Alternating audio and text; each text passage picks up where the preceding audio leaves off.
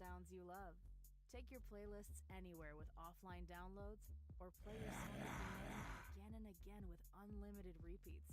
Get all the music without hearing audio ads on Spotify Premium. Tap the banner to learn more.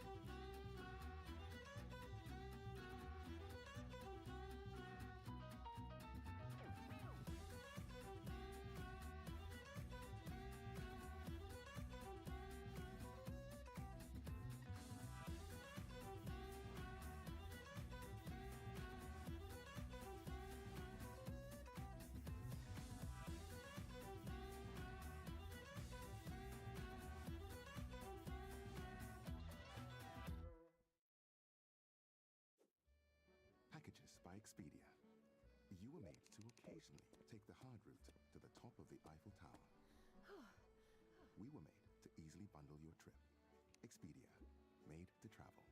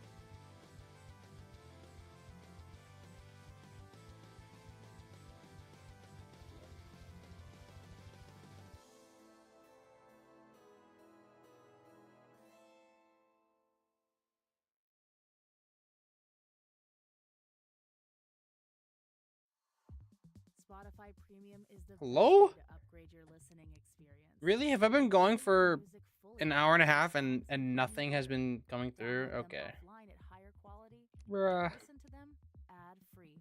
It's what your ears deserve. Tap the banner to learn more. Awesome. Well, I haven't exactly been speaking as much as I was yesterday. I haven't had a ton to say. Because, I mean, we did start late, and the first, like, half hour was just wandering around the Jupiter world.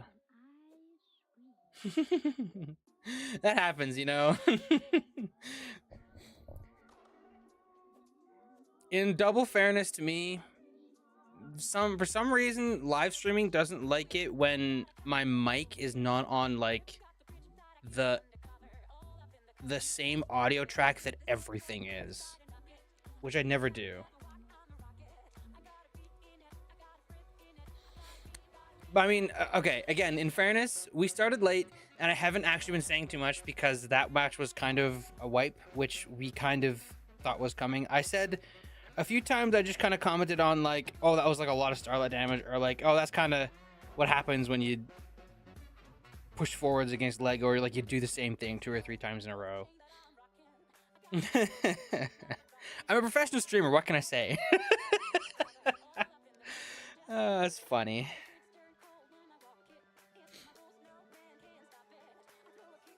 But yeah, I guess I should restate that was the number 1 seed Lego versus the number I believe number 9 seed Joker, who everybody thinks is Beetle right now.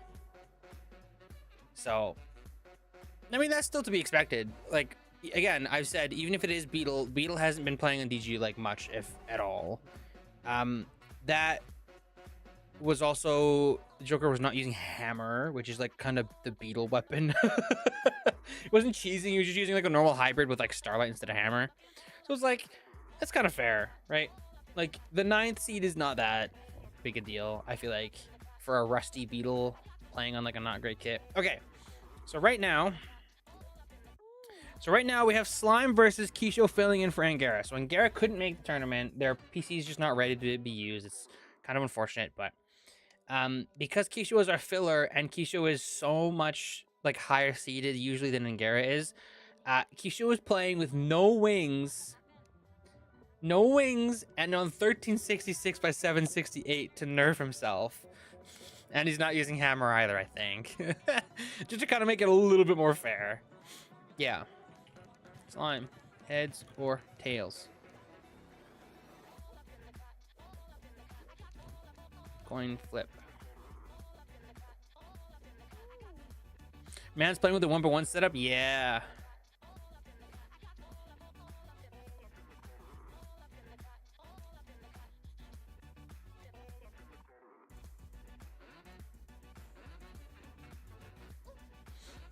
The stream might be a little choppy. Whoa. Okay, that right there was a big choppy.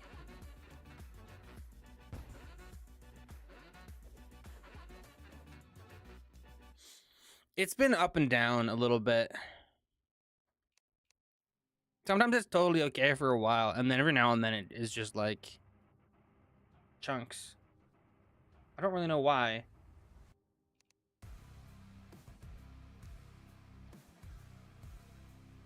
I've like tested a few different things. I've been messing with the, yeah, this should be set to 5,000, not 6,000, but that shouldn't make a huge difference really.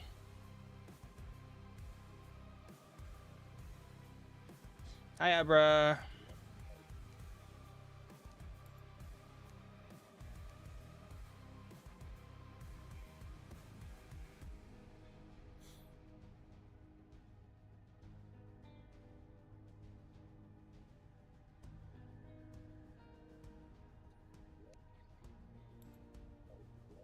Slime is throwing coins at me.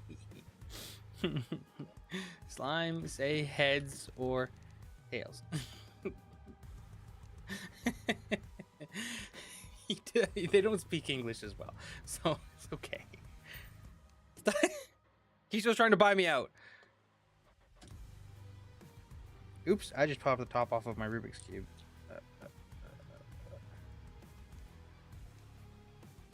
Shoo. Tails. Okay, Slime calls Tails. That's the wrong tab. I'm a professional streamer, as I say. Think I'd make it past the first round if I was in that tournament? No. You wouldn't, because if you were in the tournament, you'd be the bottom seed, and the bottom seed usually goes against the best seed first round.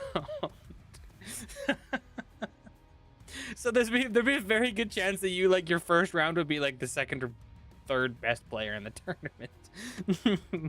Now the second round, you have a chance with the second round, because the second round you'd be in the losers bracket versus someone who also went against like that seed. Okay, anyways, the coin flip landed Tails.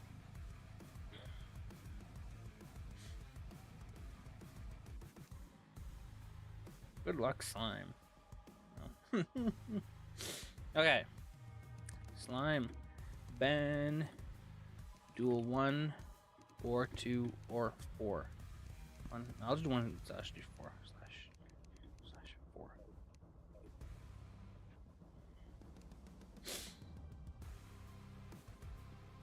I like how you primed on it and you haven't ever said any messages on the stream chat before. It's funny.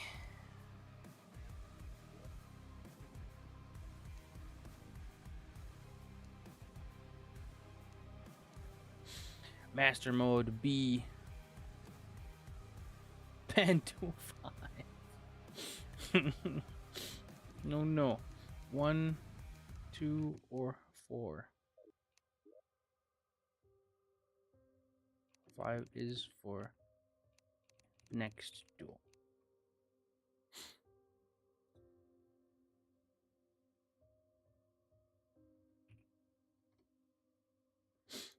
Miss 4. Okay. I meant to say 4. Okay. So 4 is banned. 4 is banned. Kisho. Duel on 1 or 2.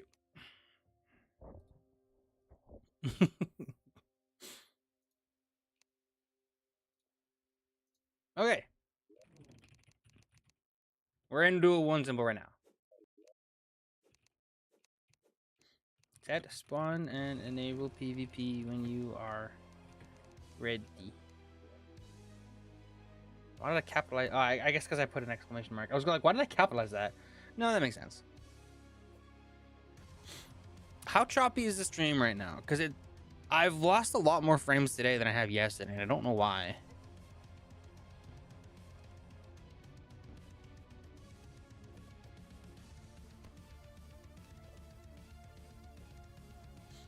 Okay, so we begin. Kisho heavily nerfed, playing on a lower resolution versus Slime. Slime, I believe, is our 18th seed. Kisho, not technically seeded, he's our fill player. He would normally be seeded, like, I don't know, somewhere between 3rd and, like, 6th. Still chops. What's strange is I'm only using 1% of my network. It's like, what? You'd think if I was streaming it and I'd be using more, I'd be like using a little more. Oh, he's just pushing forward. He's trying to get it. No wings coming in clutch to get Slime out though.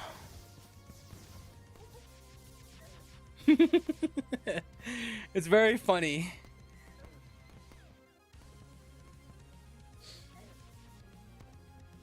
This is what they think. This is what they think the 1.2 players are like. When people say dinosaurs, they're like, oh, this is how fast the 1.2 PvPers moved. And they're not terribly wrong. I mean, there was no saddle in 1.2.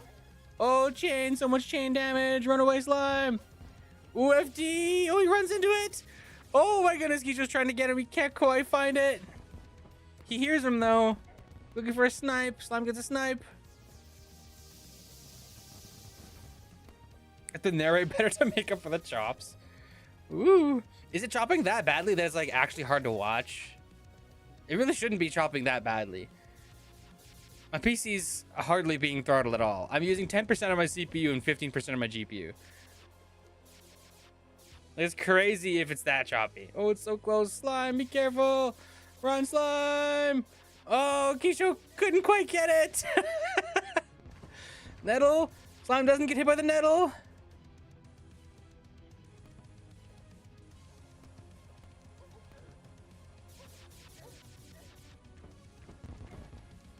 looking for the golden shower. Doesn't realize that he's right next to him. Oh, now he does. Looks for the chain. Doesn't get it.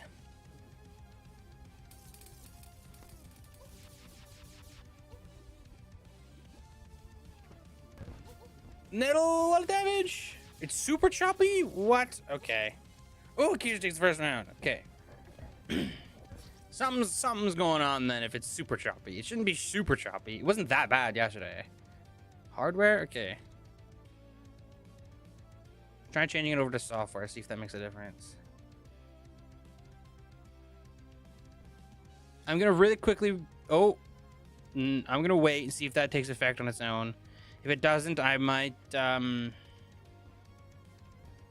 move or restart the stream, but I think that took effect. It looks like it did. Stream health immediately shot up when I changed that setting. Slime swapping kits, trying to get him with RCS. Just keep me updated. More than 10 seconds without chopping. Okay, so I just had some like hardware or something setting that was like really knuckle cracking. Okay, sorry about that, guys. So the Joker versus Lego duel might not be in great quality. I apologize. Now I know. We're good now. He's just looking for some Inferno Fork. Slime's trying to avoid it. He's not been hit by it yet. Light discs, surprisingly, light discs have been pretty good recently. Ooh, Star Fury hit. Ooh, Starlight. Slime is definitely lower than Keisha here, though. Oh yeah, I can see how much healthier the stream is. So yesterday when we did the stream, I think I dropped around 75,000 frames total over the 6 hours. I've been streaming for not even 2 hours and I've already dropped 80,000 frames. So in hindsight, I should have realized that a little sooner. Ooh, close. Ooh, good snipe there by Slime. She was looking for him. He hears and sees projectiles, but he can't see Slime. He's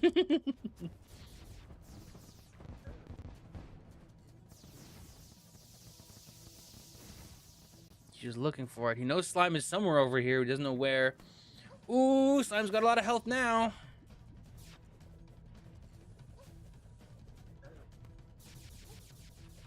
Ooh, close.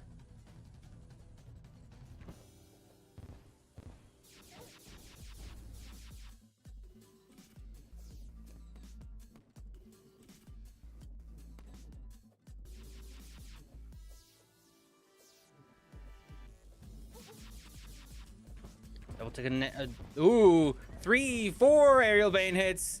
Kisho hurts for that one. Slime is learning how to play around the low resolution Kisho.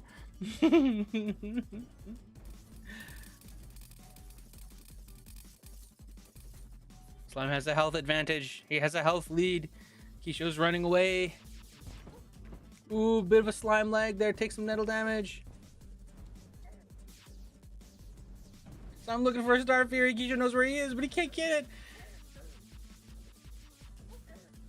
Ooh, Starlight. Ooh, nettle. I'm surprised Kisho's using tools like nettle when he's so like low res. Oh, Slime's trying to get the kill with the Starlight. Oh, he gets it. Slime takes one over the Kisho.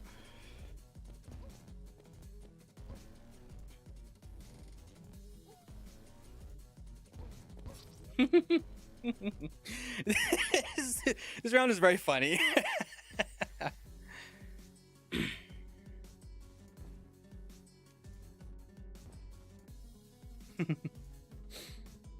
Okay. On to the third round. It's 1-1. A very large rock. Very funny watching them try to translate messages into English and then it mistranslates. Very funny to me. Nobody's fault. It's nobody's fault. It's just silly. It'd be the same thing if I was trying to speak with them in Japanese. It would not go well. You're getting a big health lead, a lot of golden shower. Oh, clockwork. Ooh, chain guillotine, a lot of damage. Slime was just downloading Kisho. True.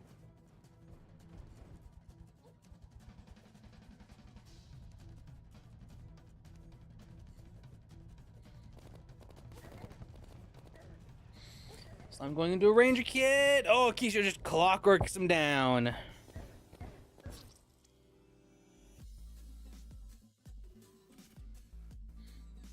That's 2 for Keisha. 1 for Slime.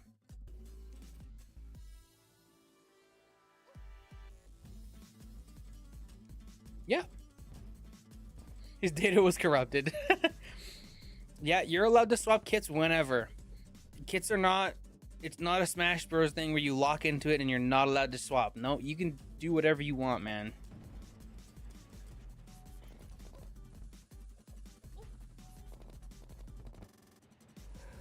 He's just looking for stuff. Ooh, good gold shower, a little bit of car, a little bit of FD.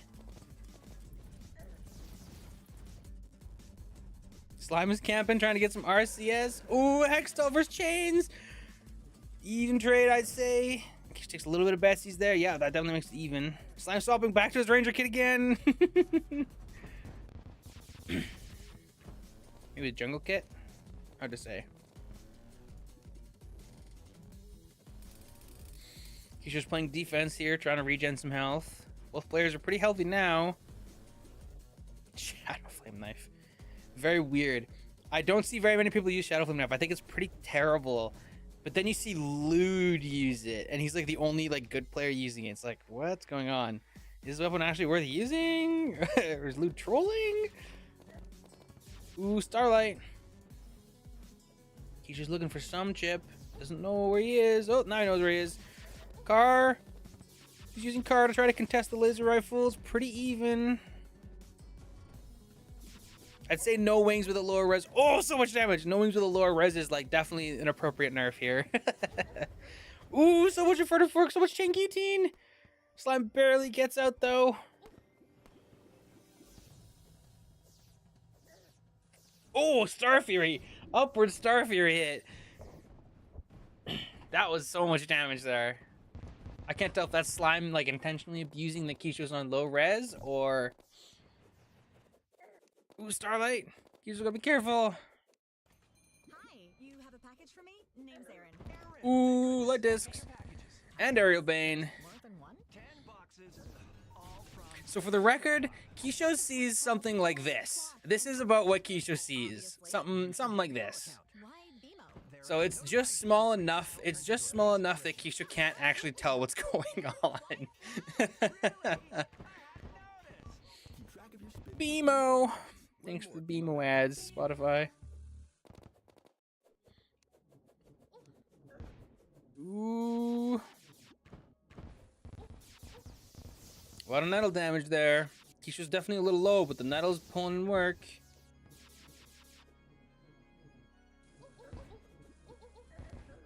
Ooh, Keisha takes a lot of nettle himself, though.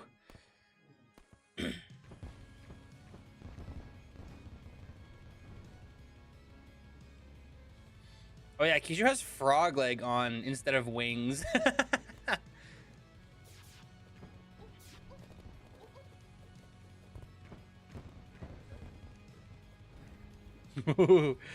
Very close, very close. Oh, Keisha runs into the nettle. He can't see it coming. Chain guillotine does a lot of damage.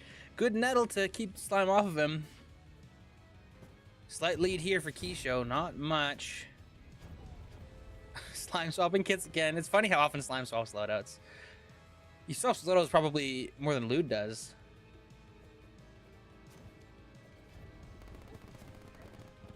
SDMG, interesting.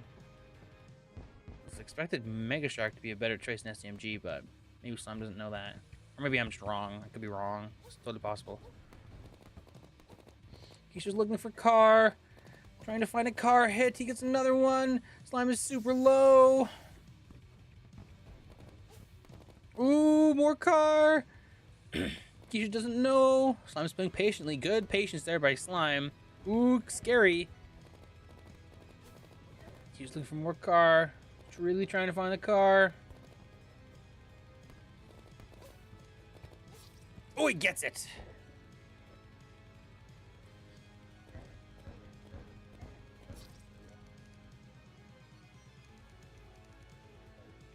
Big one for Keisha right now. Then Slime's in a new kit. He's trying something new again.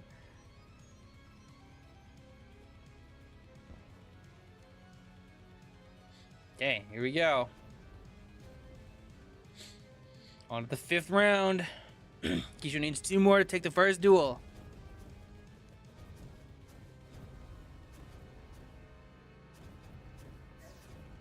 Ooh, Star Fury. First hit of the round and it's a Star Fury.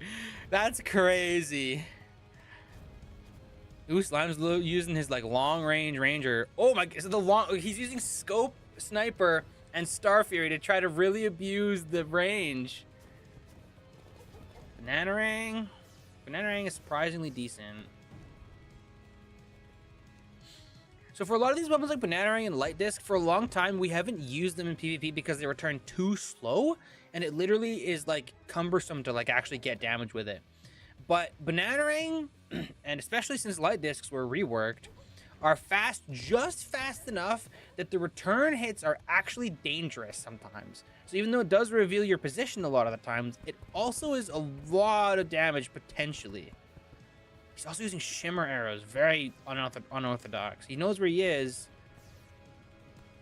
Kisho kind of forced to make a move here. Slime gets a snipe. Betsy's. Kisho uses Nettle to keep Slime off, and it's working. A lot of damage. FD, 1 car, but a snipe. He's looking for Golden Shower. He gets a few Golden Shower ticks. FD, chain guillotine. Oh, very close. Slime just barely looking worse for wear here. More Banana Ring. More car. Car takes it.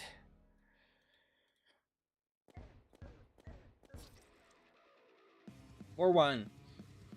If Kisho can get 1 more. Kisho can get 1 more, then he'll take the first round in Angara's stead.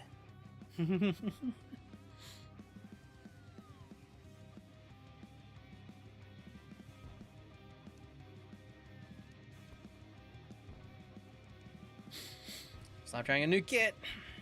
This is the OG Slime vanity here with the rubber ducky tube, or the I don't know what it's called, the inner tube, something like that.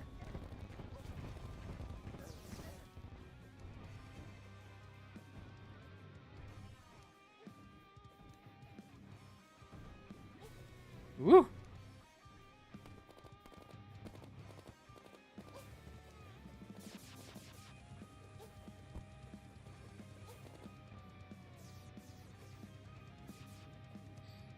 Very close so far. Nothing big yet.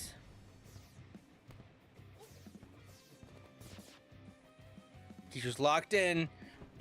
Comboing his weapons 1-to-1. Nettle burst.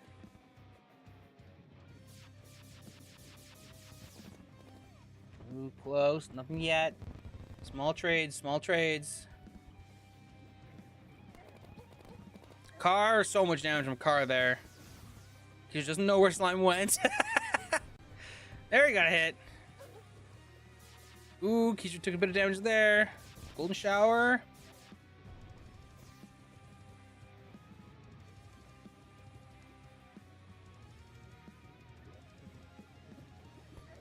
Light Disc, a lot of Light Disc damage there.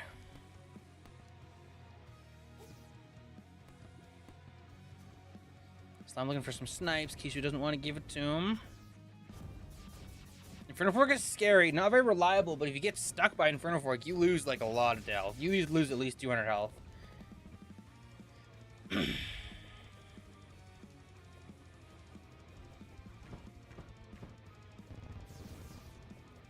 Ooh, Starlight. Ooh, good chain guillotine by Kisho there. A lot of guillotine damage. Oh my goodness. Slime looking a little worse for wear.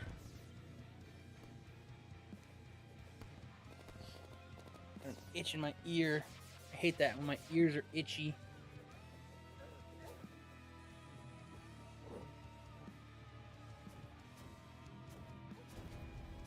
Slime swapping kits again.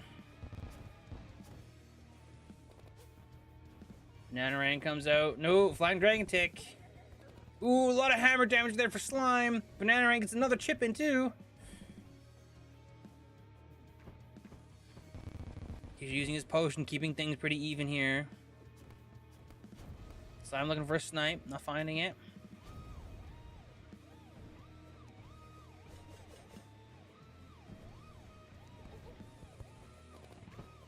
Car, nothing yet.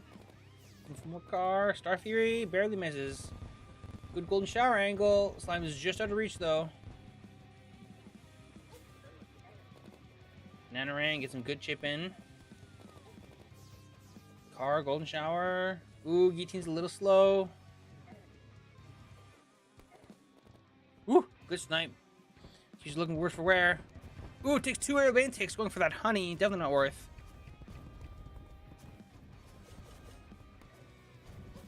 Ooh, Inferno Fork. Inferno Fork does so much damage. Oh, another Inferno Fork. Oh, another Inferno Fork. Oh, poor Slime. That lead evaporated in the name of hitting 2 Inferno Forks. Slime swapping kits again and looking for some healing. Kisho does see him. Kisho sees him. Oh, Slime's running away. Trying not to get caught. Kisho doesn't chase. He can't really chase. Kisho can barely chase. He can hardly see. Looking for car. Looking for nettle. Ooh, Kisho takes a small chicken nettle. Golden shower, car, guillotine, car. Ooh, a lot of car damage, but Kisho took a lot of Shadow Flame Knife damage in exchange. Definitely closer. Ooh, close. Slime sitting in the Nyancat cart. Ooh, 3 takes a golden shower. Not a significant amount of damage, but enough. Ooh, Starlight does a little more damage though. Ooh, 2 takes a Starlight. Again, Kisho definitely on the back foot here.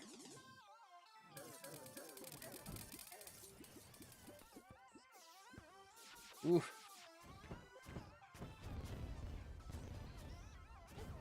Ooh, another Inferno Fork tick.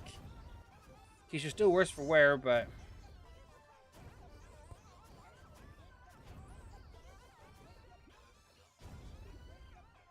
Ooh. Slime just getting his honey in. Kisho's looking around, doesn't see him. Oh, and Slime jumps him right as Kisho goes in the honey. This is funny. I think we might have to do like a 3v3 of this later where we're all on like 768p or 720p. 1.1 PvP. Ooh, nettle, a lot of nettle damage. Slime heals it off with his potion.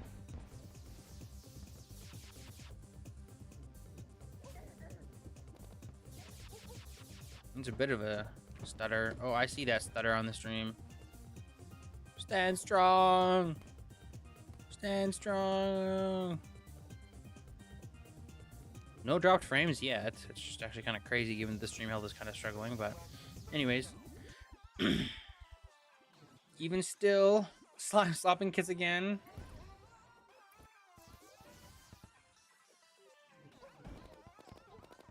Ooh, car, getting a lot of damage in. Backing up with a gold shower, good.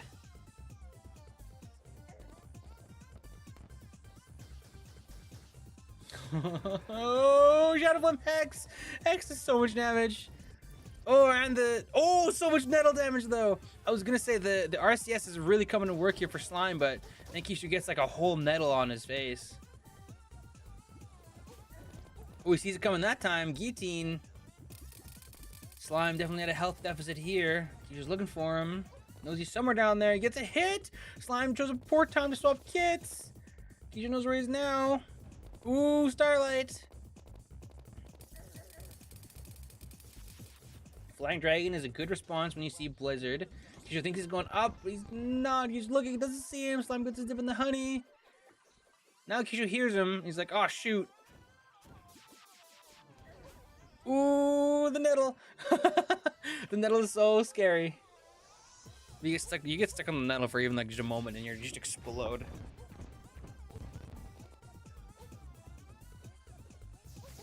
Kisho leveling up to 45 in the meantime. How is the audio balance, by the way? I haven't changed it much since yesterday, but I did slightly have to tweak the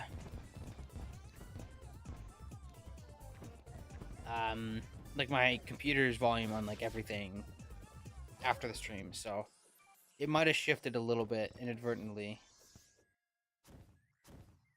But I assume it's okay, because everybody seemed like they heard me. The music, nobody seemed like it was like, is there music? I can't hear anything, like, other than my mic. Oh, the light discs! Oh no, Keisha, so much light disc damage! Oh, Slime's chasing, but he doesn't get it! Oh, Keisha! Oh, it was good? Okay, awesome, good. I mean, I know it should be smooth. If the stream is smooth, then the audio should be smooth. I'm just wondering if, like, the volume is okay. You can hear the music loud enough that it's there, but not that it's, like, overpowering anything. And you can hear the in-game volume. Oh! So close! Keisho is so low! Oh, the reversal almost gets it! Oh! So close. 4-2 Keisho.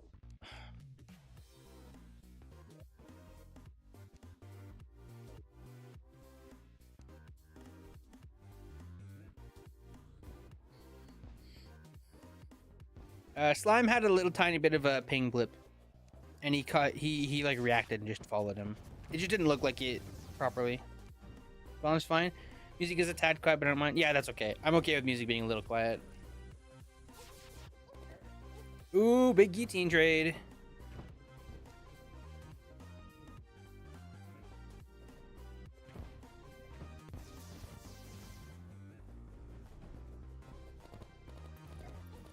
Car 2-3 takes a car. He's trying not to get hit by the RCS. Pulls a flying dragon. That's the right tool. Good car angle. Ooh, Bane. Ooh, Nettle. Ooh, Changitin. Oh, they're training like so evenly. It's really funny how a res nerf is so impactful that it takes one of our best players down to like very close to Slime, who's not really one of our worst players, but he's certainly like ranked rather low for this tournament.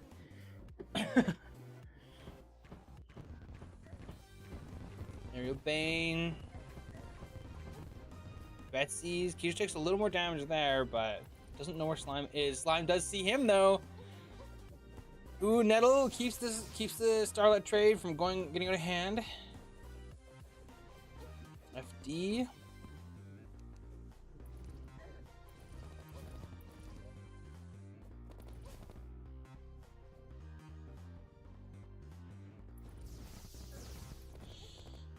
RCS. Ooh, Starlight. Guillotine comes out.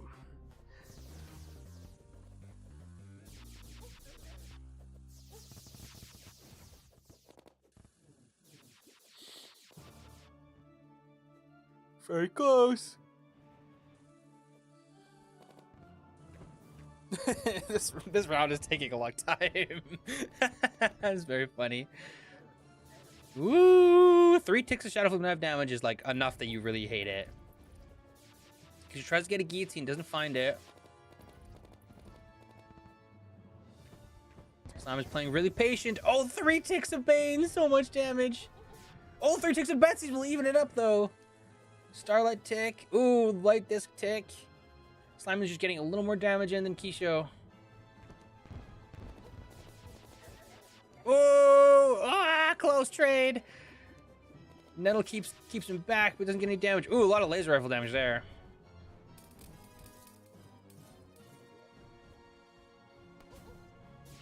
Double tick. Oh, double tick on Nettle as well.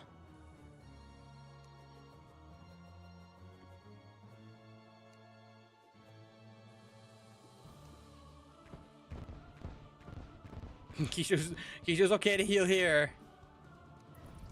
Oh, Slime sees him. RCS. Keisho's like, no.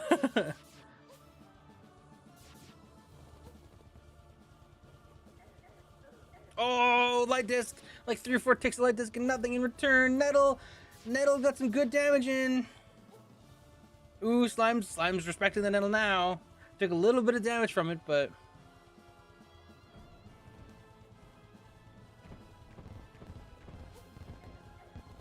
Ooh, good Starlight there by Slime.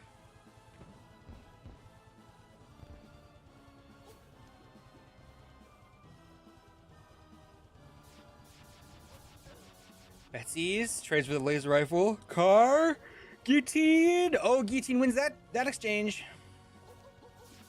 Oh, 3 or 4 ticks of golden shower definitely adds up.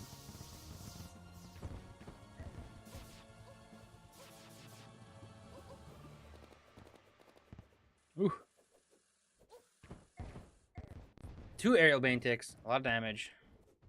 Trip planner by Expedia. You were made to outdo your vacation. Your hammocking. And your pooling. Ooh. Keisha's gotta be careful. Aerial bane does a lot of damage.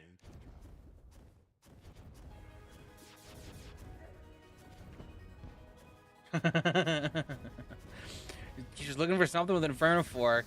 Slime's playing really patiently though. Don't know if you're gonna get any hits with that in. Bane and Betsy's. Oh, Keisha takes like 6 ticks of Bane. Oh, so much damage. Good Nettle. Good Nettle. Ooh, Nettle's doing a lot of damage. Keisha took a lot of damage there from Starlight, but the Nettle like is just barely pulling through. Flying Dragon.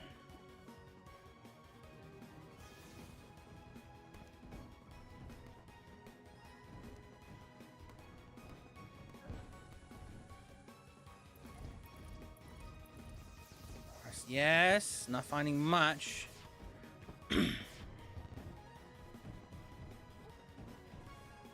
Slime swapping kits again. Comes a Bananarang. Ooh, big hammer trade. Oh, so much geezing damage though. Ooh, and 2 flying dragon ticks. Oh, Slime takes so much damage as soon as he swaps kits. Yeah, he's like, no, no, no. And he immediately swaps back. He's like, no, that was not worth it.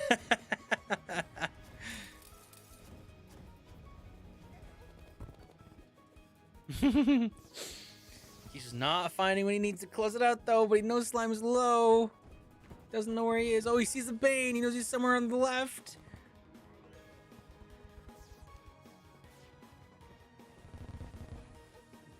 Golden shower, a lot of golden shower ticks. Car. A lot of car damage. No guillotine kill. Golden shower, no, nope, nothing yet. Ooh, Slime runs back. That was dangerous. He's just trying to get a kill with car or shower. That's why it's taking so long, because he's trying to kill him with his 20 damage golden shower.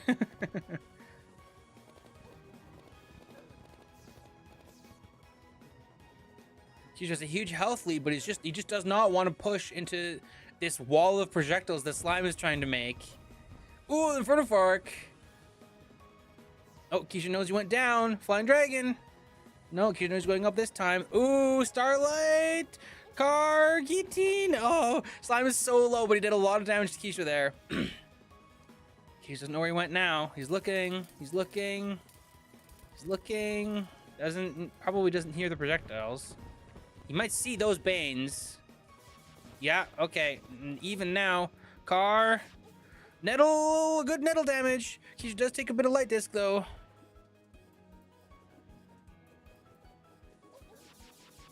Ooh. Careful. Nettle keeping Slime backwards. Slime is now gonna... Looks like he's backing up a little bit. Trying to get some healing in. Oh, yeah. He's definitely getting some healing in. Keisha doesn't know. He's looking around. He's like, what's going on? Where'd you go? Oh, he sees him. Gets a tick of Betsy's. Flying Dragon. Not finding it. Ooh, good 3 ticks of damage there. Keisha's definitely better off now. Looking for something with Golden Shower. Anything? No. Oh, he sees him. Chain Guillotine. Nettle. Slime gets stuck, but not in the Nettle. Guillotine definitely wins that trade. Slime is so low.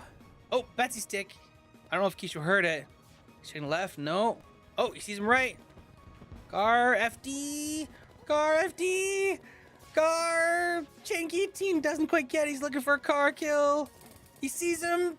Come on. Oh, Keisha, you didn't quite get it. Slime is so low. He sees the Nettle.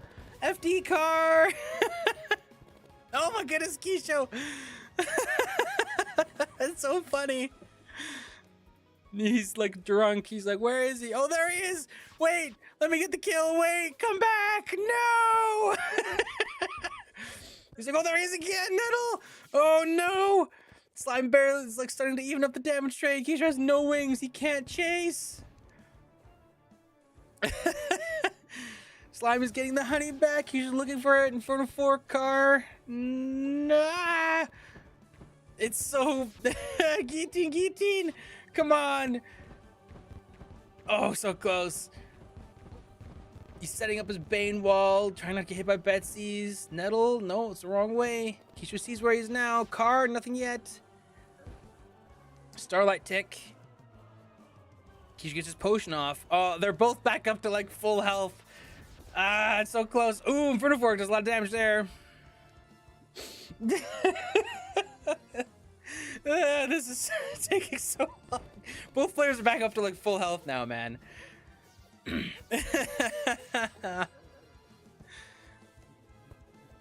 Ooh, oh, a lot of damage there on Keisho. Snipe. Ooh. Another snipe, another snipe! Oh, Keisho's taking so much damage from the sniper.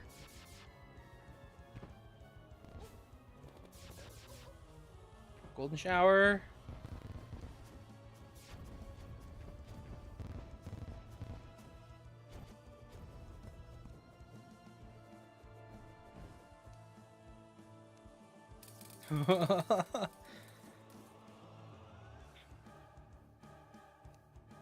Slime is just like, okay, we're healing again. Keisho's okay with that. He's in solar armor. Looking around. Slime's not budging.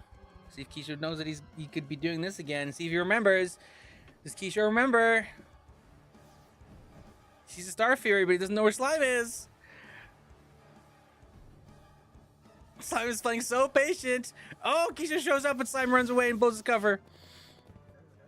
Oh, so much light disc, so much starlight. Oh, Slime got so much damage on him. Keisha, you're crazy for trying to keep trading. Ooh, Betsy's. Ah, Keisha.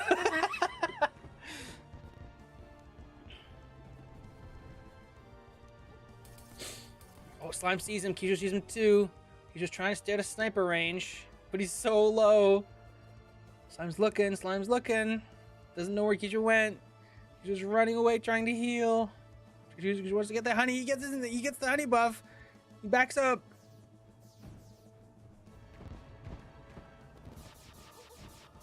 Ooh, a lot of damage there. Oh, Keisha takes a few light disc ticks though. Oh man, this is close. Oh, 2 aerial bane.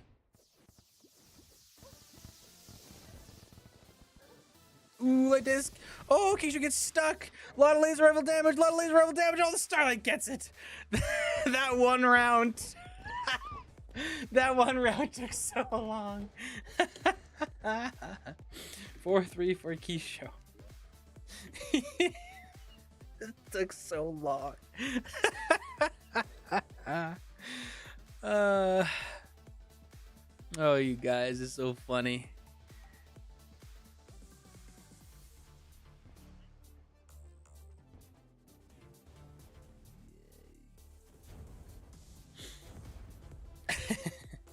Starting again. Keisha's just hammering down on a lever. He's like, we gotta go again.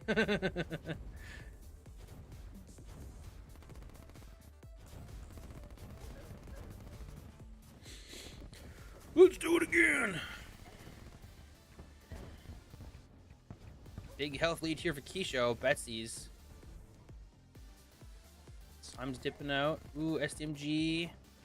He's looking for some FD. No, he sees the tsunami though. He knows where Slime went.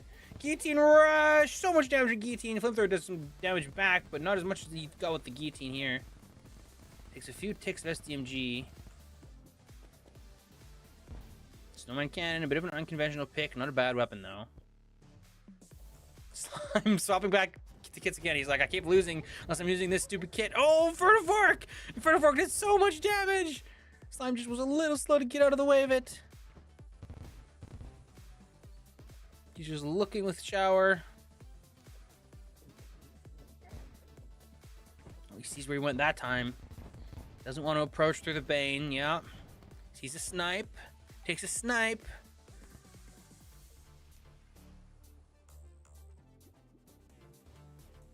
Keisha's healing a little bit. Double Betsy's hit. Ooh, a lot of FD and Golden Shower. Ooh, the Bane will definitely even it up a little bit. Slime was looking for a snipe. Keisha's trying not to give him snipe angles. Never mind. Now he's sitting out in the open. He's like, I'm going to challenge it with a car. Light disc. Light disc and car trade. Ooh, snipe. Oh my goodness, just barely. Slime is just barely staying out of the way of this.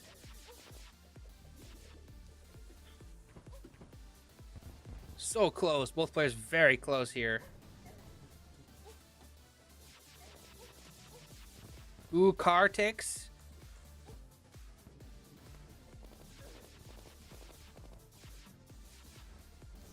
Very close.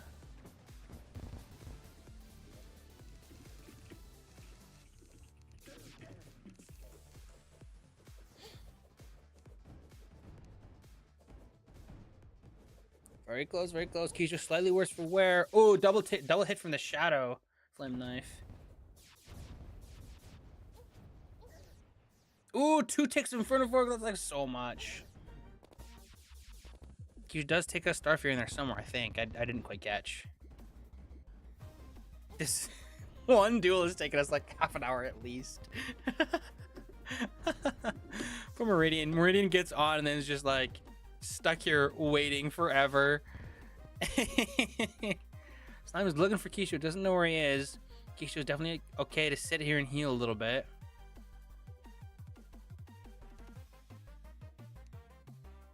Slime is looking around, looking around, looking around.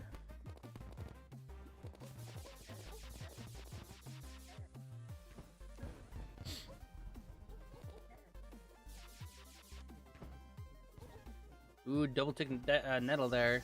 Evens up that health difference.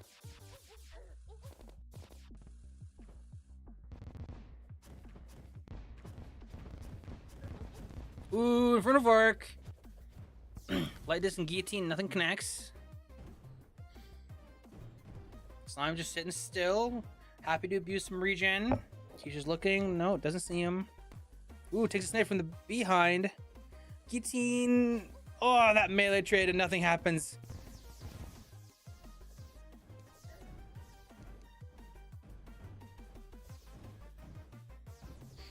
Star Fury.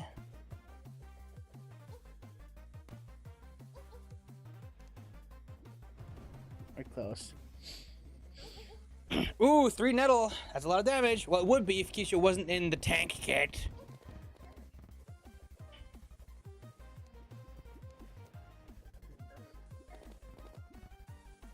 For the record, that's part of why this is taking so long. Like, both players are definitely playing a little bit defense, but a large part of why is because Keisha was playing the tank kit, so most of the damage he's getting is, like, very low.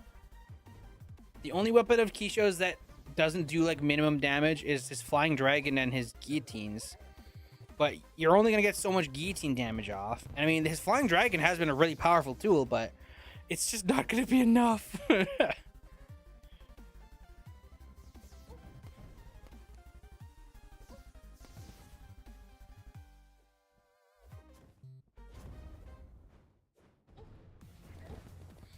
Ooh, good trade.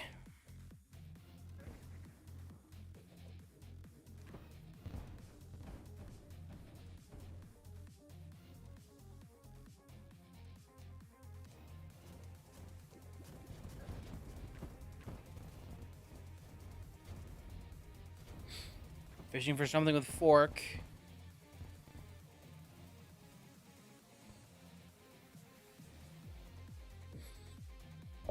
Keisha's still regenning.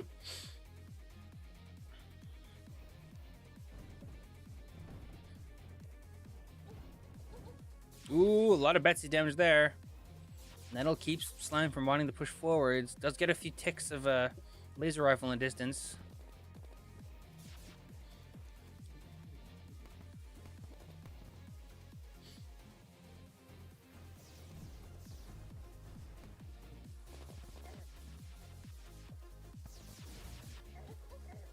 Ooh, Starlight, chain guillotine. Keisha gets a little bit stuck, but he does get his hits in. Evens that up a little bit.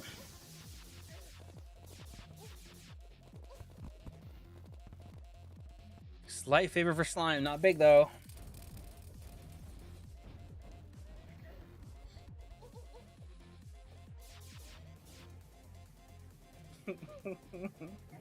Ooh, Nettle! Keisha's pushing forward with Nettle is crazy.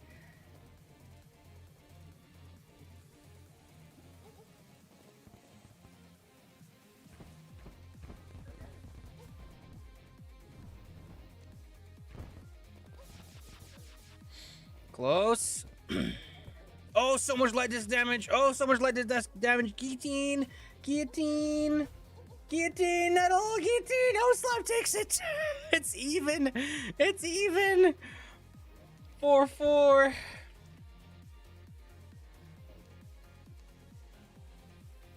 How's your min damage golden shower working, Kisho? His min damage golden shower and his tank kits.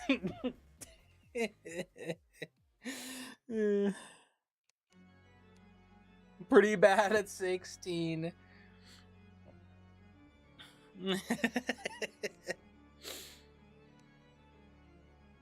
This is almost as bad as doing last bullet's leg and everything. Brother, you don't have to use the tank kit.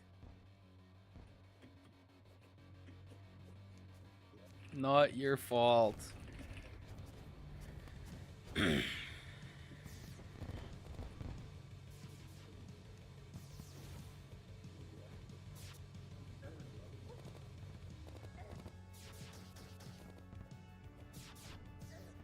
Ooh, Star Fury! Ooh, Star Fury! Nettle! Chain Guillotine! So much Chain Guillotine damage! Oh, Slime, you gotta be careful!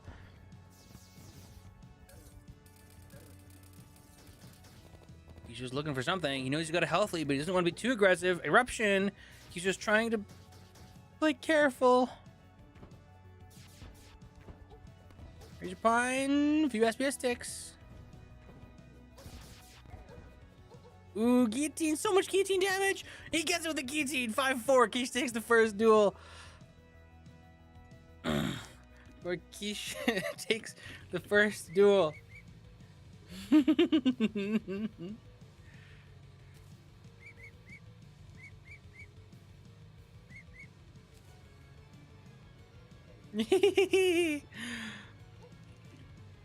Bijou Bannon Arena from 1, 2, 4, 5, 6. Hey man, you're the one playing in a tank kit. Slime. What arena do you choose?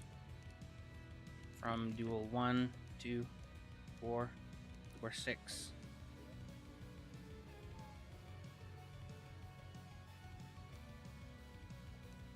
Playing Molten? You're using way more Chlorophyte than you're using Molten.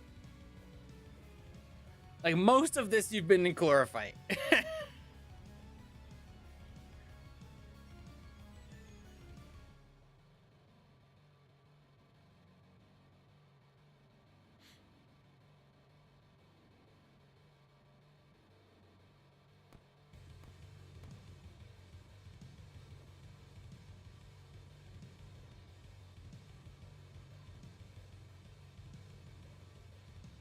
Duel 6.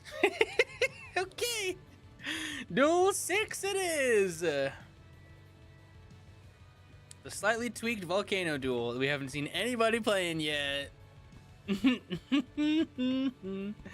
Well, Quiche didn't ban it, so. Set spawn and enable PvP when ready. Enable PvP. Enable PvP. Okay, there we go.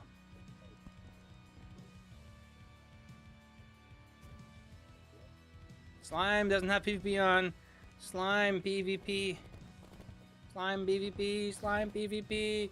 Slime doesn't have PvP. Slime doesn't have PvP.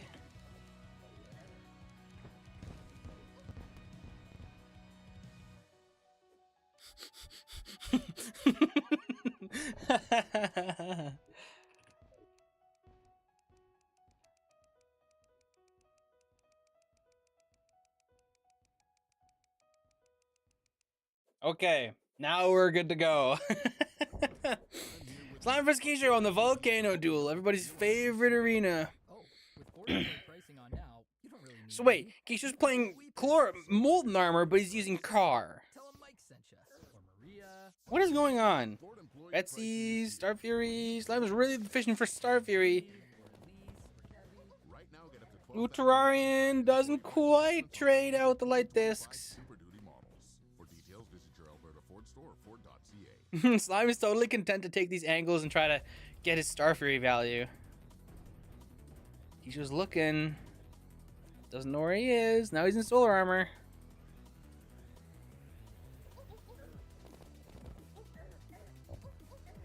Oh, the Terrarian barely gets out without an okay trade.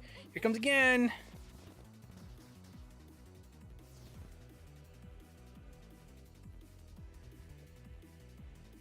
Slime's swapping into a different kit now.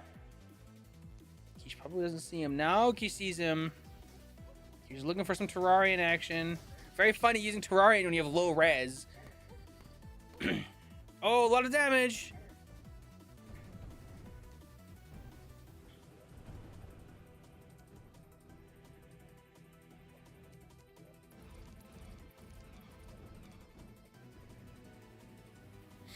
Looking for each other. He has no idea where he is. What is that? What is that? Slime has been practicing on Volcano. Slime was hiding. Oh, try and drive by. Doesn't get it.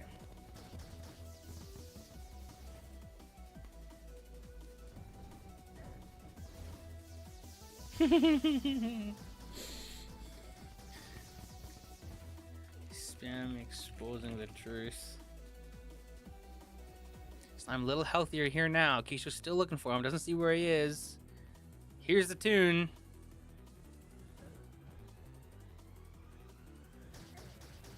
Oh. Keisha's really trying to get something with his Terrarian.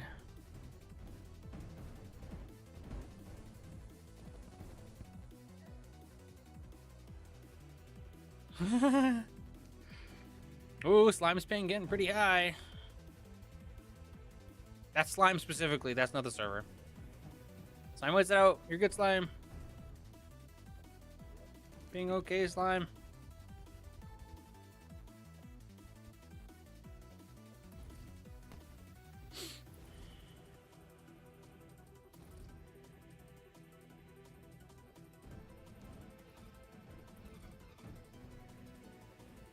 Oh, Keisha gets a Betsy tick.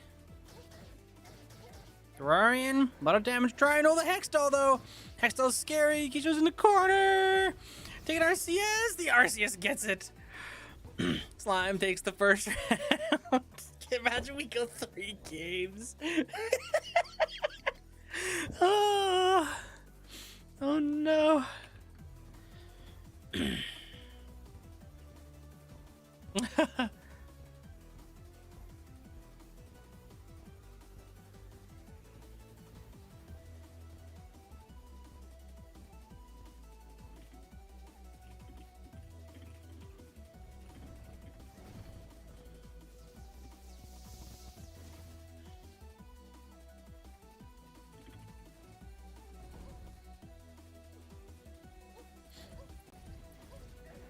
Ooh, a lot of damage there for Keisho. A lot of damage there for Keisho. Slime's backing up, trying not to get in the way. Oh, takes just a lot of damage there. Keisho, oh, Keisho runs right through the golden shower. Looks for the Terrarian, not getting it.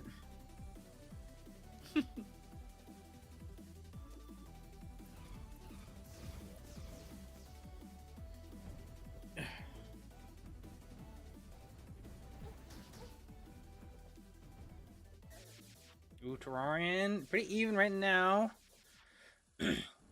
Gold shower upwards is a pretty not great option. Not nearly as good as Tsunami. Looking for Inferno Fork. FD. FD's a good push weapon here.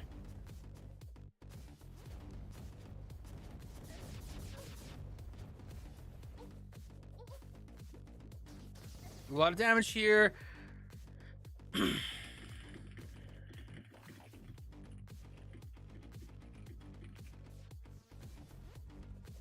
Ooh, close! Guillotine! Keisha definitely a little worse for wear here.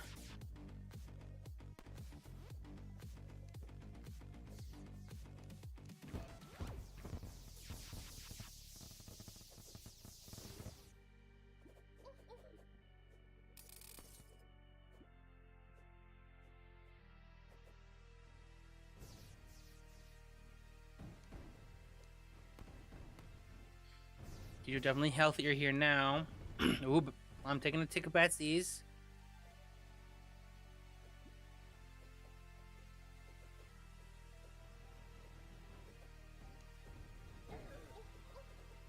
Ooh, good chain guillotine damage there. Terrarian. Oh, slime clips through with a bit of lag.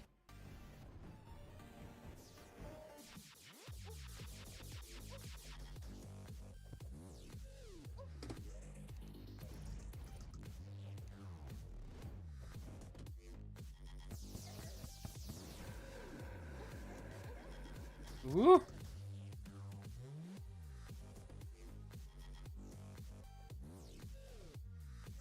Very low. Both players are very low. Looking for each other. They don't really want to be aggressive in this scenario, but...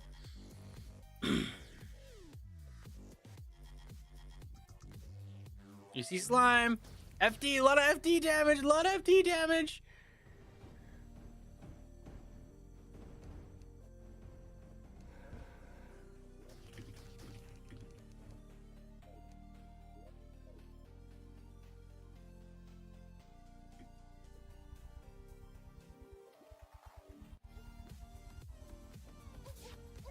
Ooh. Close trade.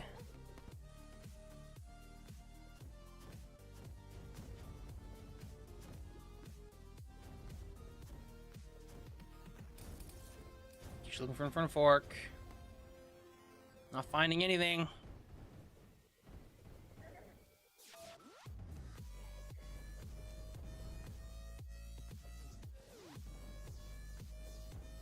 Very close, very close. Keeps you a little worse for wear, not by a lot. Okay, well, the light disc tick, now it's like a noticeable difference.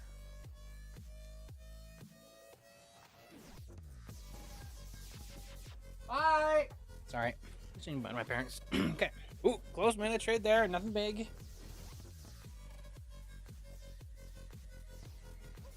FD Terrarian. A lot of Terrarian damage there. That was a good trade.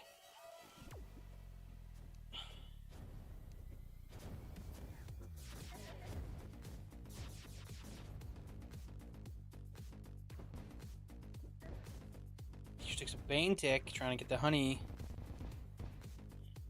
Slime is looking for him, doesn't see him.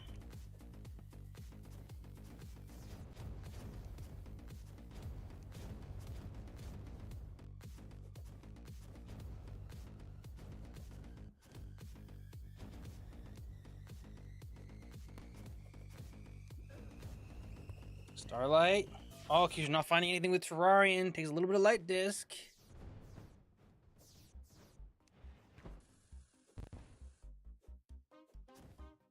Very fitting song for these two.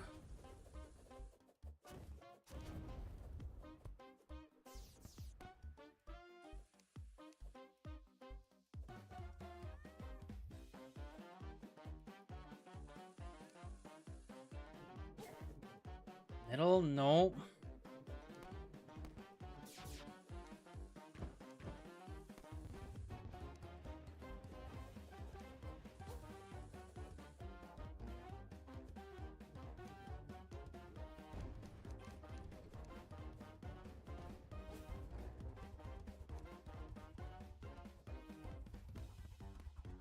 Oh, she's snipes, looking for it, looking for it. Changiteen whiffs.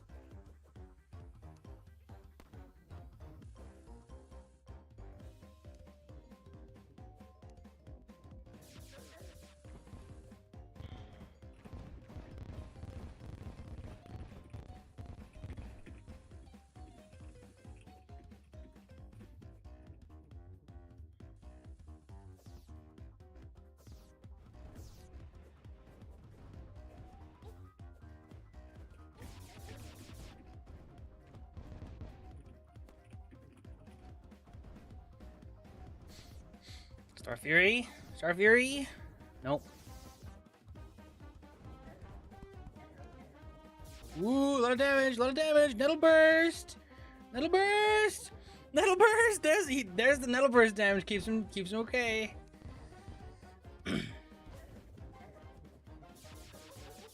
Ooh, a lot of damage there for Golden Shower.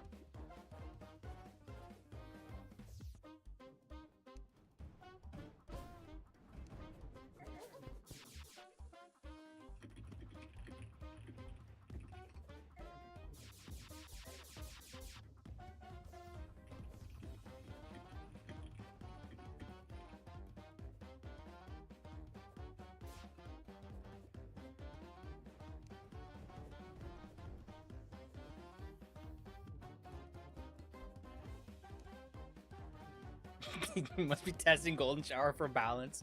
True. That's why we're taking so long. No, guys, Kishu's using Molten Armor, as you can see by the Molten Armor set bonus shield. Yeah.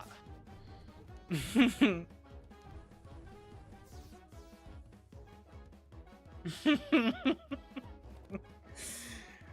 first car we've seen in 10 minutes.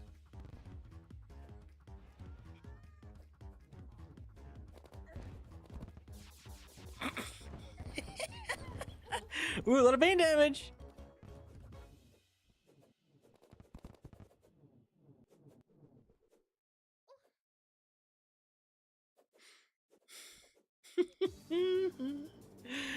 Oh, this song is not fitting for the pace of this duel at all.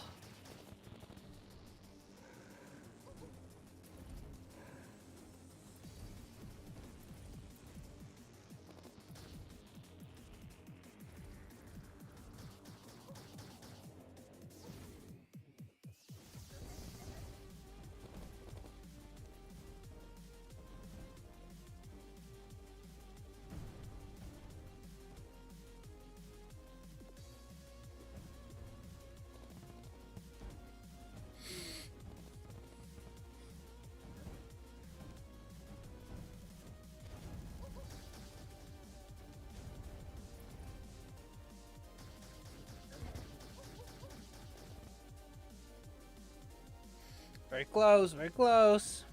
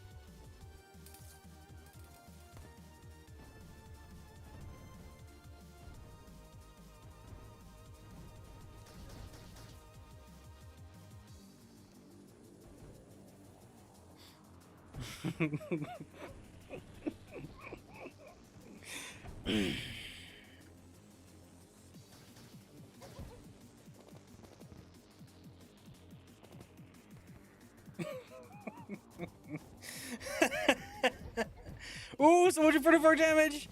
Oh, Slime is so low. Kisho knows it. Can he get it? He gets it with the chain. We've had 2 rounds.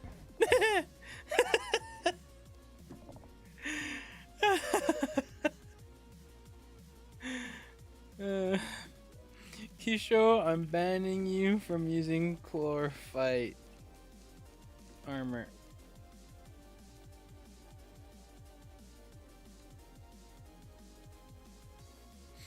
No more tank allowed.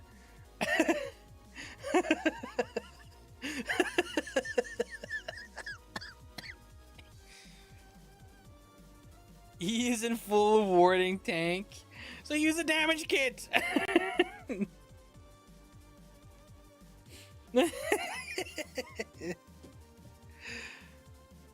Do some damage instead of trying to tank the tank.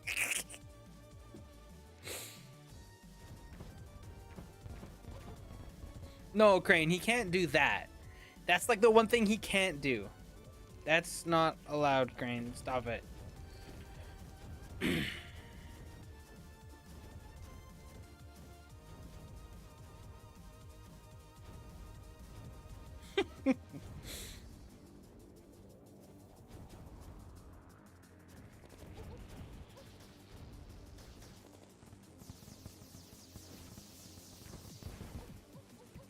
Oh, so much chain guillotine damage. FD. He's just trying to get him with FD. He doesn't know where he is. SBS. No. He sees him go down, though. He sees where he's going.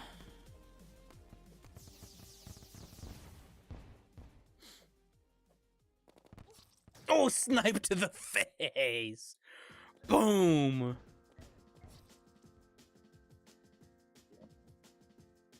What is this cancer I just tuned into? Kisho is filling for Angara, but we have to nerf him. So Kisho is playing no wings at 1366 by 768 res. It's been taking forever because both Kisho and Slime have been playing very passive. Slime has been using a tank kit and Kisho has been using Chloro Tank as well. So just a minute ago here, I have banned Kisho from using the tank kit because it's taking too long. Way too long. It's been taking longer than Lude versus Arcode, and those players were actually playing. Now Kisho is trying to be a little more offensive, and Slime is trying not to use a full tank kit, so I mean...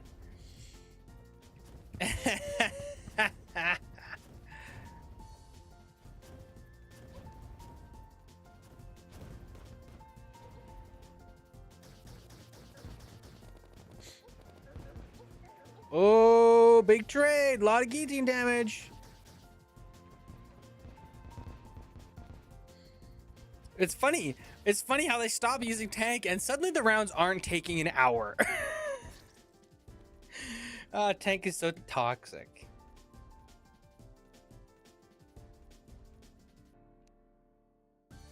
Please God, let this be the end. I think it's 3-1. Let me double check.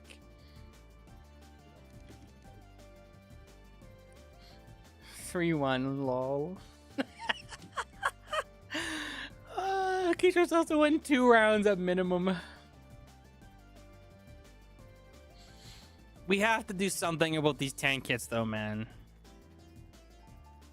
Like, I know Kisho really likes running the Chloro Mask kit. We need to nerf it. I'm sorry. It's just not fun. It's so anti-fun.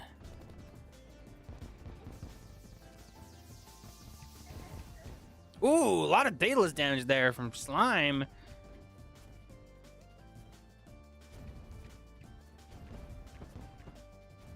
There's a counter to Chloro Mask set SMH. Yeah, but it's playing stall. It's playing regen stall. So the counter to the stall kit is the stall kit. What? Why don't we just take out the stall kits? Then it doesn't matter. Regen kits explode to damage kits. So like, regen kits counter people who are being annoying, and you don't have to play like super campy to necessarily take advantage of that, unless you're fighting a tank kit, in which case the reason you win is the regen strictly. So like, why even have the stall kits? Ban turtle scale mail? I don't know if we need to ban it. But I mean, either way, we've also talked about how Chloro Mask set is kind of overtuned anyways. So like, I think we need to nerf Chloro Mask anyways. It promotes kit swapping mid-match and Beetle's vision for RPS. Well, even Beetle nerfed tank kits into your realm. Beetle has made it so that the tank kits are so particular to use, and you have to be like a sitting duck. It's like, I don't know. We don't have those.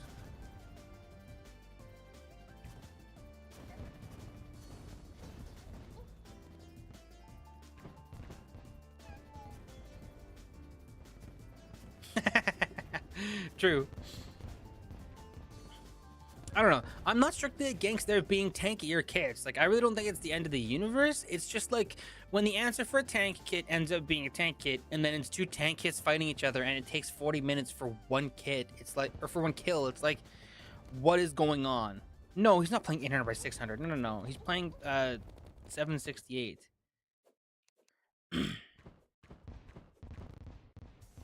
We don't like regen kits being meta because regen playstyle is degenerate.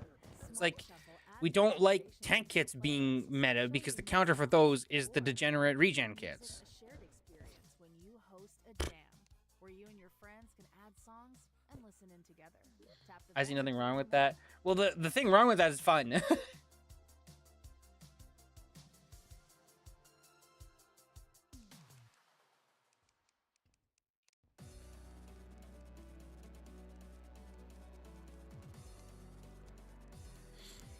I just think I mean, we've gutted solar armor so bad because of the regen kits. I think crimson armor is fair because it's like squishy as all get out. I think the problem with tank kits is that it requires like hyper specific tuning around it.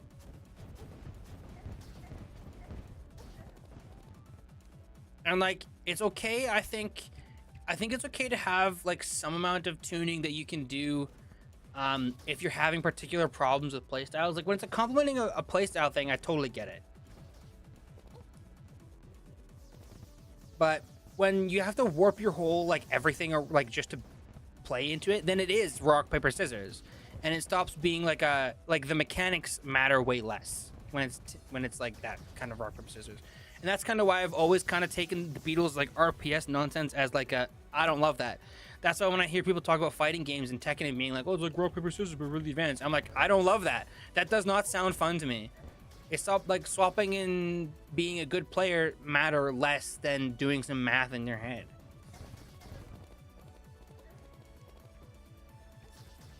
Oh, Kisho takes that. Okay. That's 5-1. I have to warp my entire playstyle just to cater to everyone, therefore you guys should do so as well. But like, I think that's a playstyle thing, isn't it?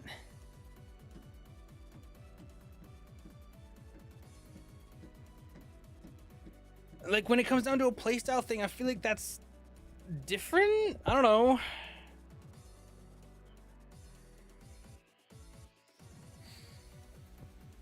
I don't know. I mean, you can say what you want about me. I liked trying to figure out the solution to the tank kits on TSNG. I thought that was funny and silly.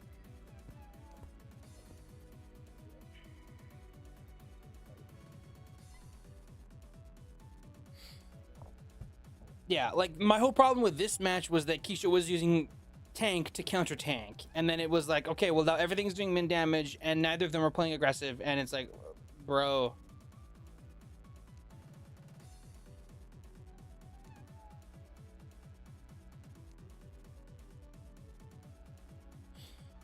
I'm not saying that I think tank is inherently like the end of the universe, because you're right that fun is subjective. Like Madaira yesterday abandoning the match because he doesn't want to fight versus the tank. Like that's just him having like a subjective opinion on what fun is and not wanting to do it. Like he cared more about fun than he cared about winning. That's on Madaira, and Madaira admits that. And it's like, okay, no problem there, really. I think if you play to win, you should be able to play to win. But like as the PvP manager, I think it's my job to also make PvP fun. Like it shouldn't just be whoever plays to win all the time. Like playing to win should be fun. And I think the majority of people don't agree that tank is very fun all the time. I think tank can be interesting, and I like variety. I don't want fun to trump a variety, because then we would just have a stupid 1.2 meta of heat ray, hammer, tsunami, sniper, and then nothing else. And then it's like, bruh, who cares? And it's just like one idealized version of fun and nothing else.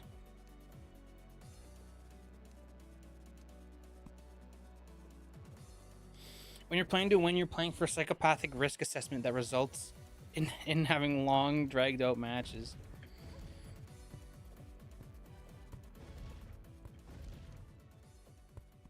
So Kyra used 4 weapons. Pretty much, yeah.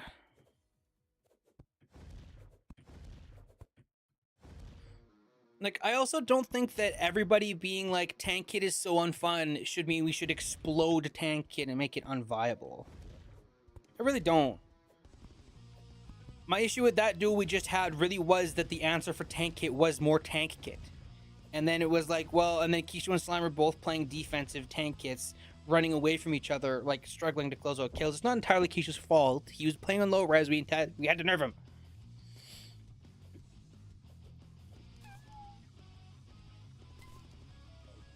You playing for fun is different from playing to win, as you already see. Yeah, I mean, I know that. I've already said, I've said a lot already that, like, you can tell how much Lute is playing to win versus, like, playing for fun, because he'll start using more and more weapons closer to hit scan. The more, like, the closer he gets to heat rate, the more Lute is playing to win. I think a lot of people definitely, like, overreact to the tank kit stuff. I mean, a lot of people play Terraria PvP because they like the core of it. It's like playing Smash Bros. Melee. Like, we shouldn't ban Jigglypuff. People have to learn how to play around Jigglypuff, and they have to accept that when you're playing in a tournament, there's going to be people playing to win. And that is that is what it is. Like, you shouldn't try to shove that off and make your, like, subjective version of fun into the only way to play the game, right?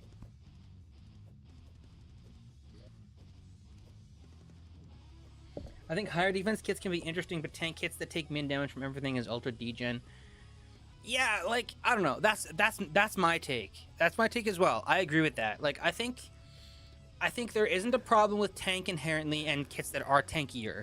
I think we might just want to make it so that the ultra tanky kits are not the thing. Like, I don't know. Like, my question is, if we nerf or if we take out Turtle Shell, or we, like, make Chloro Mask not a tank kit, what do we lose? I feel like we don't lose much. I feel like the healthy tank kits are still around. Like, there's still, like, the 90 defense, like, hybrid tank kit. There's still, like, Chloro Mask is still got that, like, push-pull. Solar Armor still has that push-pull of, like, the DR, you know? Max defense kits are countered by swapping one armor set, and then hard countered by swapping one accessory.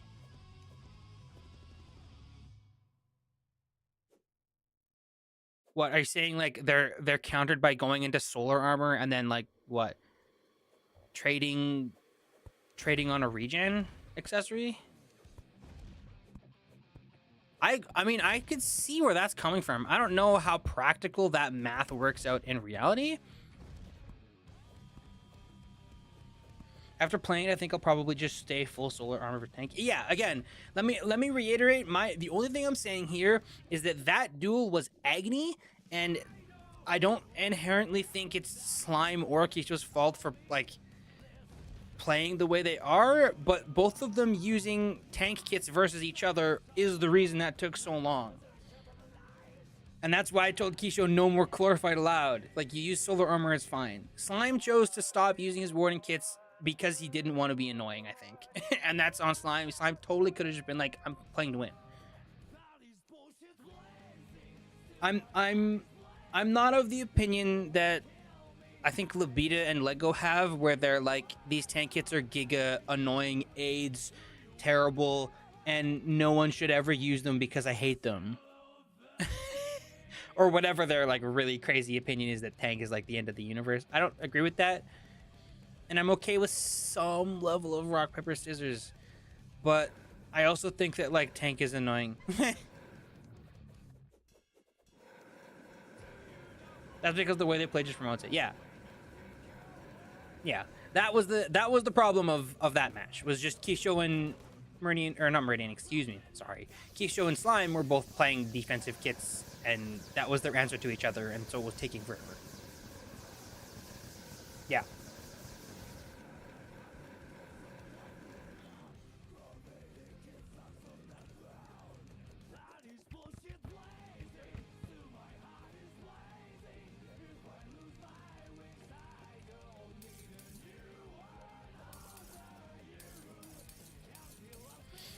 Yeah, like, there was literally, like, any other kit you could have chosen in this scenario. Like, you could have gone Glass Ranger and just been like, okay, if we're gonna, like, play this game, then we'll just both do, like, modest damage to each other. Basically playing a kit we don't use normally, otherwise we face the lame kit. Well, I mean, that's also a skill, though, isn't it? Like, a skill is being able to use multiple different kits and be proficient with them. Like, Lude plays the tank kit a lot, so it's natural that he's proficient with it. It would also make sense that Lude is going to get absolutely bowled over by Lego and Shinden in solar armor most of the time, because they're, like, used to playing those regen kits. And then as soon as Lude stops using a tank kit, they can just swap off of a solar armor kit, and it's fine. Like, the armor sets are not so significant in hybrid scenarios that it should be a big deal. Like, I think, like, if anything, it's more punishing for someone like you and I, Solar, who just never use melee. I was also trying to check his weapons, which were working best, because I saw 16 damage Pissbook and was like, OMG, I'm tickling him. Yeah. I don't know. Like, I don't know.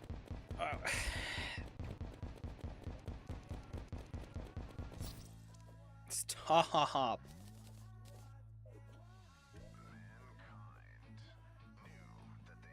Yeah, and that's fair. But like, you could also, Solar, you could also be like Crimson Armor and do the same thing, right? Because then you have regen up on Lude.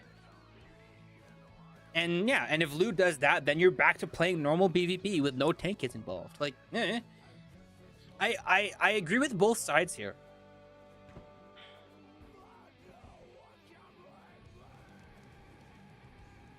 I don't know. I think both sides have a point here. Like, I think tank kit is unfun, and saying that it's unfun and you don't want to deal with it is totally understandable.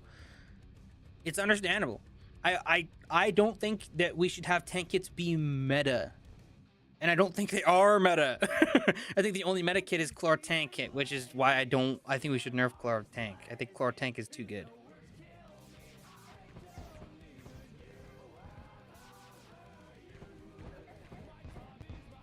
I don't know. I think the like tank kit that like Lude is using, that people are like talking about, and like Lego's like really thinking of a way to counter, I think that kit is more gimmicky. I think that kit works against specific kits and doesn't work versus other kits, and that's kind of the definition of gimmicky.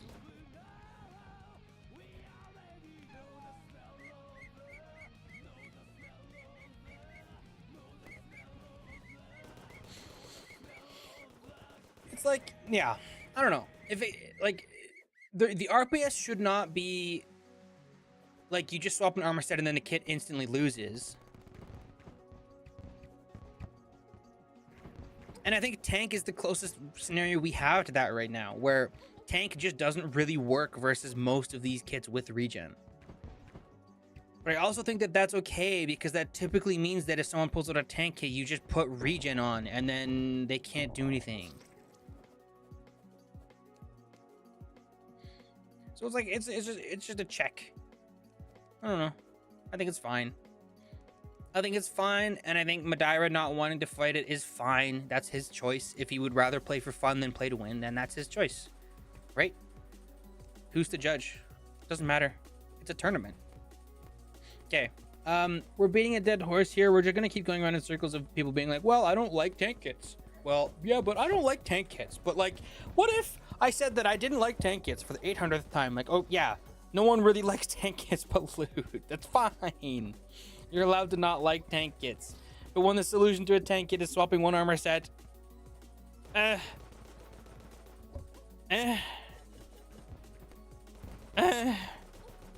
solution to tank kit is not running tank. That's the takeaway. If you don't like stall, don't use tank. That's it. That's it. Just don't use tank, and you won't stall. Yeah. That was my problem that I had with Kisho this whole time, was that he was using tank, and then he was like, but I'm using Molten. And then you watch the match, and he's using Chlorophyte the whole time. He's in Chlorophyte until he's low, then he's in Solar Armor. That was the problem. And it doesn't help that Kisho had lowered resolution. That's not his fault. He couldn't play aggressive. That's not his fault either. Okay. Okay. We're moving on from this topic. Okay. We're moving on from this topic. Iridian, Anadar, are you guys ready? I'm sure Anadar is ready.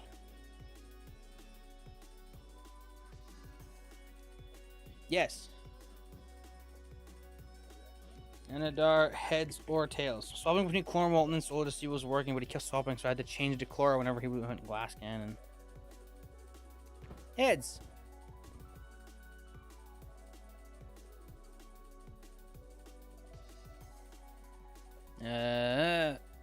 Flip. Landed heads. Okay.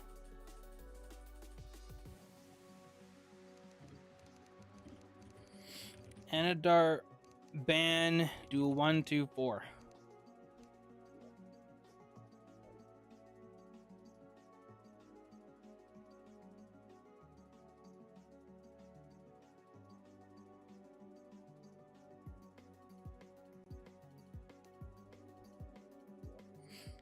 Four. DM, duel in 1 or 2. Choosing arena 2. Okay. Warp dual 2 symbol.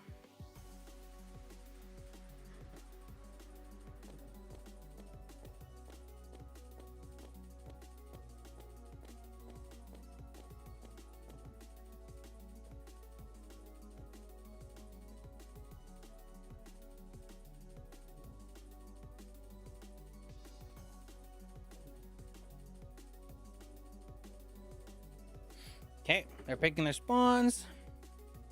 Remember to enable PvP and set spawn.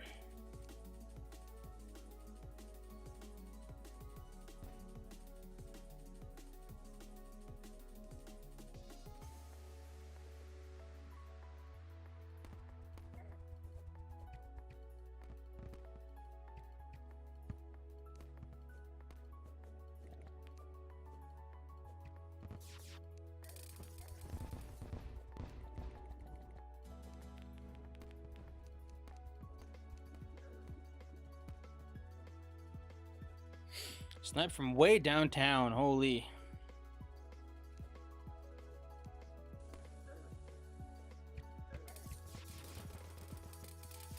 Pretty close thus far. No player having a big, huge advantage other than that snipe Anadar got from way downtown. Ooh, Hextall does a lot, though.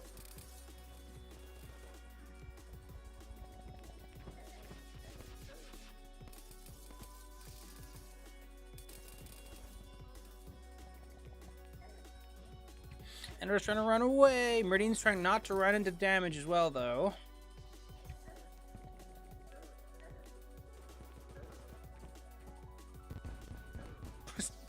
What's going on? Meridian just sat there and ate so much. What is happening? Anadar takes the first kill.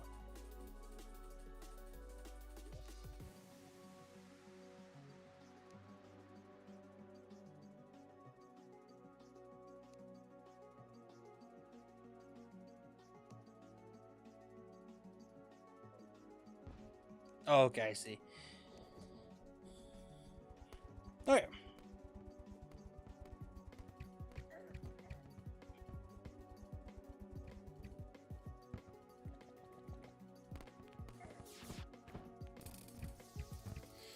Looks like Meridian is using like jungle armor or something.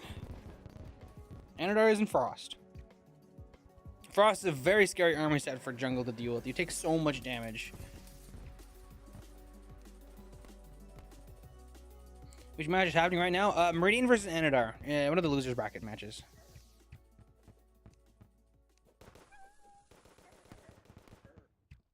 Good snipe there from Meridian. Hey, you have a package for me? Name's Aaron. Aaron, thank goodness. I'll get your packages. Packages? There's more than one? 10 boxes, all from the Cuckoo Club. I joined the free trial to get one clock and forgot to cancel, obviously. You should get a BMO account. Why BMO? Their app notifies you when a free trial turns into a paid subscription. Huh, that would be helpful. They're quite loud. Ooh. Anadar taking a lot of damage. Very close. Good snipe again. For laser rifle, not finding it.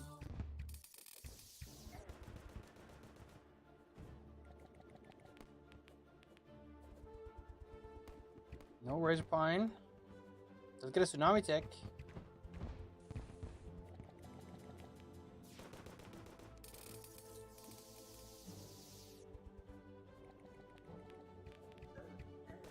Ooh, 2 ticks of tsunami.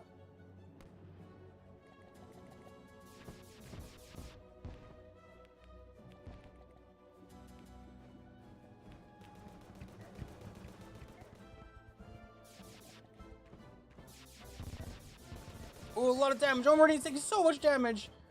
Ooh, Meridian taking so much damage.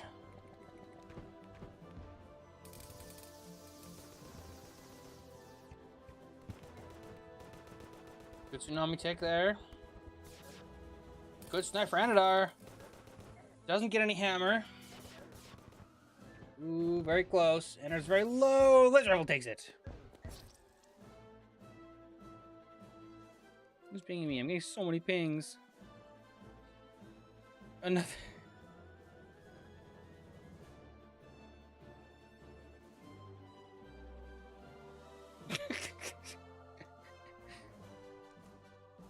What is Slime doing? dumping the tank kit next to Anadar. Meridian's using Crimson armor.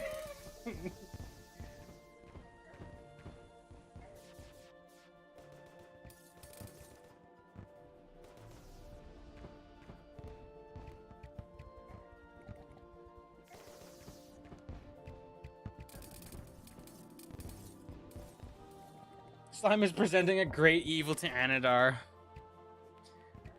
Which is funny because, again, Meridian is someone who uses Crimson on the regular.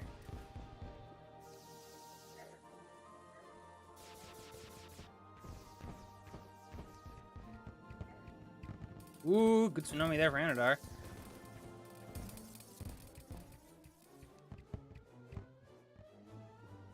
Anadar's like the modern day Matavado, man. This is what he plays, is like modern day Matafado, I mean. Ooh, good Betsy's. As in, Matafado would walk around and just spam the heck out of Tsunami. Ooh, a lot of damage there. Ooh, so much damage. Meridian explodes him.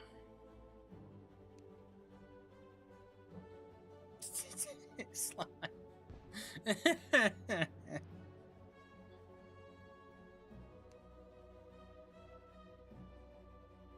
Yeah.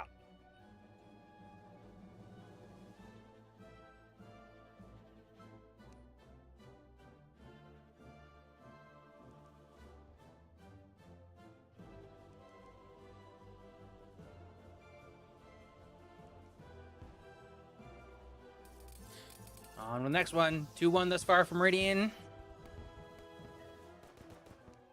Raise Pine, first blood.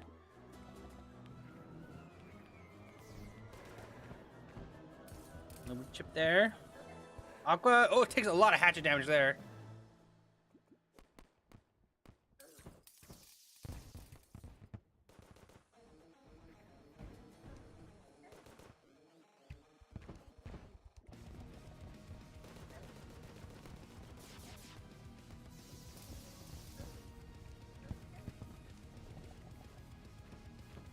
Meridian definitely worse for wear here. Just taking a little too much chip damage.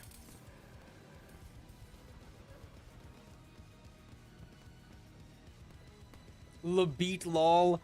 It's Labeat's evil brother, Labeat lol. Oh, so much damage. Oh, Meridian takes so much damage, but he does get some snipes off, though.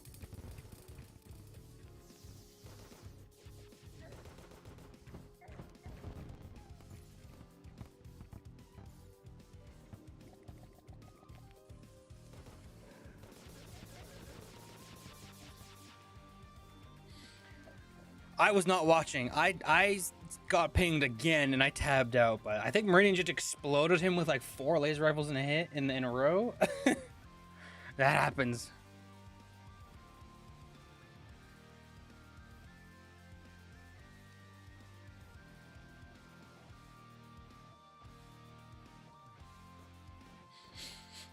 Waiting on the next one. 3-1 for Meridian.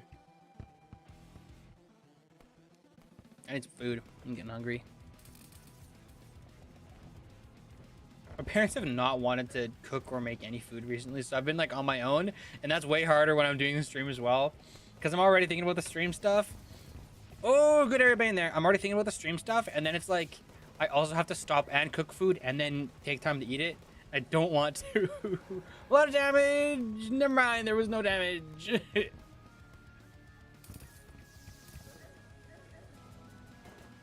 Ooh, so much damage there that time. And are definitely worse for wear. Has to be careful. Ooh, double hit there. Ooh, more damage there for Aquaceptor. And is very low. Meridian sees it. Looking for laser rifle. Single tick. Needs one more tick. Toxicarp. Takes the Toxicarp tick. Can he find the laser rifle? He takes a lot of Venus damage though. Blizzard Staff will close it out. 4-1.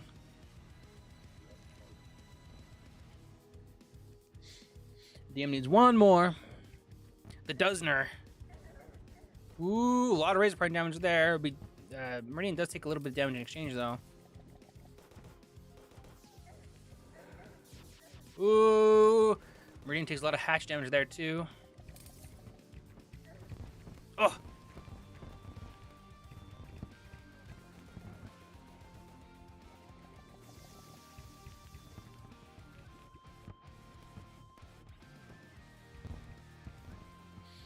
Very close. Meridian definitely a health disadvantage now. Oh, he takes another tick of Venus. Really don't want to. Oh, 2 more ticks of Venus. Oh my goodness. Betsy's tick is good. I almost said Betsy's dick. What the? Please don't use that against someone. That is the last weapon you need to pull out in tournament.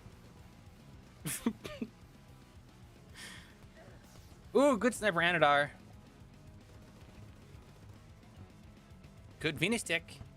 Is that? Oh, that's Crane. I thought that was Slime dressed up as Lego.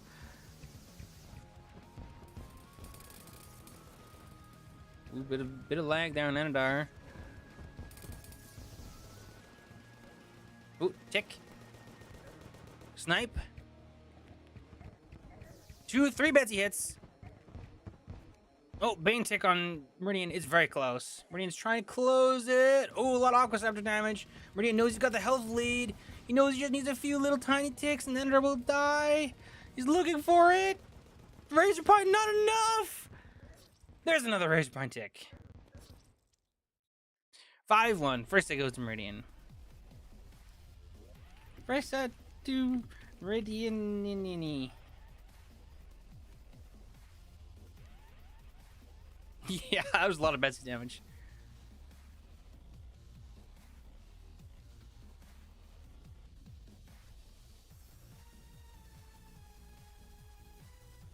Okay. Meridian, Ban, and Arena from 1, 2, 4, 5, 6. The banger. Banning Arena 2.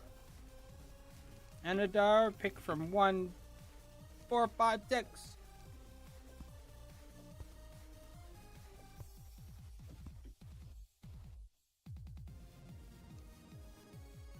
Uh-oh, Nova DM. Oh. 2-1. Okay. Remember to set, spawn, and enable PvP.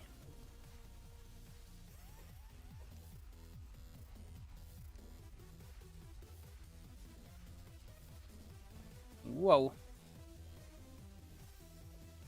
Okay, off to the second set. Another has to get 10 more to take it all the way back. Meridian just needs 5.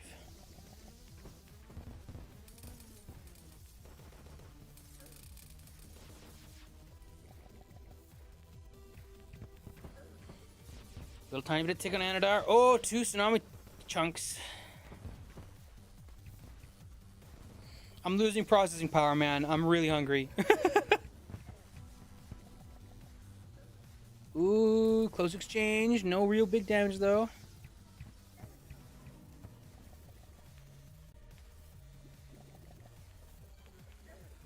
Oh.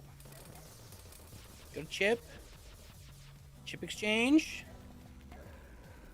Ooh, snipe. That random point blank snipe actually exploded DM's health.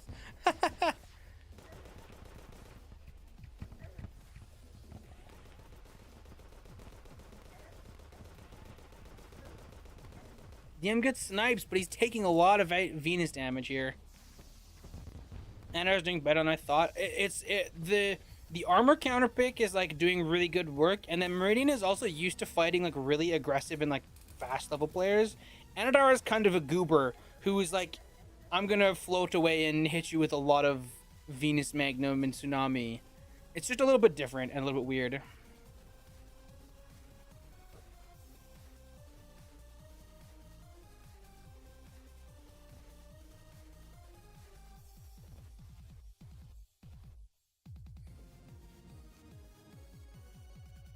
It's a banger.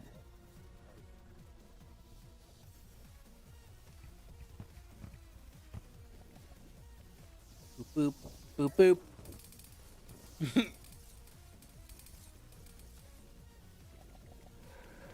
Ooh, Hex. Not evening up the trade.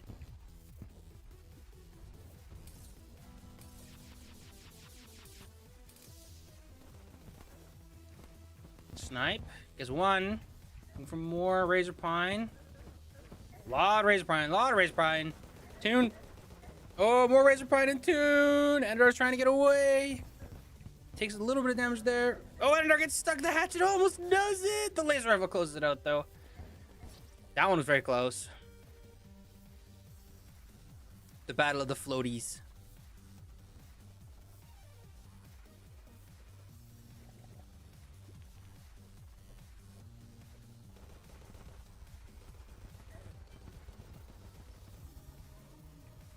This song goes on for so long. It's so funny, this song.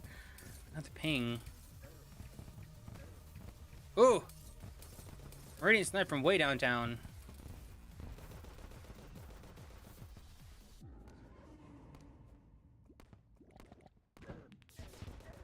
Meridian's looking for these snipes, but it's like really hard to trade the snipes for like 2 or 3 Venus hits. 2 or 3 max damage Venus hits are not much weaker than a snipe. Oh, a lot of damage.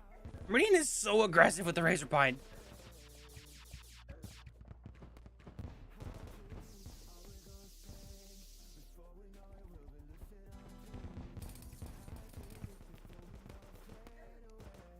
Close. Ender's trying not to die.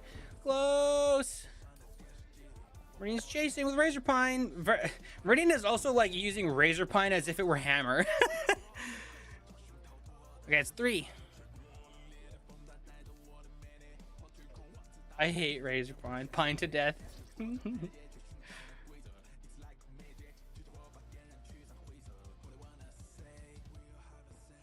They're sitting in call together. That's funny.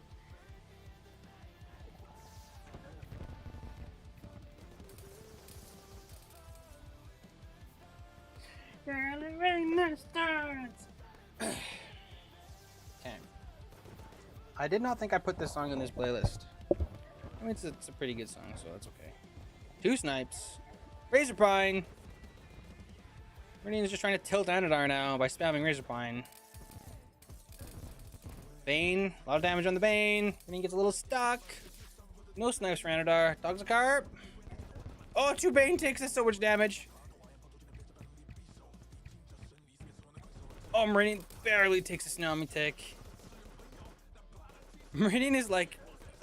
3 Venus takes us so much damage. Meridian is like almost trolling, I feel like. Woo! Good Tsunami. Really close now. Meridian almost gets hatcheted. Oh my goodness, both these guys are like a hit and a half away.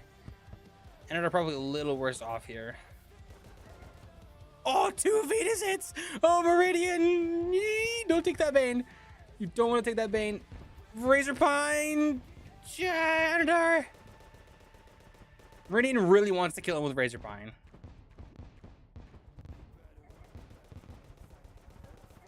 Oh, he gets it! Goodness. He's just trolling him now.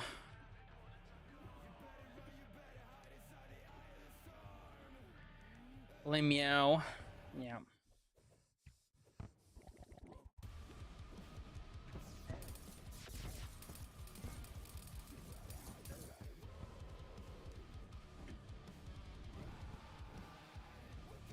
He doesn't know where he is. He's looking.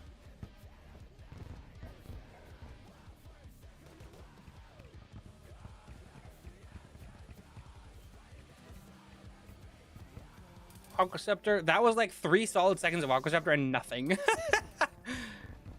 Oh, there's a tick. A lot of Stellar Tune damage. Enter does not get the Eruption or the Daedalus. Laser Rifle. DM is just trying to kill him now. Laser Rifle, Laser Rifle. Oh, he's taking so much Tsunami damage though. You must be careful if he's running at him like that. He hears him. He's looking. Does he take Razor Pine? Ah! He's trying to get the Razor Pine kill and he gets it. That's 5.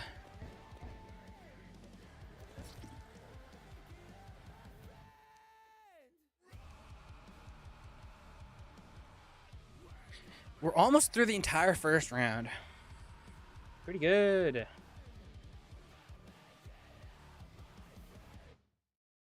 Okay. We do have a match or 2 lined up here, but I am just absolutely starving right now, so I need to stop and I need to get food. Hey, this is the beaches. So in the meantime, I'm just gonna go sit in FFA spectate. Listen on Spotify and follow us if you like what you hear. And I'm gonna AFK. I'll be back in a little bit. See what I can make. Hey Spotifyers, click or tap the banner to listen to On Repeat. Songs you love right now. Brought to you by Smirnoff Ice. Created for the hot and unbothered. Please enjoy responsibly. Cold plunges, gratitude journals, screen detoxes. How do you know what actually works? With a 4.9 rating from 1.7 million client reviews, you're in good hands with BetterHelp, where you can talk with real licensed therapists, not AI. Wellness shouldn't be overwhelming, and therapists can help figure out what's best for you. And yeah, it might involve a screen detox. Visit betterhelp.com/Spotify Music for 10% off your first month. That's betterhelp.com/Spotify Music.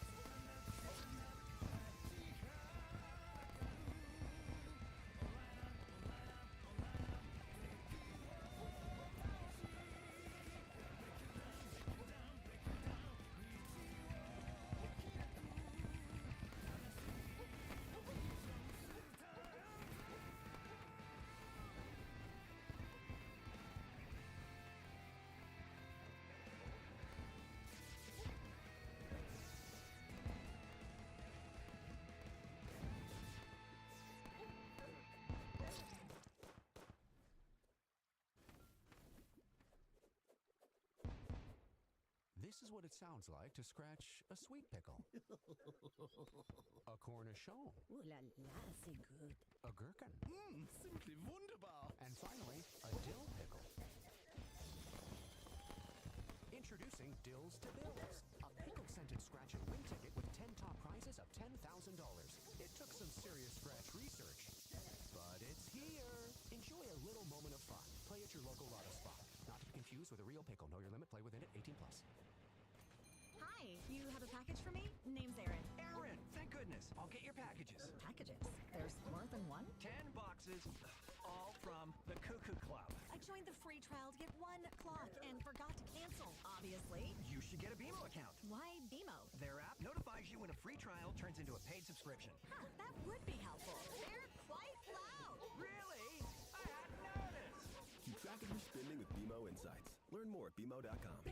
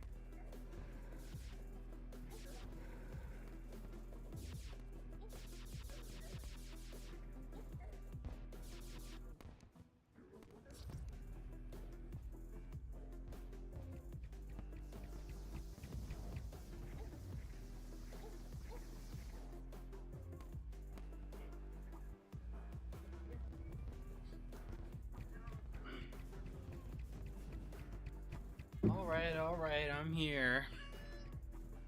So I'm here with my cat as well. And you guys missed me so much. You just couldn't wait to get going with everything.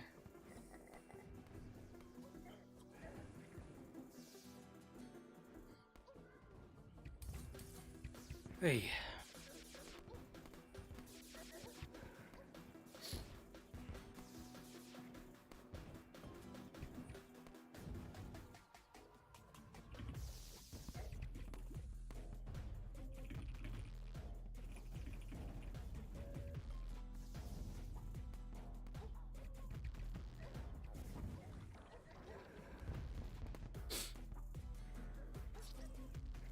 Ray, almond? I'm not an almond person myself.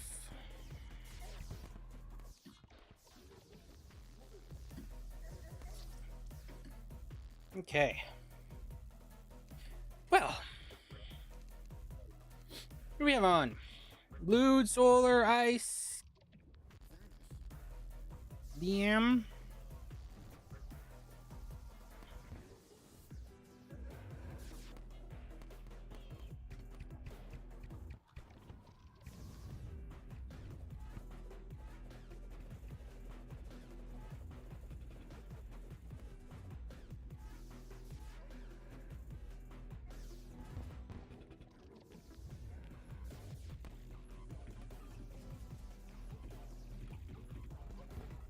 Car is the boomer option for people who. Most my couple they did pretty well just running the score, yeah. Yeah, he did pretty okay. Anadar's playstyle of like just put a lot of things out there with Frost Armor definitely does well versus Meridian.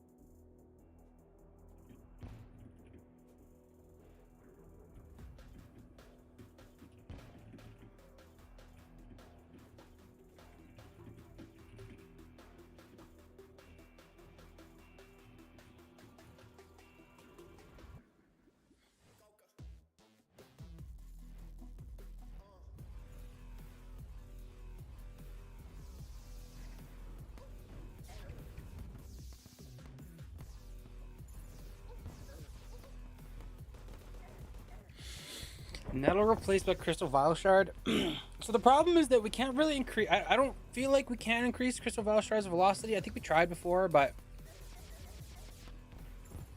like regardless, it wouldn't work the same way. I don't think we should replace it. Crystal Vial Shard disappears really fast compared to Nettle. Doesn't go very far, and I think it's smaller hit blocks. It's very, very close. That shouldn't matter too much. But I think both should be okay. I'd be fine with buffing Crystal Vial Shard so that it explodes you if you touch it. I think we should give a very, very small nerf to Nettle. I think Nettle is a healthy tool, realistically. I know Solar and Kisho don't really love it, but Nettle is not a great anti-rush tool. It kind of really punishes people being idiots and overcommitting like crazy and who aren't paying attention to their movement. And that's good. I think we need tools like that when the meta is so fast. I think it's not a great anti-rush if your opponent is paying attention and knows what they're doing. I think that's okay. I think the only problem with it is that it's like almost a guaranteed double hit most of the time. But I also don't think that should be the end of the world. I think we should bounce around that. I mean, it kind of just explodes people if you touch it. It's like, okay, so maybe we just need to nerf it a bit. Which I think we do. I think we should nerf it a little bit. It's fine. That's my opinion. I don't think it's that deep or complex. I don't think we need one or the other. I think both can be fine. Well, Vial Shard might be a little harder to make work because I don't think the velocity buffs works with it. But if the velocity buffs work with it, then I mean, yeah, then we could probably replace one with the other.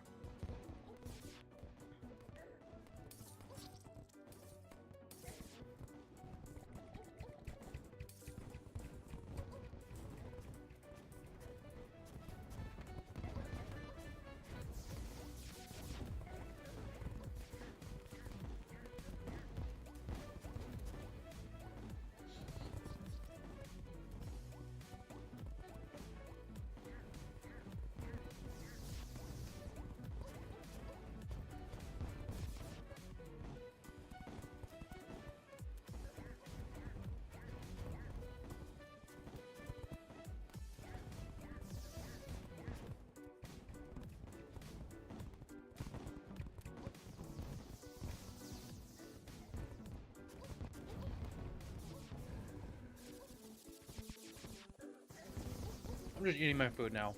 Just so everybody knows. I turned some bean soup into some chili. Boiled off some water, added some tomato soup to it, some chili powder.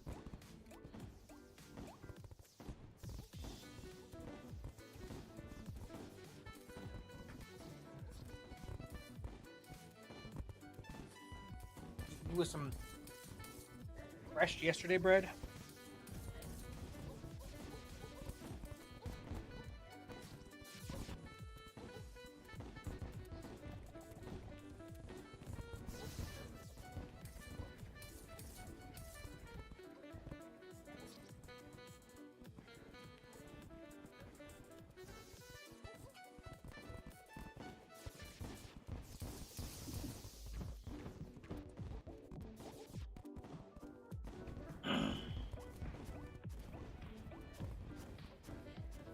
Dabber did well in his duel ninja. I mean, I've been saying the guy's solid B. Didn't he lose pretty hard? 5154. Yeah. I'm gonna make that an activity that I do on stream. Don't worry. I've got a lot of things I want to do on stream. I think I'm probably gonna keep streaming after the tournament. Not gonna lie. Like once we finish the tournament, I think I'm gonna just stream a little bit more, anyways.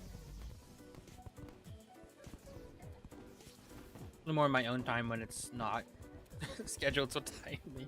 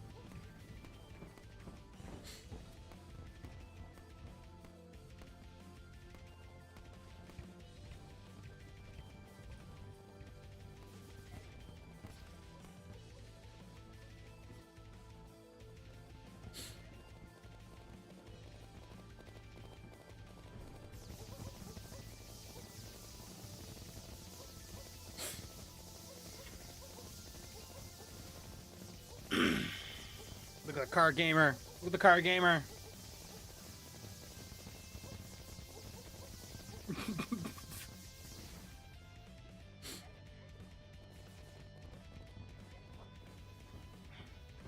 Aren't you so toxic?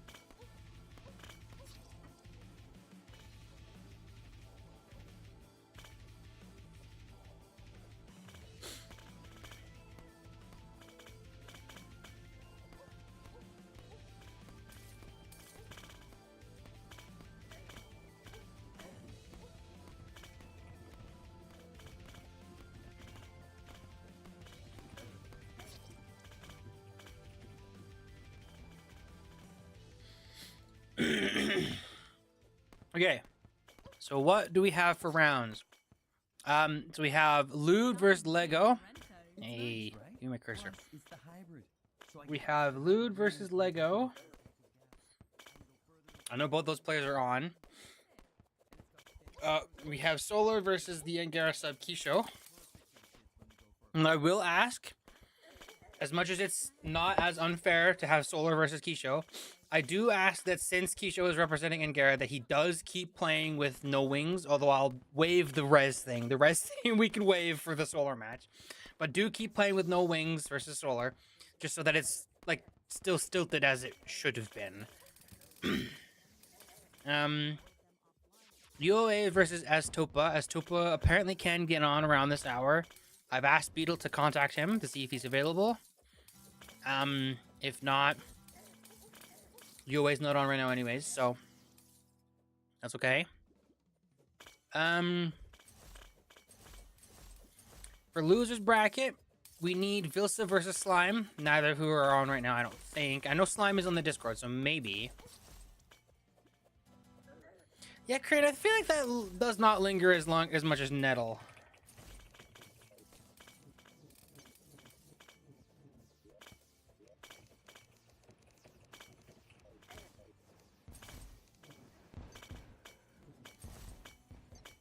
Yeah, definitely not. Definitely not.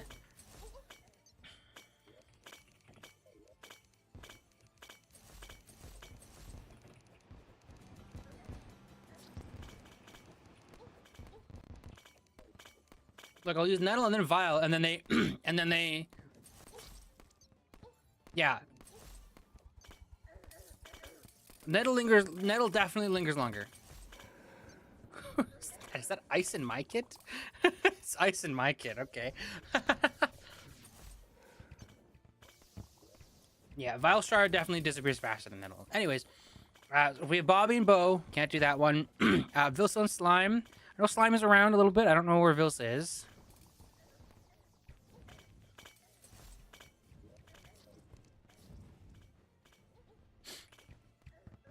I thought Vilsa was sent a message earlier.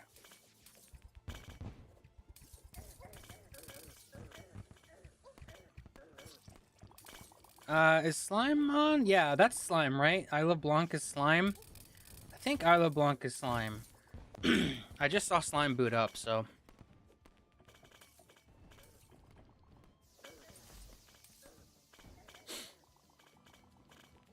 I'll ping Vilsa and ask. And then we have Elio versus Meridian, which I've been told that Elio won't be able to make it reasonably today. I did give them permission. Yeah, as long as if they can do a recording, that's okay.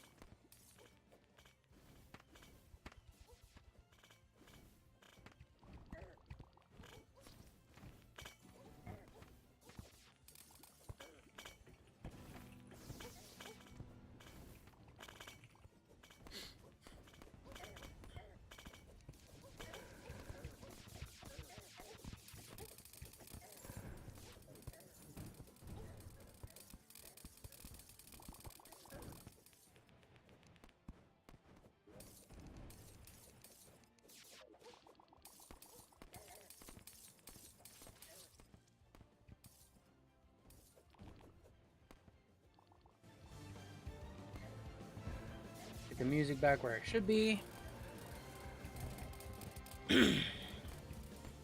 Okay. So Lude, probably not right this second.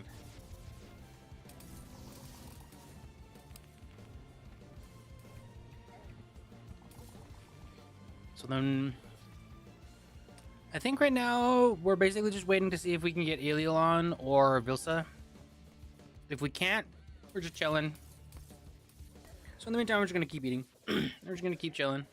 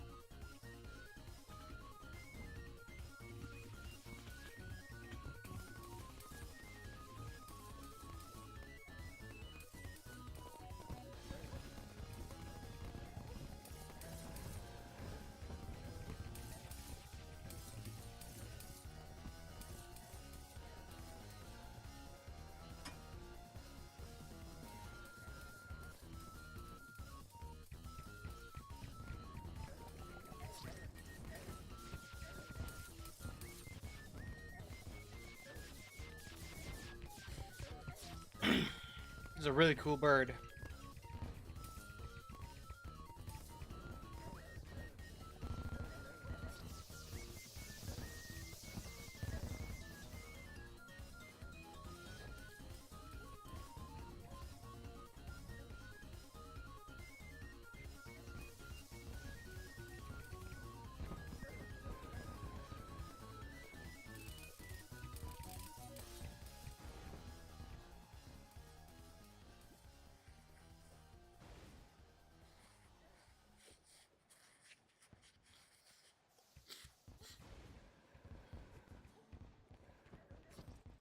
There is so much to love about summer.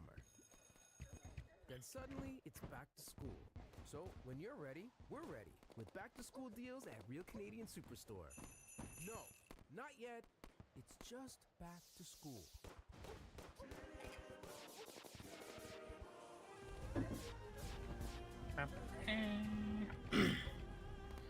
Demo. Demo.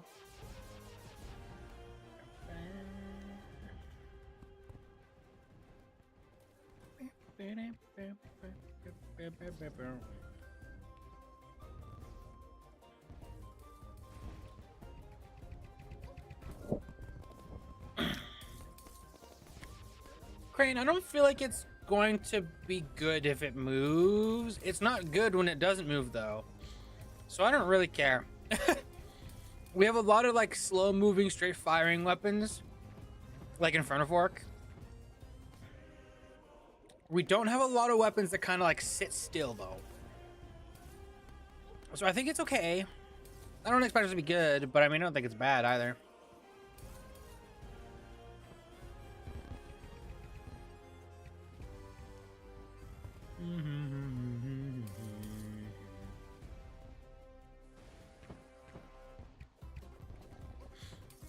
Okay, well, Keisha, are you around to do the match with Solar?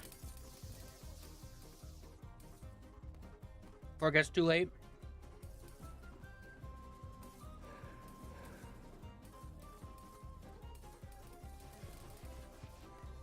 Ka-chow! Ka-chiga! Kishu! Ka-chow!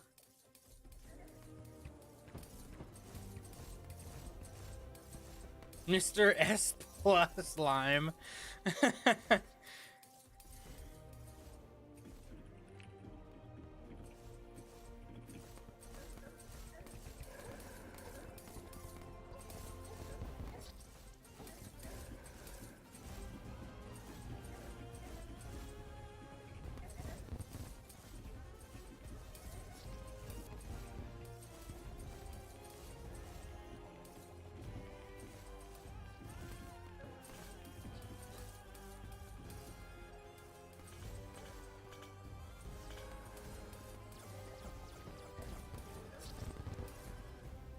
Let me get my Hex branch.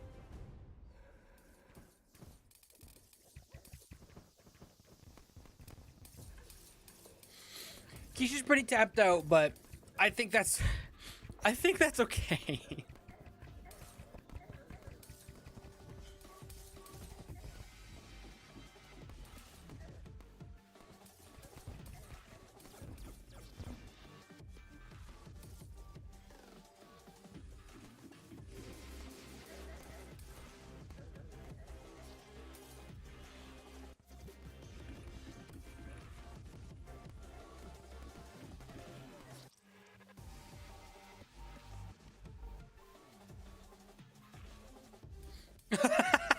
Yeah, I haven't seen a pulse bow kill in a very long time.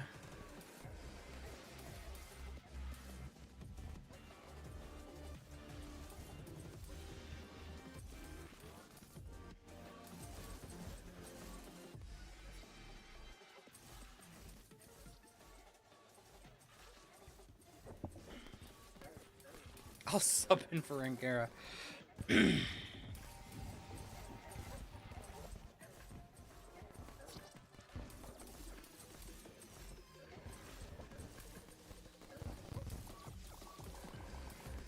Ninju's on.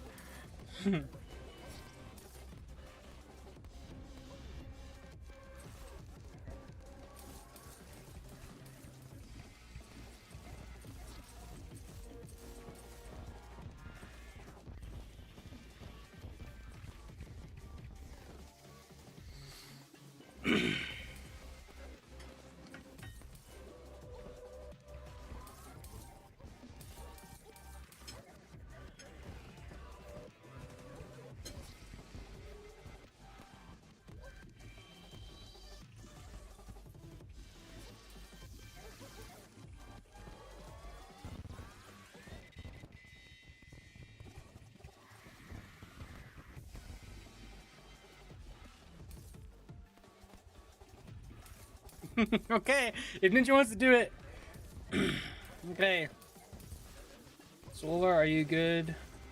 Do your round with Angara, i.e. Pinshu at 768 res with no wings.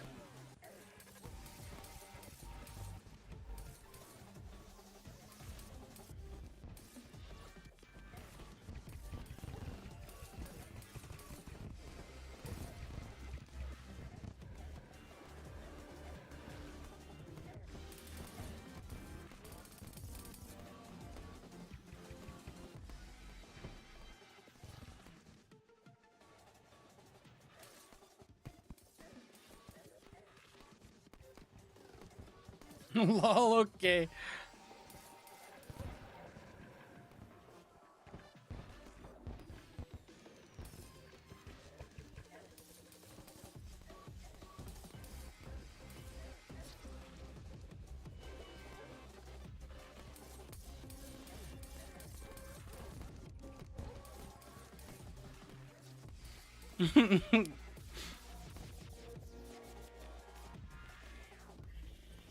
And Gara, i.e. Ninshu, playing at 768 res with no wings.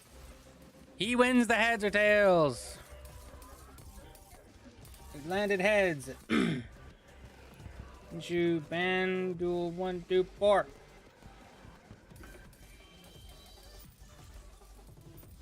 And Gara shoe. Alright. They're definitely mad.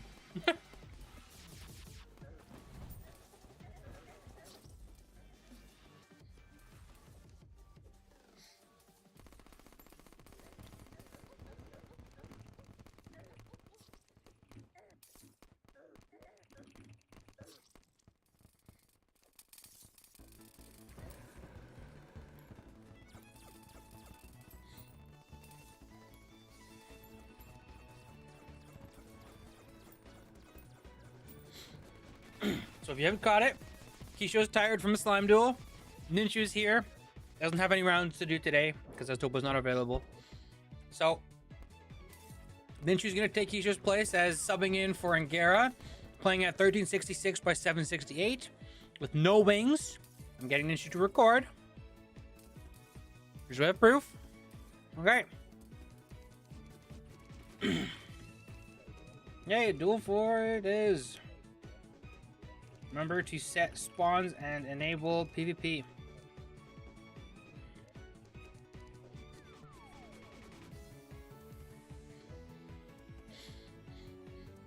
Crane doesn't understand the idea that someone seated low is not available. He has zero brain power to register this idea. Okay.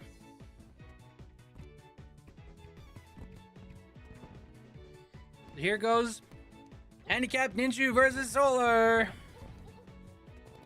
See how this goes. Solar, our second ranked seed, hasn't really wanted to play in the tournament. It's okay. I understand. Ninshu, our third ranked seed. I mean, I understand. I think he's stupid, but I understand. Sorry, that was mean. But I've been telling Solar this whole time. I've been like, man, I get it, but like, try. You gotta try, man. You gotta try. And then Ninshu, our third seed. Struggling to figure out the movement.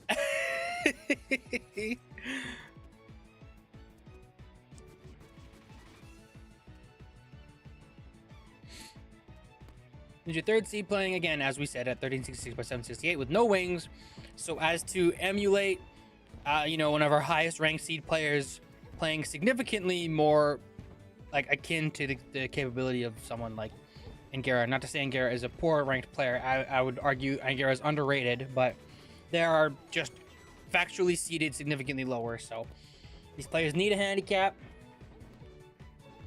Oh, Solar not getting caught by the nettle. Ninshu's running away. He's so low.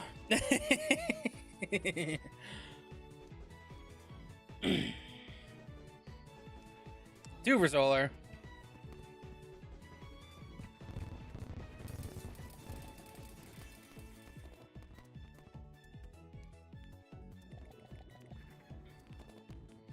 Ninja's doing what he can with no movement.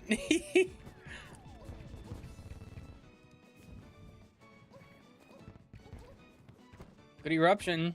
Ninja definitely a little worse for wear though. Solar knows where he loosely is. Doesn't get a snipe. And then she was really struggling to get out of the bottom of the arena. It's very funny.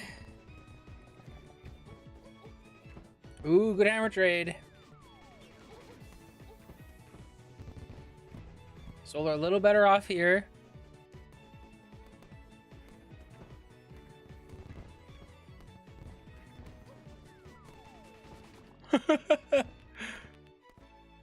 Lunju playing with cinder blocks for feet. Yep. Mike and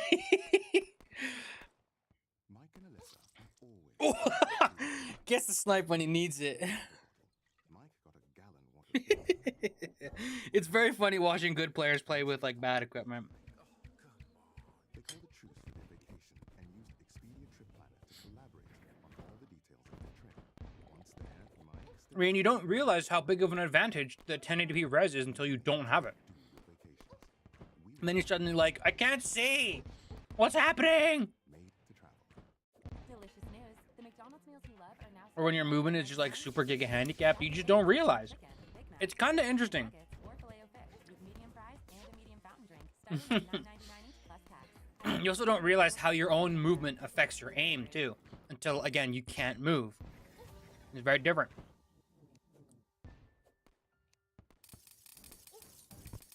One snipe for Solar. Looks like Solar's using a frost kit. Oh yeah, that's definitely a frost kit. Takes it. 4 up.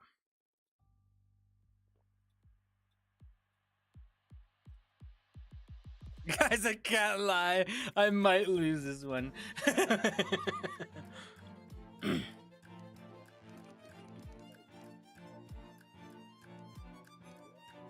It's 3. It's 3.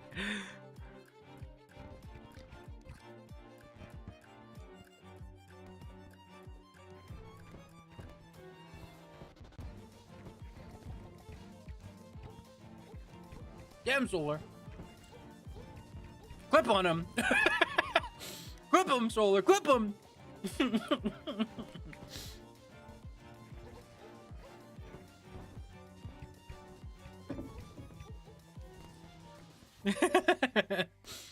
Means you back down on the bottom of the arena.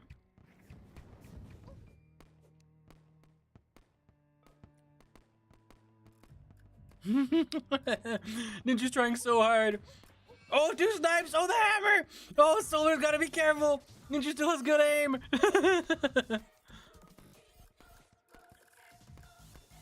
If Ninja gets 1 kill, it's going straight to clips in -2 seconds. It's true. It really will. I can't even say blame him, honestly.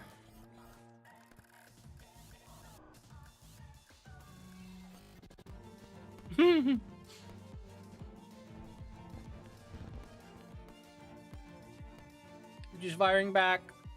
He doesn't know where Solar is. He can't see him. Ninja got his potion off. Oh, but he gets sniped. He gets sniped twice. Ninja kind of knows where Solar is now. Oh, he gets an eruption. A good eruption. Oh, Solar gets him. That's... Oh. Solar ban an arena. 1, 2, 4, 5, 6. We're gonna do it when it's over for you. No, Solar's gonna ban Duel 1.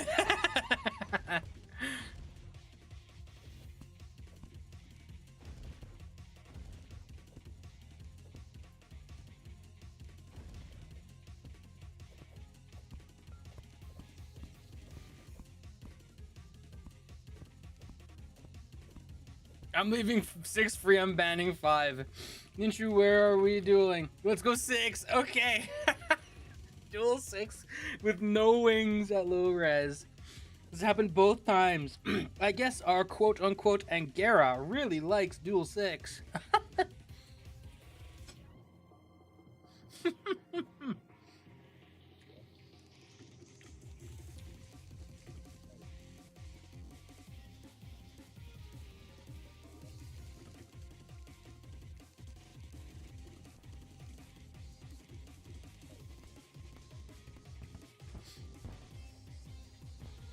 Duel 6 with no wings was atrocious.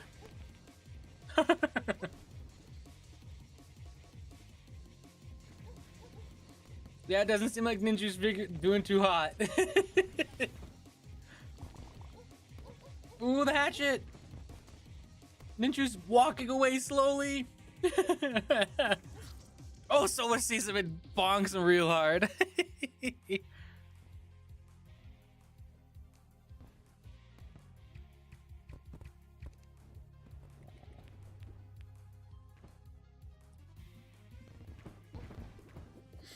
Ninja tries to get the drop on him and Solar's ready for it.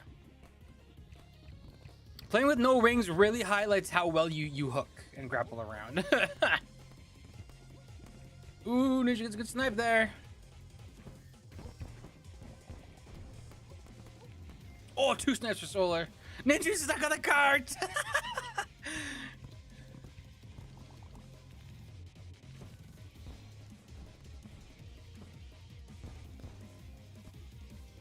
Solar's looking for him. He sees him. Oh, Ninja's getting good hits in though. He's running. He's trying to get the bubble gun. Oh, Solar's not getting hit by it. Oh, the flying dragon cuts him short. That one was close. That one was very close. My 1.2 experience was coming into playing helping me move with no wings. Yeah, I mean, there were times where I was like, I didn't doubt you had wings on, but I was like, for having no wings, like, it's easy to forget. You were moving pretty well for no wings. Like, on the spot, no wings, I mean. Like, relative to someone who's been using no wings for, like, a month, like, yeah, okay, maybe not. But, again, for, like, last minute being like, you should play with no wings, it was like, you're doing well. Ninja is definitely struggling a little more. Oh boy, Ninja's really low. I can't see what's going on.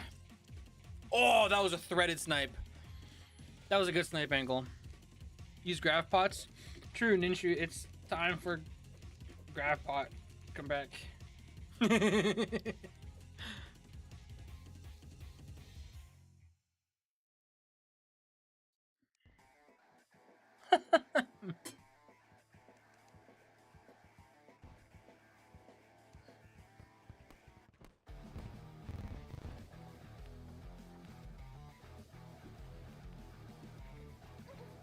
Ooh, eruption trade. Oh, Ninja takes a bane though.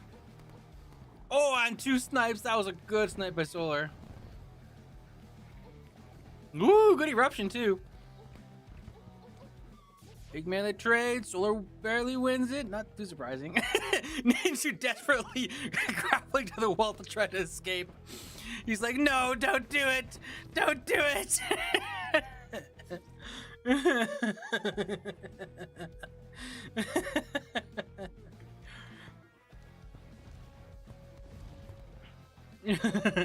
One more. Unless Ninja pulls one out, then 2 more. Who knows? So let's try to starlight him. Oh, he's taking so much damage though. So it gets it okay.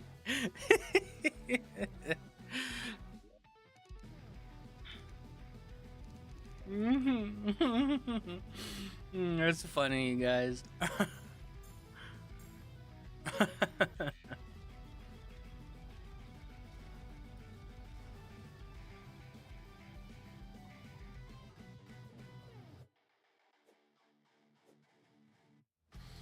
Never recovering.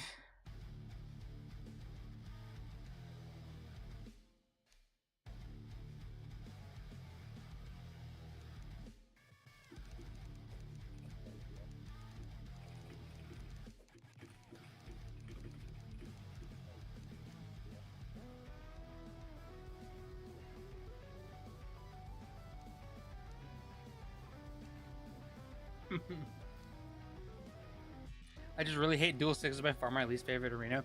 Duel 6 is definitely one of those ones where it's a little different and you definitely need to like really practice to figure out what works. I think Duel 6 and Duel 3 are good arenas right now, genuinely. I know a lot of people don't like Volcano, but I really do think these arenas are like pretty good. You just kind of have to figure out what the meta is a little bit. And I don't think we've done that enough yet.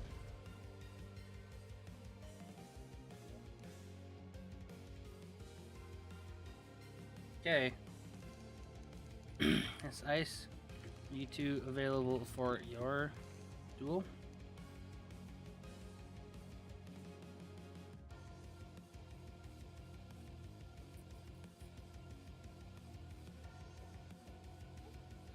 Yeah, you're good, Solar.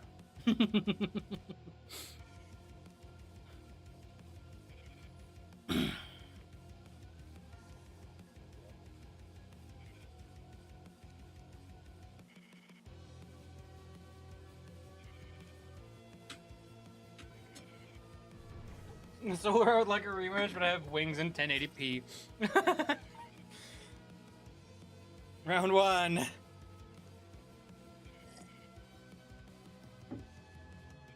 Hold on, I gotta get some out of my teeth.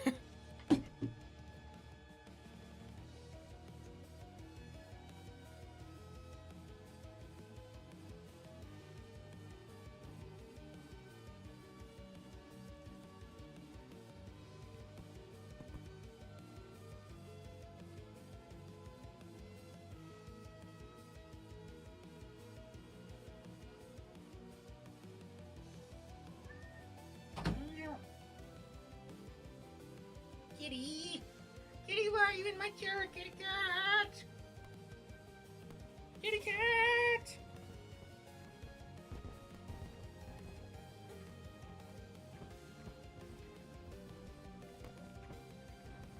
Okay. Ninja and Solar are like doing an actual duel now for fun.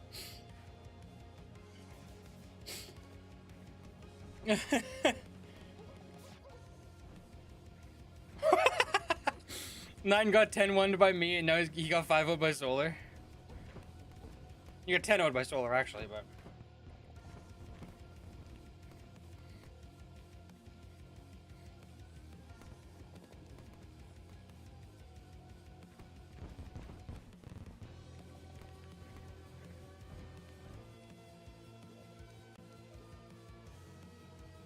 Oh, lag. Oh no. That's okay, Bowmeister. We haven't seen a lot of people today, so don't stress about it. We've done a few matches today, one of which was Kisho filling in for Angara fighting Slime. And we nerfed Kisho by having him play at 1366 by 768 resolution and no wings. And that took an hour. And now we had Ninshu doing the same thing again, filling in for Angara versus Solar this time.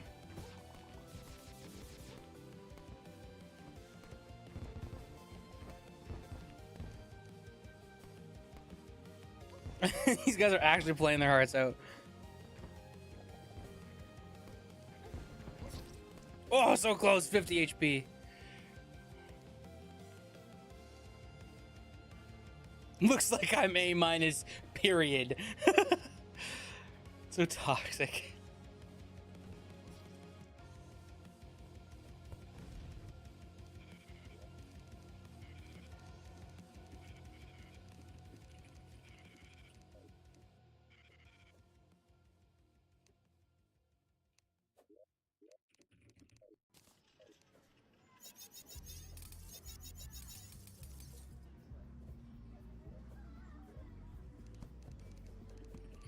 As ice heads or tails.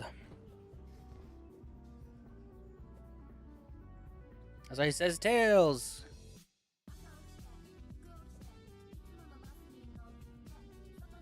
It lands tails. Awesome. Dice band duel 1, 2, 4.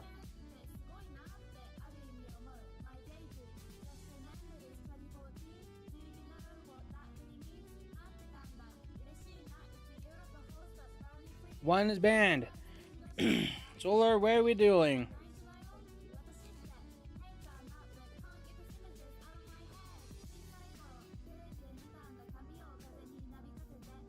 Solar vanishes.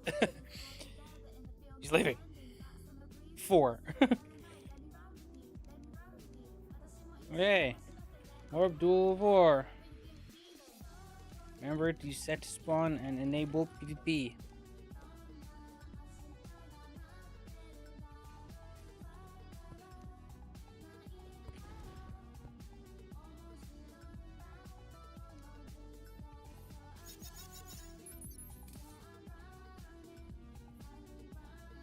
So there's not a PvP on. Okay. And now we have, hopefully, a little less of a meme duel. Solar, our second seed, hasn't really been feeling himself, but hopefully he does okay. And S-Ice, our 7th seed, who had a tough match versus Meridian and has made it forwards.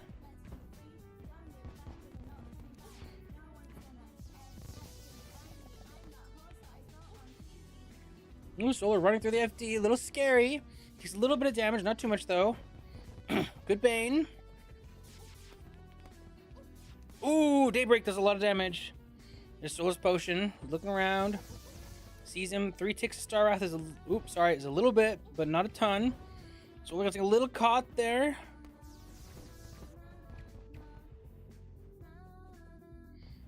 Slight health lead for S-Ice.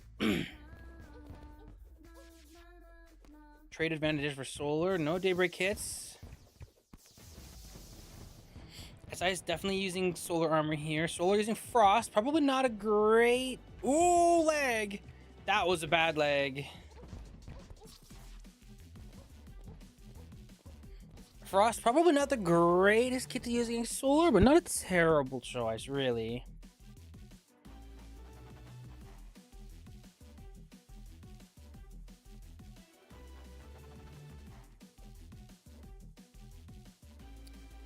Another ping, oh my goodness.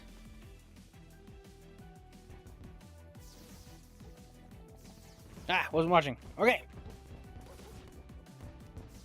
Yeah, Venus is a good tool to use in this matchup.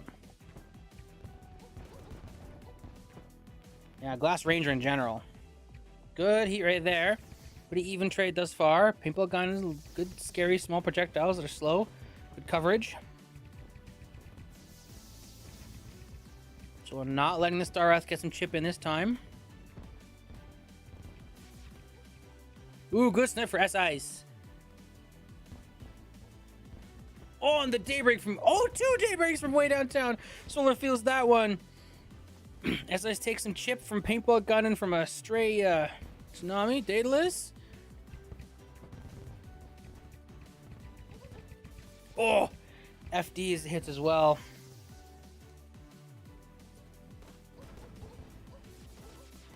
A lot of heat ray damage. S-Ice looking for a snipe. Oh, he gets the execute with the heat ray. 2 for S-Ice.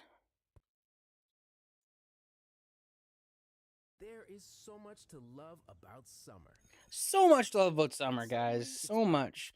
Oh, and then we're back to school. I hate going back to school. Back to school deals at Real Canadian Superstore. No. I would love to have a great back to school deal from Superstore. That would be awesome. Looks like Solar could use a good back to school deal from Superstore. What do you guys think? I think Solar could use that.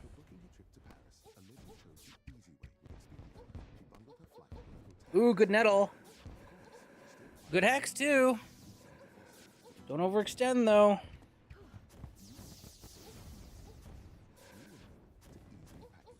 Oh, the Daybreak! 2 Daybreaks and a snipe. That's so much of Solar's health down.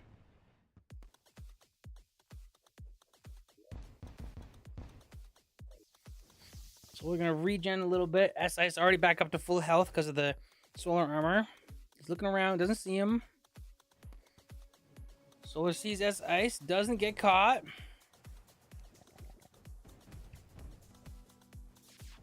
I definitely think Crimson is a good kit versus Solar. Crimson does more poke, still has good regen to counteract the Solar regen. Golden Shower, good tool as well. Ooh, a little slow. Oh, S-Ice gets it.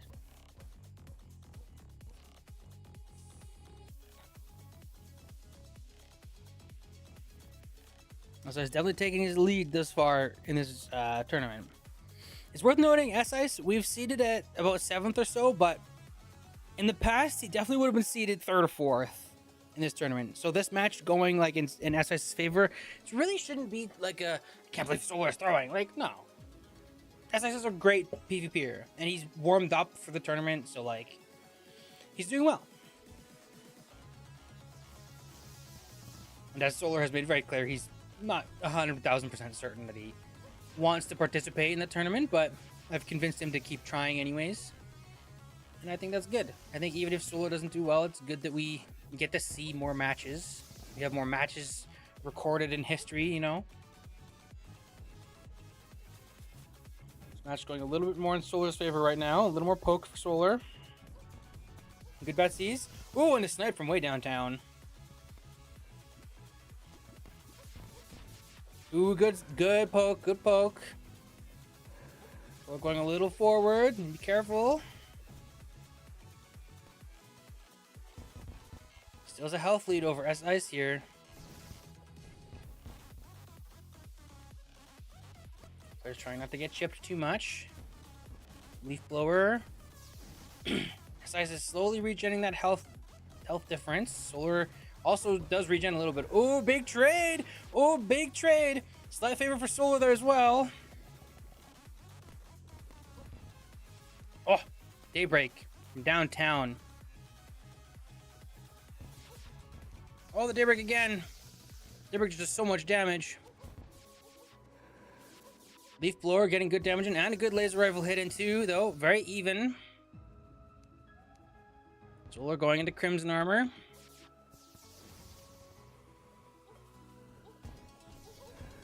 Oh, so close! Oh! S-Ice barely squeaks that one out.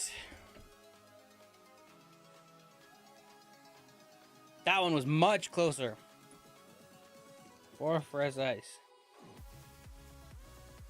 No, we've seen a few Star Wrath players come out. Star Wrath is not doing poor. I think all the Blizzard options right now are pretty good. I don't think any of them are particularly stronger or weaker than one another. It's just as much preference as it is kit, I think. Yeah. I think if you think any of them are particularly weak or strong, then you're either not using them correctly or you're in like a wrong kit for them. Slight health lead here thus far for Solar. Getting in some small chip here and there.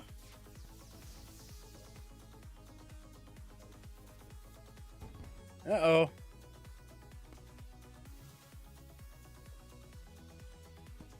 Looks like Solar DC'd.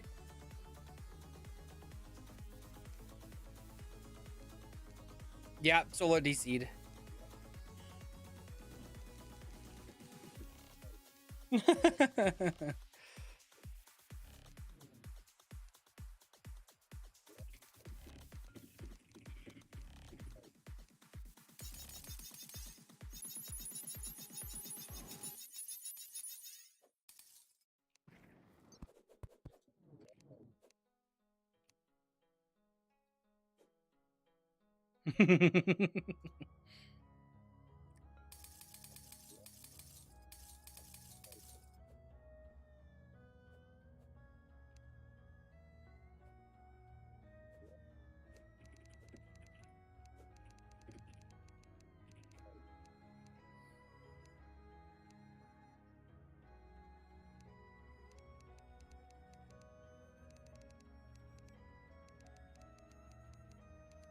DG needs funding, chime in.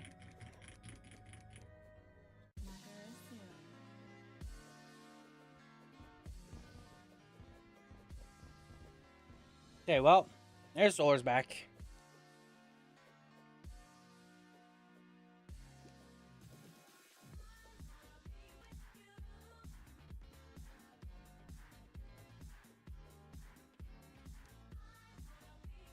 Did it do it again?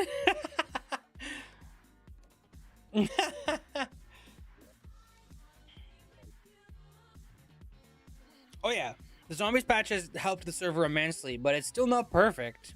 Not even close.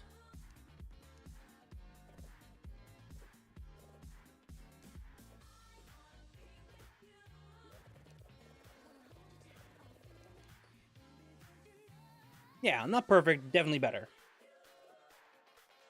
I mean, we've had the whole tournament this far on like the main servers instead of having to use the private server, so like...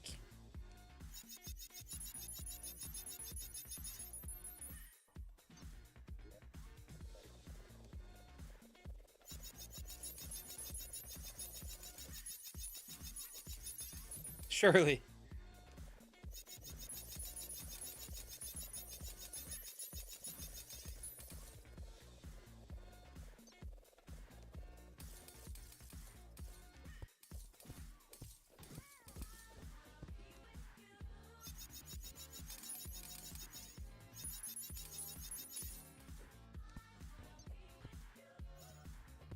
Okay. Back at it again. Hopefully. Once those ice blocks break. Those ice blocks that I dumped in solar spawn. Okay. Whenever you guys are ready.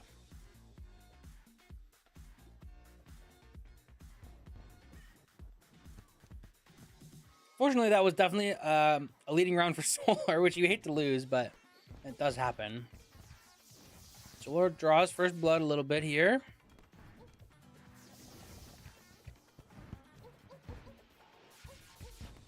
Good Tsunami. Evens up what would be a hammer or two difference.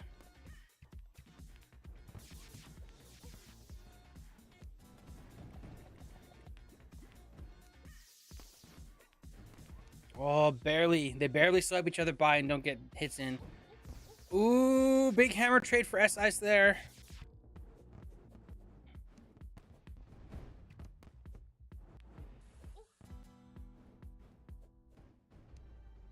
Oh, that was a risky hammer. Oh, S-Ice sees him. That the singular FD swing and it hits him. That was crazy. Ooh, snipe 2. Solar's panicking. He's at a huge deficit.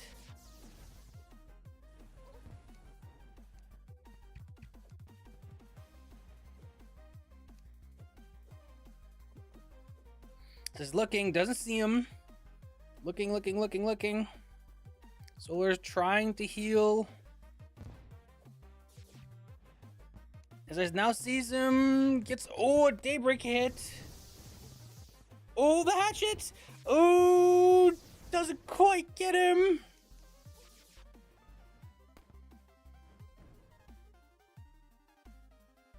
Just kill him, S-Ice. Just kill him. Just kill him. I don't think he DC'd. I don't think he DC'd. I think he's just sitting there. Oh, really? Oh, he did DC. That's actually brutal.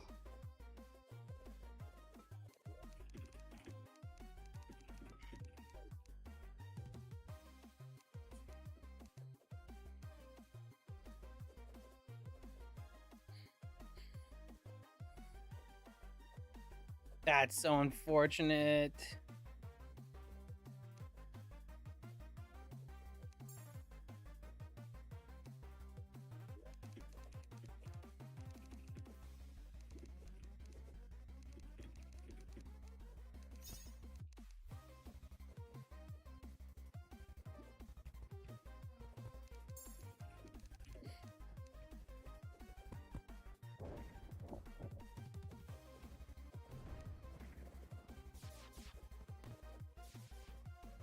That's so unfortunate. What the hoo-ha?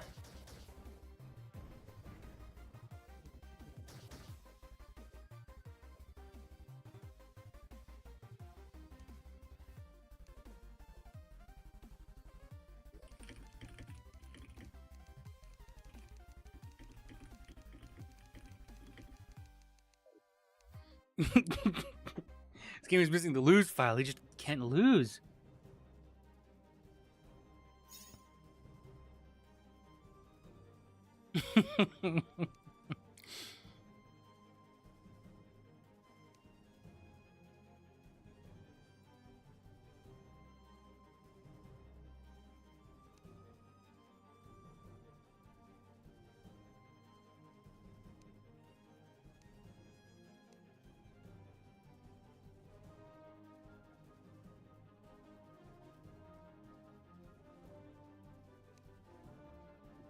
Surely.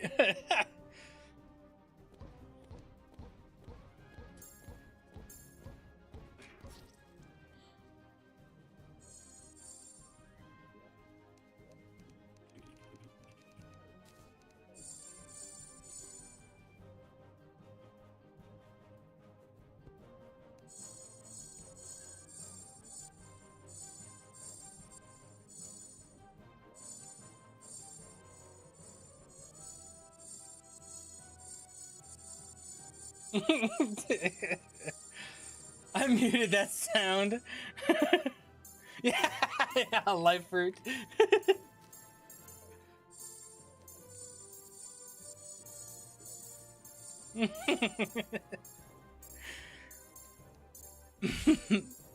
Come to cave with that sword. Yeah, Solar.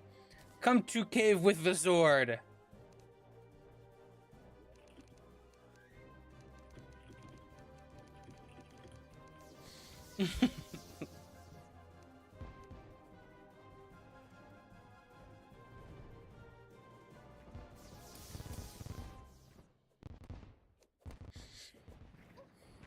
There are people out there who wonder why we haven't just given that last round to S Ice. The reality of the situation is that we're just not going to be that strict with the tournament. It also, yeah, as I was going to say, it also looks like S Ice is playing pretty well. So if he can continue to play that well, then I mean, it shouldn't be an issue anyways.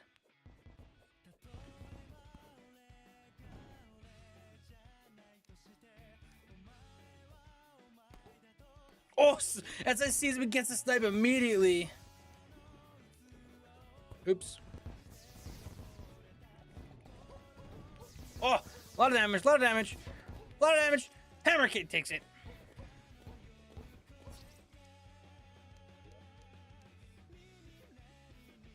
Yeah, the DCing is not helping with the nerves, I imagine. S Ice ban a duel from 1, 2, 4, 5, 6. Winner bans a duel. 6. Solar. 1, 2, 4, 5.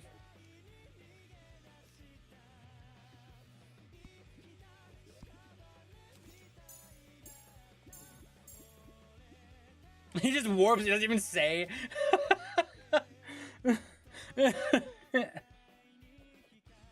I'm done talking to you.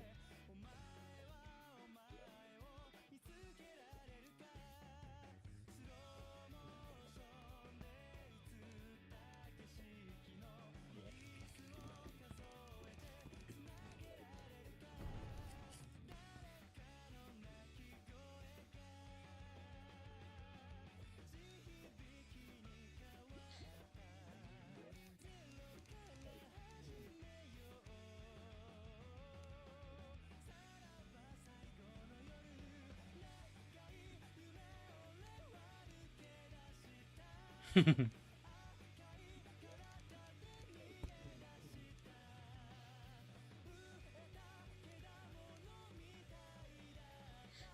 duel 2. Duel 2 simple. 2.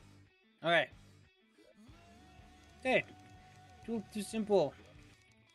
To enable PvP and set spawn.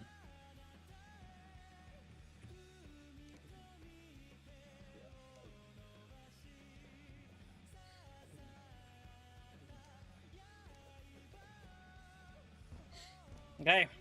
Good luck, you two. Hopefully Solar's nerves don't get him too bad, but it's bound to happen. Nerves are a real thing. It's hard to deal with.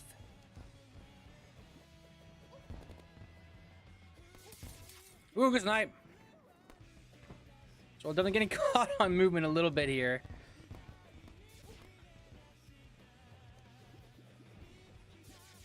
Ooh, as I was barely avoiding the icicle.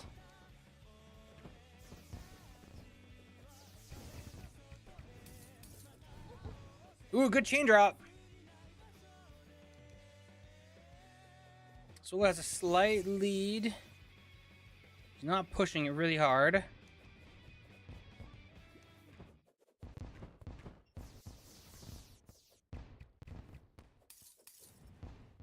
Olivia loves a challenge. It's why she lifts heavy weights. Ooh, good heat ray. Good hammer by Solar. And good car. Good chip in general.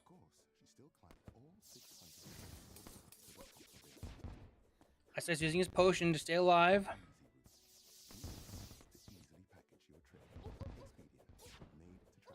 Close trade. Slightly favor for Solar there. Ooh, the FD take at the last second though. Oh, the Daybreak Explosion. At least the Daybreak Explosion does a little less than the Daybreak itself. Both players are trying to heal a little bit. This is looking for him. Doesn't want to give Solar time to heal. Ooh, big trade there for Solar.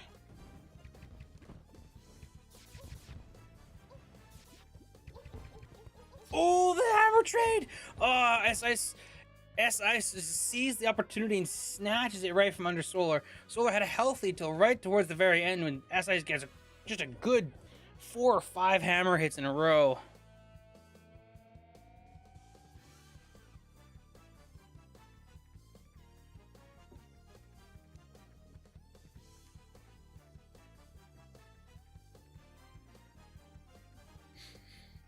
So probably taking a moment to breathe and let his nerves calm down after every round.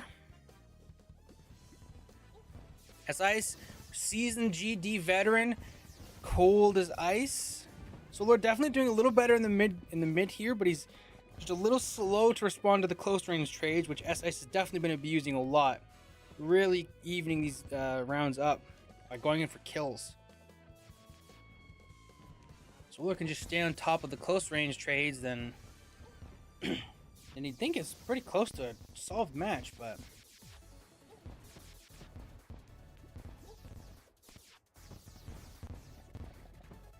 close round, close round. S-Ice a little worse for wear. Good wrench. Good hammer there. Good chip as well. Again, Solar getting good general damage in, keeping S-Ice at a healthy low amount of health. Healthy, like a difference for Solar's favor, I mean. Good trade there for S-Ice, but he did take some damage in exchange. Good stake angle. A few little chips. Solar Star Wrath is not great. Ooh, big trade. S-Ice is very low. Solar does not want to give him an out. Risky snipes. Oh my goodness, very close. S-Ice trying really hard to stay alive. S-Ice accidentally hitting himself with a rocket.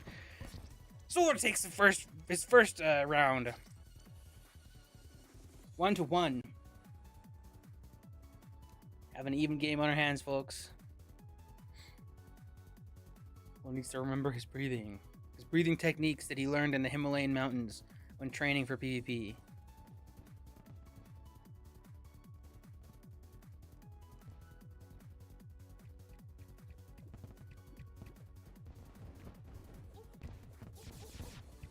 Ooh, big trade. First trade for Solar. Ooh, good Betsy's there for S-Ice. Close.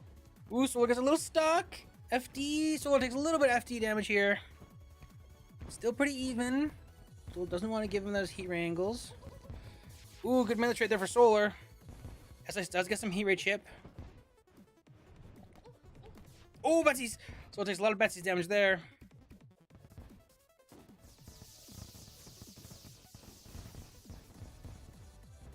Oh, some of these quad barrel shots look like they should totally be hitting. Good melee trade for Solar. Oh, S-Ice goes hard on the hammer. Oh, S-Ice just literally just holds down left click with the hammer and kills him. Ugh. I hate it, man. PvP would be so much more interesting if hammer was just a little weaker. I hate it. We're all thinking it's Solar, don't worry. Just gotta anticipate those melee trades. Just gotta do. He's winning on those melee trades.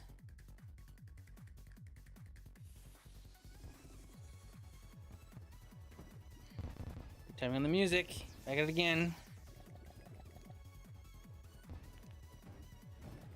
Well, no, it's fair. S-Ice is like, I'm not saying S-Ice isn't playing well. I'm saying almost every single time S-Ice is winning because he's getting like really heavily in on a melee trade and he's just eating Solar with hammer. I'm not saying S-Ice isn't earning it, but it's what we always like talk about in lounge, or I mean you don't really see a ton of, where it's like you see someone post a clip and they're using like 2 weapons and it's like, okay. I mean, like, you can hit some nice knives and stuff, but like holy crap. That's funny. Yeah, it's just one of those things where it's like, why use a combination of hatchet and hammer and starlight and wrench and stuff when you could just hold down hammer? And chances are good that unless you're playing perfectly, it doesn't, win. It's like, That's all I'm saying, man. When you can hold down left click with a hammer, it works really well. It is. It's a little bit discouraging for people who want to be better and use their whole hotbar and so on and so forth. SS is a good player. Nobody is claiming SS is a good player. It isn't a good player. That's what I mean. Good ship there. Ooh, Daybreak. SS is definitely the best user of Daybreak as an example. Like, I have no doubt in my mind that if we nerfed Hammer, SIS and Lego and Shinden and Ninshu would still all be amazing players who would find really great results. I also just think that everybody else would probably, like, everybody who doesn't rely on those weapons would probably have a better time, like, finding those results. Nobody thinks SIS is good. I didn't say that. SIS is, nobody thinks SIS isn't good. SIS is a great player.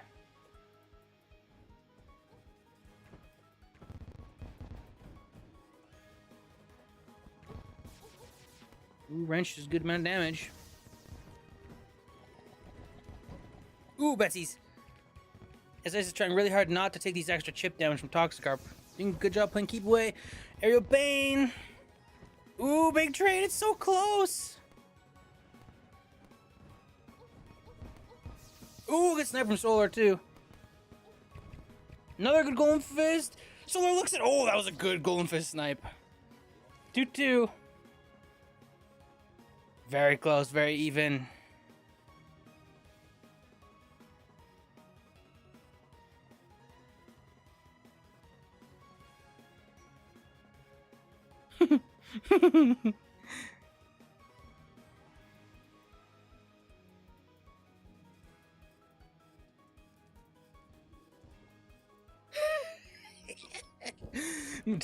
Copy pasting the freaking crane thing.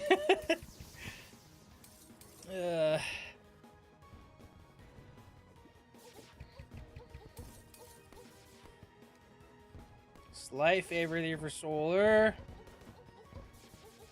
Oh, so much damage there. It was all hammer.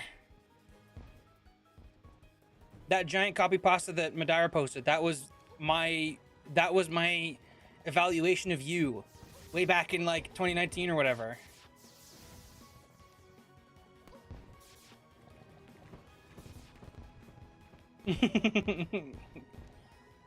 Jim. Oh, it's so close. Soul's barely hanging on. S is a little bit healthier, but... Ooh, oh, barely gets it. So close.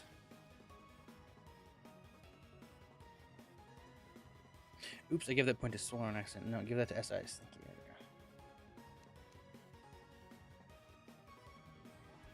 you go. Low B plus Solar.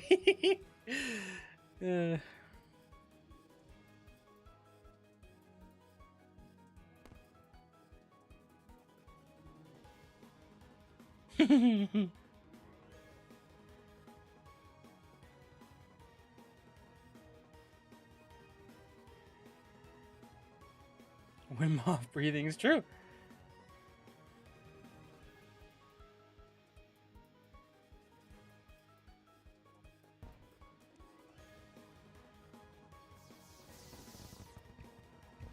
Oh, so let's try something different now.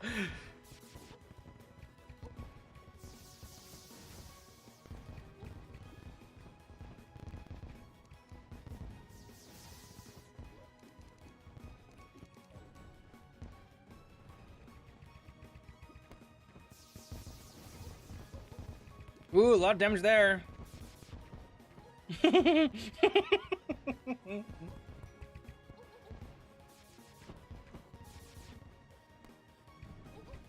Oh, the double Betsy's hit. That cost him like a whole potion. Betsy's is too good. I really don't know if I think Bane is too good, but Betsy's is way too good.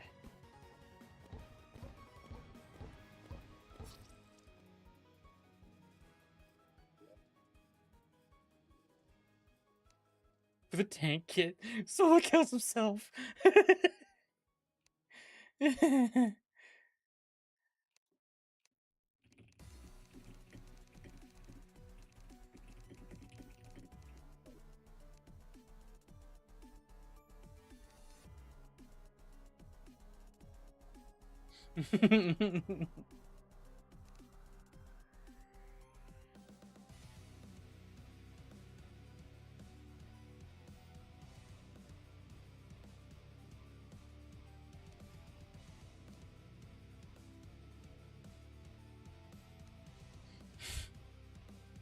True.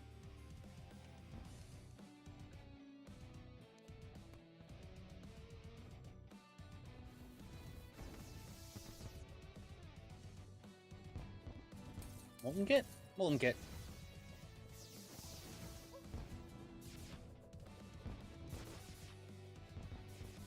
Maybe just a hybrid kit.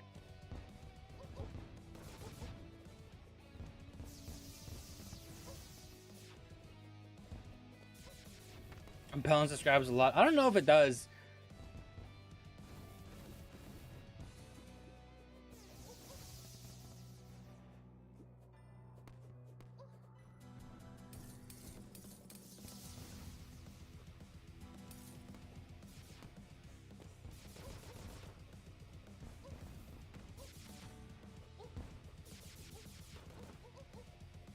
Oh, the day breaks.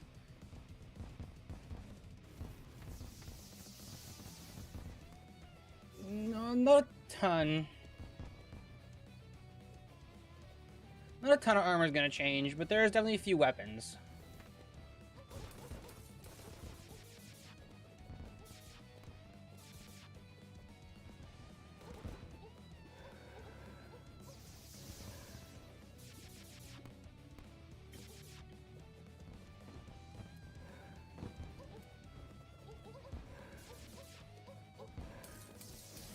Trying to get it with Mushroom Spear.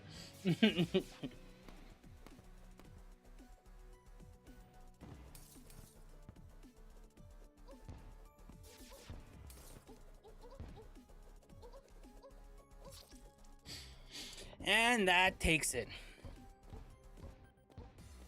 Mid ninja rage bait. Truly. Definitely throws the bracket for a loop, that's for sure. Score 5-2 as ice.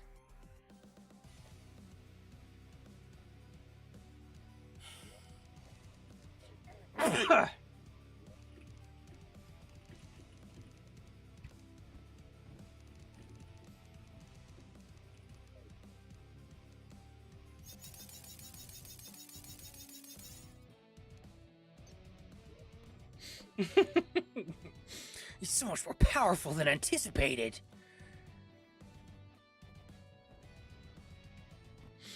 I didn't know he had that kind of power in him. The strength of this character is unmatched.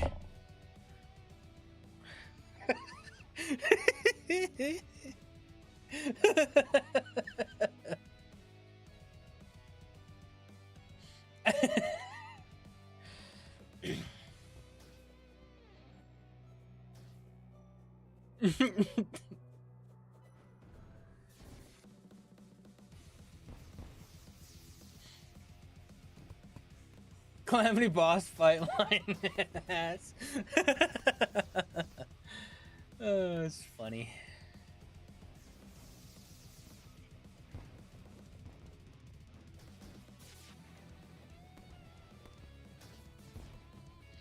No, they don't have PvP on. They're just shadowboxing for fun. That's not slime. That's ninja. This is slime. Slime is right here. It's slime. Yeah, that's ninja. But slime also does do that. Yeah, slime and SS will walk around and shadowbox each other just for fun. Okay, well, I think that's all we're gonna get today. The only two other matches we could potentially get Iliel and Meridian. I don't know if they'll hop on or not. And the other one is Lude and Komu. We don't really know if Lude and Komu will show up. Stop it. I'm gonna go poop. Is that okay? I don't know. I don't know if I can allow that. Called something this would happen, but Nope Long was like, just play. What did I tell you? I didn't. At 0 point did I say you weren't going to throw. I just said play. I don't care if you do good or bad. It doesn't matter to me. I just want you to play in the tournament anyways. Explore new ways to tune into your The only way you get over nerves and bad performance is by playing. Adds recommendations into your That's all I'm saying. show you new sounds. Or you can make music a shared experience when we host a jam, where you and your friends can add songs and listen in together. Listen, if you have to run back versus S-Ice or Lego or Loot or anybody, you can forfeit. I don't care. That's your call. I would rather just see you play. That's all. And me, right? You're going to get me in there, right, boss? Oh, yeah. BP Snizzle is in the house. He's going to watch this tournament. You watch your back. Ninja is warming up. But Ninja doesn't even have any, like, rounds for a while. The earliest Ninja gets to play his round is going to be tomorrow.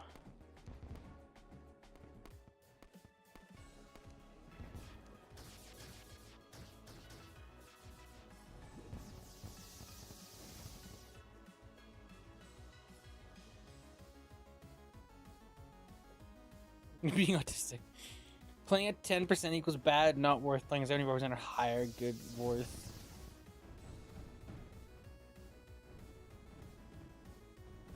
I think if you think that was 10%, then you're like... I don't even know, man. That's so, like, insane to me. If you think that was 10%. I'd give you, like, 40. I'd give you 40%.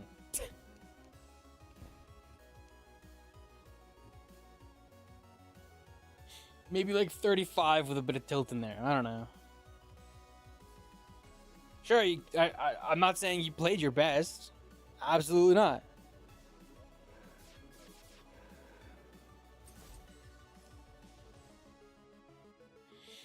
No, I know what your point is. Yeah, you said that yesterday. And again, I'm not saying that's wrong for you to think that.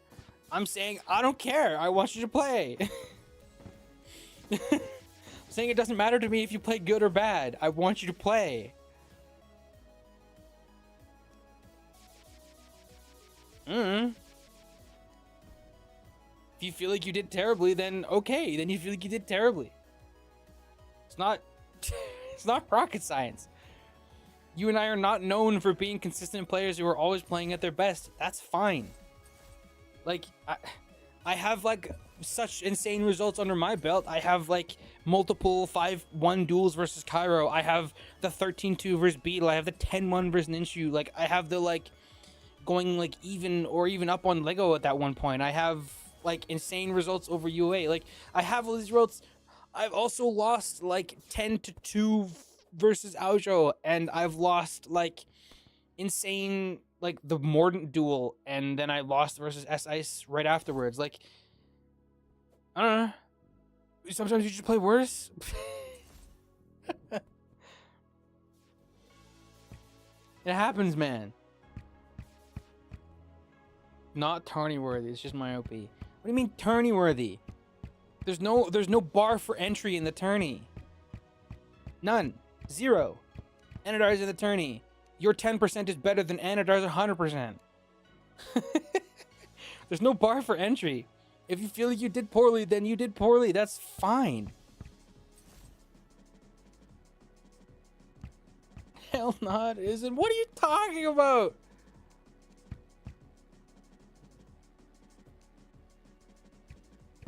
I'd rather watch. Well, yeah, of course you would. You got your own ego 5 feet up your butt. People giving it their best shot is watchable. Yeah, I also think people giving it 10% is watchable. I had a lot of fun watching Kisho versus Slime in their stupid tank kits. It was fine. The only problem I had with that round was that it took like an hour and a half and it slowed everything down a time because they were both using tank kits. But like, I don't know, I still thought it was fun. If you'd rather watch it, then that's fine. You're allowed to have your opinions. I'm allowed to have mine. And my opinion is, I hope you keep playing.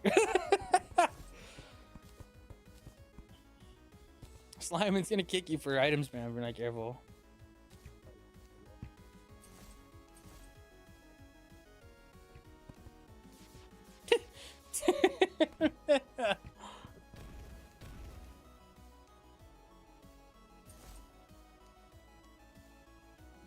No, you're good, love.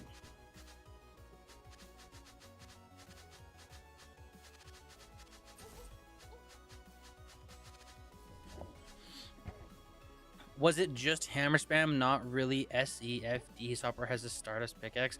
It was hammer. I don't think I would. I'll just type it. I don't think I would say he won because of hammer spam, but every single kill he got was with hammer. At least half of Solar's health was hammer in every single match. And every match Solar won or did well in was because Ice didn't run at him with melee. Which is objectively true. I'm not saying this to downplay S-Ice. Again, S-Ice is a great player. He's probably my vote for the best Daybreak user in the game right now. He does really, really amazingly well with like Heat Ray and other weapons like that, despite being in Solar Armor kit. And he, generally speaking, is amazing with hammer. Like, I'm not saying it takes no skill and that S-Ice is a skillless, brainless player. I'm saying S-Ice did all of his damage with hammer. And every single kill S-Ice got on Solar was with hammer. And every single, like, match that he got him was mostly hammer damage. That happened. Okay?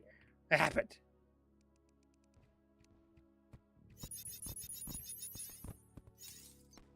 That's all I'm saying. It's an objective truth. It's the truth. Don't you poo on me. Don't you poo on me.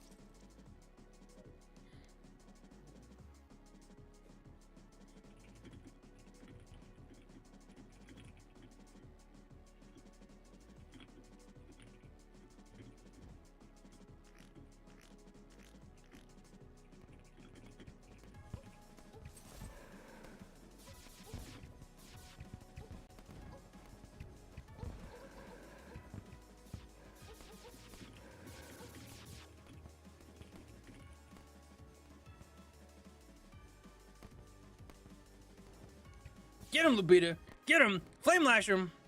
Flame lash him. Oh, no flame lash kill. Who's fighting next? The only match we have today would be Ludus not Caddy versus Lego, but both aren't on right now. Hiccup.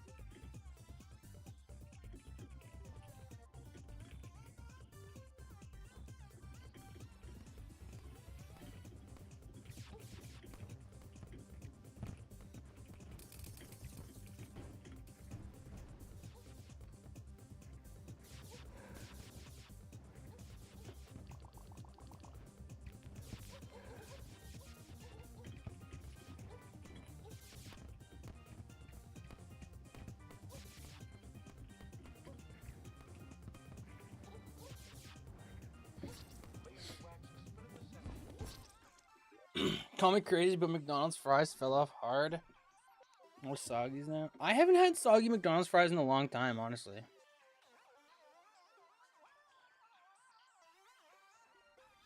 The only problem I have with this is that y'all are saying hammer spam, but no, we're we aren't saying hammer spam.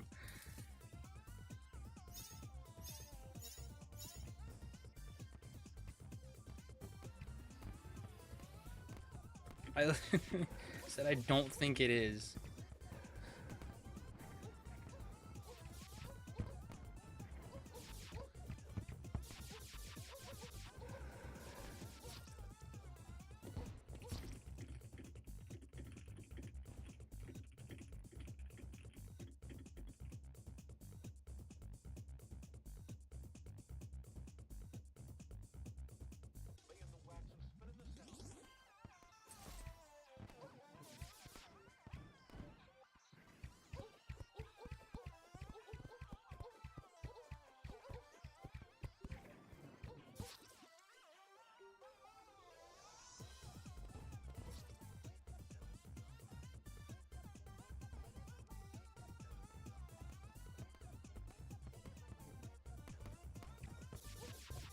Yeah, Crane is entirely misinterpreting what we're talking about.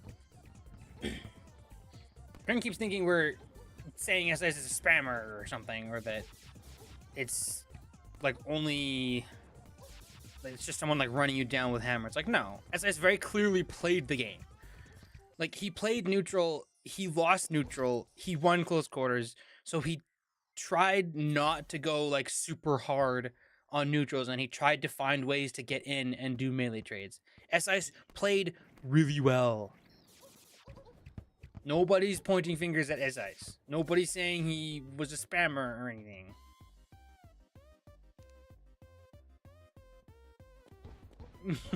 The only thing we're saying is that we think hammer is too easy for how good it is. That's the only thing we're saying, and I wholly agree with that. Solar is at the moment... Okay, I'm gonna sound a little bit mean. I promise I'm not saying this to be mean. Solar is at the moment tilted and is kind of looking for things to, like, push it at. That isn't, like, yelling at other people. Took you a decade only. I was playing this game a decade ago. I was playing this game before you were, like, even on. I was a B+ player before you made your first character, and I was saying that hammer heat ray is stupid. What do you mean took you a decade only? I've been saying to nerf heat ray hammer since the dawn of 1.2 PvP. Took you a decade only. I was playing before you were born. Exactly. No, I wasn't literally, but what I quite literally have been complaining about heat ray hammer is for my whole PvP career. I complained about Blizzard probably a lot more in 1.2 specifically, but took you a decade only. There was, okay, back in like 1.3, you could stack Celestial Shell with Celestial Stone with Sunstone, and in 1.2 you could stack 2 Celestial Stones before they added Shell, so you would also have 3 of them. And back then you had like a minimum of like, what is it? I don't know if it's 10 or 12 melee speed anymore, but you had like a minimum of 30% melee speed plus your armor plus the prefix. Like, hammer back in the day was huge. It's huge. So back then we made hammer do 35 damage. Back when it was only me in charge of things and I didn't listen to anybody else. We had hammer doing 30 damage. Took you a decade only. What do you mean? It's been other people who have been pushing hammer back up, not me.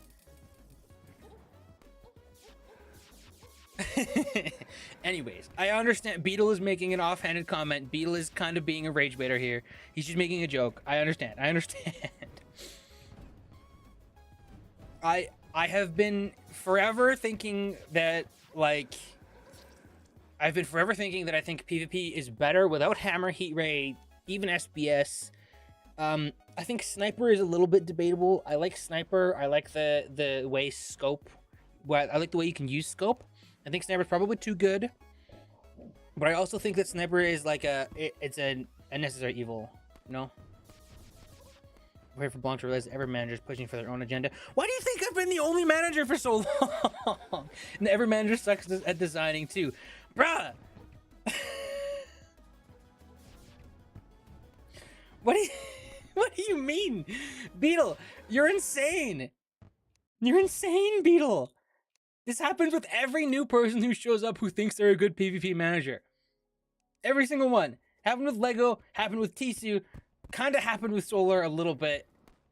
I mean, at least Solar doesn't like push it down to other people a ton. But like, it seriously has happened with every single PvP manager where they show up, make a whole bunch of changes, and then I stop making changes, and then everybody's like, wow, it's like, stuff is not like functional. It's like, dude, I've been the PvP manager in DG for almost a decade.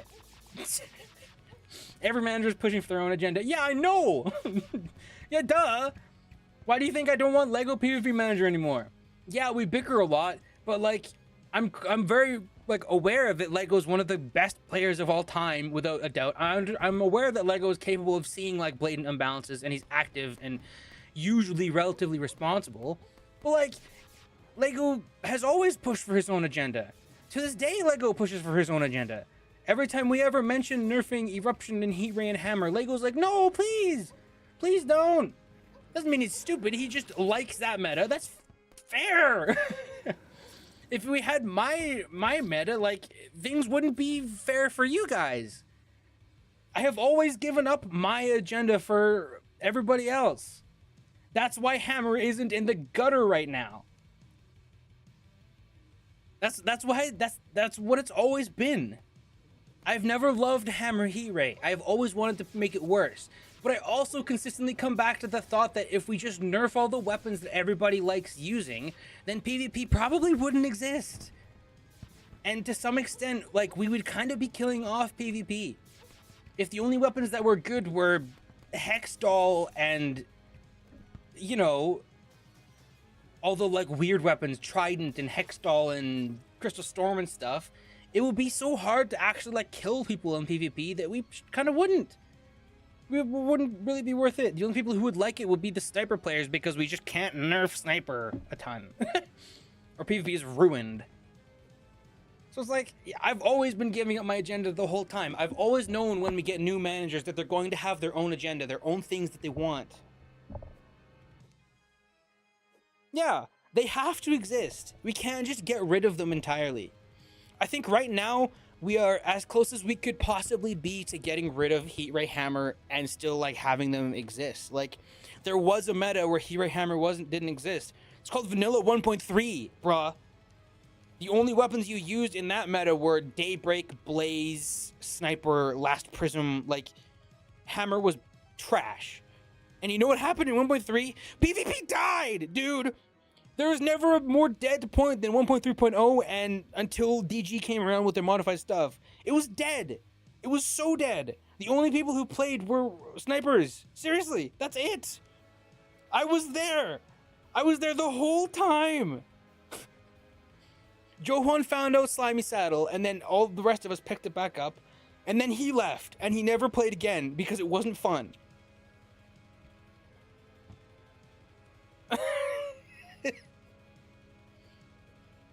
It's like, I've been there. I've seen it all. I've seriously seen it all. I haven't played like the hardcore vanilla scene that like Ninshu has, but like, I think Ninshu has also made it very clear that he doesn't think that a lot of those tools like would be awesome on DG anyways, so it's fine. Like, man. Again, I do think Beetle's kind of taking the piss. He's kind of being, yeah. But like, A cornichon. Ooh la la, c'est good. A gherkin. Simply wunderbar. And finally, a dill pickle. it's the same thing. It has happened a dozen times before, and it's going to happen a dozen times again, where I probably stop playing and I like don't pay any attention, and then I come back like 2 years later and I look at everything and I'm going like, wow, you guys really didn't want to sit down and do any of the math, and you just kind of did what you thought felt right for your emotions. Hear me out, you coin flip for every weapon and that decides what gets nerfed or buffed. See, Snizzy's talking. Snizzy's talking. He knows. But seriously, that is what happened when I came back last year. Is I looked at the armor and the weapon balance, and I was like, dude, what's happening? And I basically had to tell Kisho to screw off and stop touching armor whatsoever. And that's when I made the spreadsheet. And I made the spreadsheet not just because I wanted everybody to have like a resource that you could look at, and not just so you could have like a thing you could look at, but also so that you could have like a thing you could look at the math for. I think Solar is asking for a tourney with weapon bands. That'd be cool. And now who maintains the armor dock? Kisha, when was the last time you changed one of the you see these tabs at the bottom here where it says melee, ranged, magic? When was the last time you changed one of these numbers? I'll answer that for you. Never. You've never changed these numbers. Why? Because I've had to change these numbers every single time. I don't know if that's 100% literal. I think you have changed these a few times, but I updated these numbers like 4 or 5 times in the year between 2024 and like today. I've had to update these a lot. Anyways, I don't mean to discredit Kisho. Kisho has maintained this a lot. But again, that's why I've made this in the first place, was so that you can look at the math and you can look at the numbers and be like, oh, okay, so like these kits are like decent. I don't know about these ones specifically, but like most of these kits are like decent, and you can see the math. And when I first made this, you would look at the math and you'd be like, holy crap, some of these kits are literally just like statistically the best. And it took until Lude and I came back that it was like, okay, we need to fix this. And then it happened again where Lego was like, I want this weapon because it feels good. And then he buffed plate mail, and then plate mail was in every single kit. And I was like, bro, you did not look at these numbers at all, did you? You did not put the numbers into math. Like, I'm not saying you have to. I'm not saying Lego's like a terrible human being for doing that. That's why I'm here. So that I can look at that and go like, no. We're not doing this. And then revert it. And that's what happened. We reverted it. I've generally not touched the armor balance though, because it's like as close as good as it can be right now, aside from tank is being a little too annoying. Yeah. And that's the other thing. I don't think tank kits are statistically overtuned. I think tank kits are like not fun. So that's the thing. Like I also think chlorophyte is not fun. I don't think no one's using chlorophyte because it's not fun. You would always rather like sacrifice the health and damage reduction and get more melee speed, or like a kit that makes you play a certain way or gives you regen, or like anything else that's like interesting, rather than the I hate sniper rifle armor set that, guess what, only one person uses because he hates sniper rifle. Like, yeah, we're probably gonna nerf that tank kit. The same thing that happened with the adamantite armor set, man, where it's like no one uses it. There's one person using it. I wonder who it is. Interesting. I'm not trying to glaze myself and say that like I've always been perfect and I've never made mistakes or anything like that. No. It's just, I don't know. Beetle loves to make jokes about how like, oh, you finally realized that hammer is overtuned. Oh, someone finally realized that XYZ is crazy. It's like, no, we've known for years. I've been saying these things literally since before half of these people have been on PvP. It's insane to me.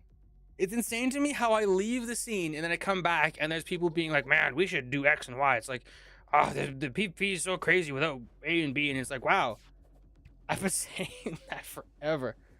Think Kadu and Lego are ready? Okay.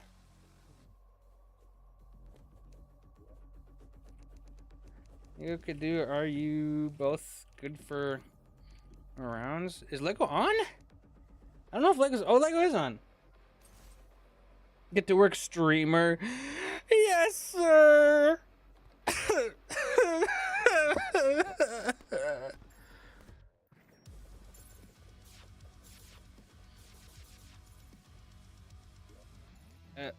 Loot. No. Right? Yeah, loot is fourth, Lego's third. Okay. Loot. Heads or tails? Oops. Heads. Replace Crimson with Shadow Armor post tourney. Huh? Why? Crimson is like actually kind of a healthy armor set. Shadow armor is also okay. What do you what? What do you mean replace? Why? Okay, landed heads. Landed heads. Landed heads. Lewd banned from 1 to 4. I don't see why you'd replace Crimson and Shadow. Shadow is a little undertuned, but it's pretty okay. Crimson is good. Ban 4. I'm gonna go dual 1 or 2.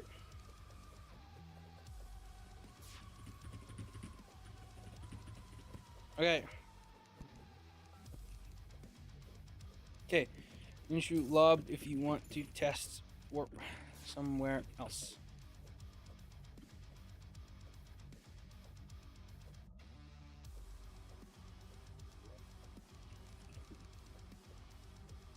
Enable tent spawn.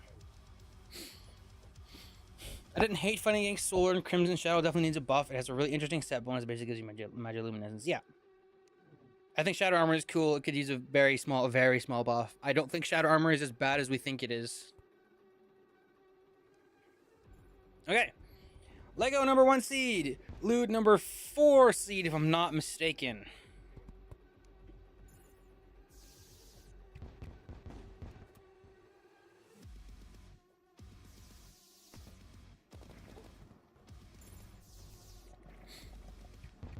Imagine losing a fight by 1 HP.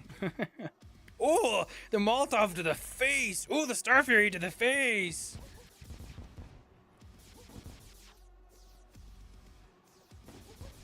Oh, the double hit Onyx to the face. This is really funny. Watching these guys trade. Ooh, barely misses Star Fury.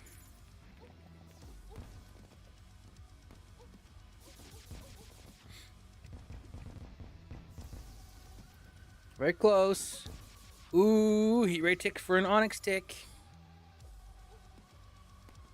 Oh, Lewd changes kits. Barely gets away from the punish. Oh no, Lewd is gonna get caught. He gets caught by it. Solar takes the first round. Solar, Lego. Lego takes the first round.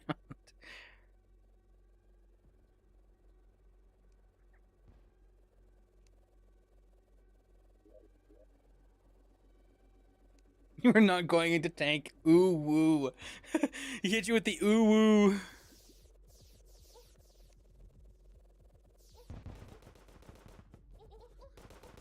Oh, so much damage. So much damage done to Camus.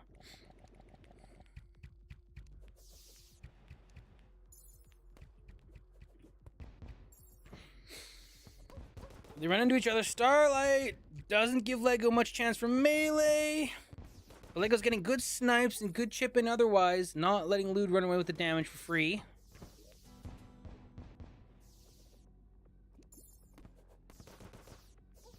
Ooh!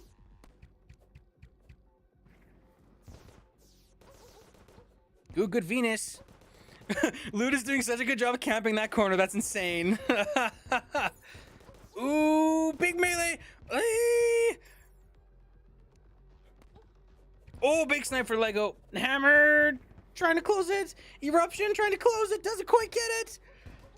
Oh, Lego 60 HP. So close. That's so tight. Anyways, I should say sorry if I'm a little bit heated about the comments made earlier. It's always so hilarious to me when people like think that we're just clueless about stuff. Like it's really funny. And I'm not saying that it's always wrong, because like sometimes you do just like miss things, but oh, sometimes it's just like, man, people just don't think about it. People don't consider that like there are so many ulterior reasons to or not to do something that you just don't think of in the moment.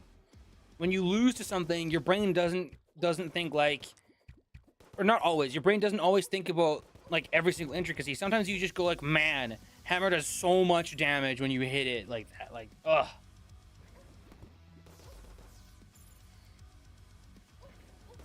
Ooh, a lot of damage. Lego's been really good responding with the hammer and trying not to give too much up. Ooh, we're barely getting out of the way.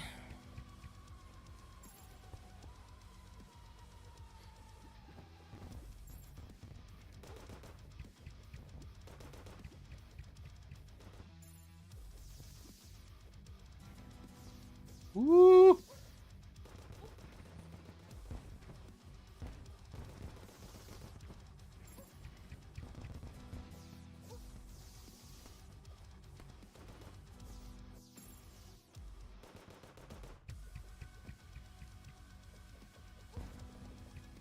Little ticks here and there, nothing big. Starlight. Oh, Lego's taking with the hammer. Lego's taking with the hammer. Lute's trying to get out of the hammer range. He's not able to do it. Lego closes it. These rounds have been very, very close. Although Lego definitely has been taking it.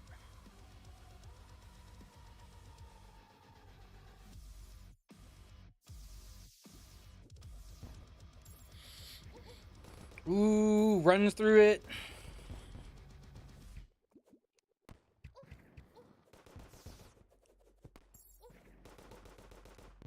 Woo! Hydrate. I got you. I got you.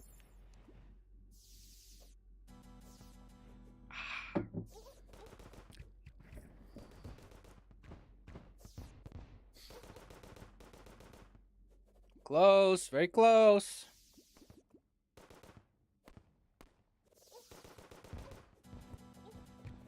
Toon Chick.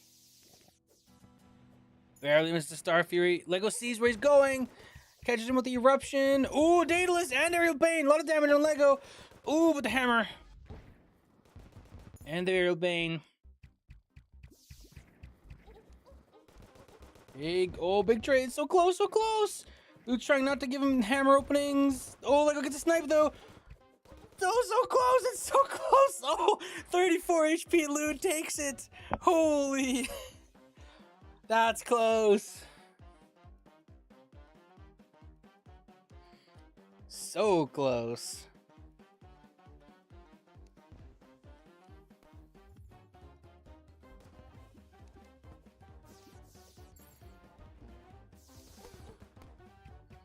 Two ticks of Venus. 3 ticks of Venus. Good daybreak. Light disc though. Loot staying out of the way of the eruption drive-by.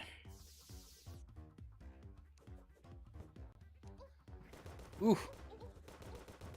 Huge trades. Ooh, the eruption. I think I'm starting to see where a lot of the eruption nerf claims come from. I think eruption is a weapon that takes a lot of capability to use properly, and it's really rewarding when you use it well.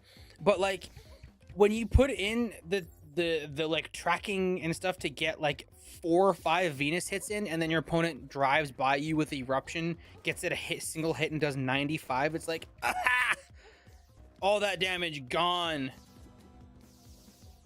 for a weapon with such a huge hitbox. It's a little jank, so I understand why Lego's like, no, don't nerf it. It takes skill. And it's like, yeah, it does take skill. I mean, that's kind of the problem. Is you're using it really, really well, and when you use it well, it's like, it's insanely good. I'm very happy to see light discs are being used often. Light discs are a very interesting weapon that I think would love to see more of. Oh, so close! Oh, 19 HP! Oh, that's insane. It's so close.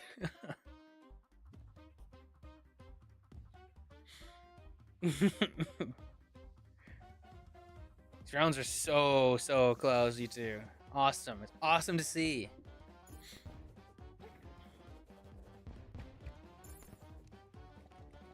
It's cool to see that oftentimes a good thing with light discs is that they can bounce.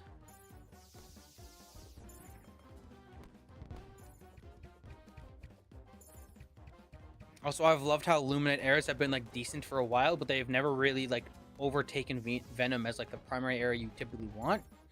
See a lot of Luminite, see a good amount of Hellfire arrows, but again, they're both like off meta-ish, but they're not bad off meta either.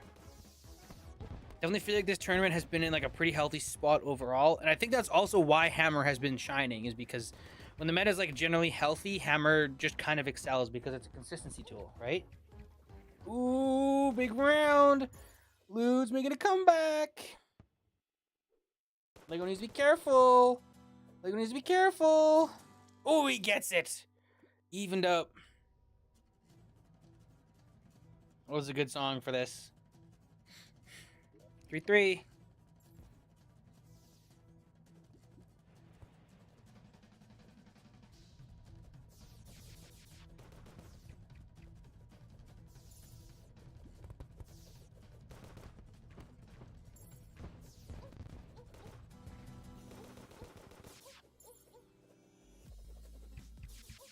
Ooh, close trades, Good. Good eruption, good bane. Another player giving each other a huge lead. Oh, Lego's going really hard on the melee trade. Just eruption. So much eruption damage. Oh my goodness, Lego just does 100% of his health with the eruption. That's insane. I think Lego just said, like, I don't care if you think it's overpowered or not. I'm using it to win right now. He's like, I accept the nerf, but right now I'm winning. That's what that looked like to me.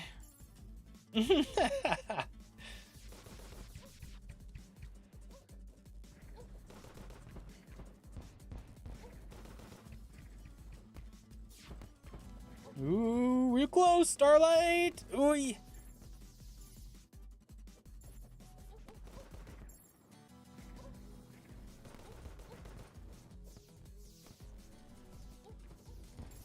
Oh, good Star Fury. Good eruption too. Lego's trying to push forward. Good Starlight there by Komu. So much eruption. Lego's trying not to get caught by the eruption, but Lego just does so much damage with it. That's the Star Fury snipe. Oh, 5-3 Lego takes it. Oh man, that's awesome. That's so close. Those last 2 rounds, Lego really is just like, yeah, I don't care. I don't care about an eruption nerf. I'm winning. That's insane. Lego ban in arena from 1, 2, 4, 5, 6. 6. Another hydrate. Give me a second. Lude. 1, 2, 4, 5. Who's lying on?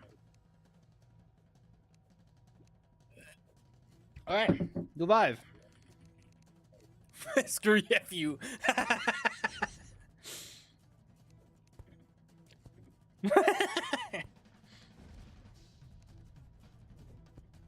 I'm gonna watch Haikyuu real quick. You can start after. I don't know what Duel 5 is. Duel 5 is chains.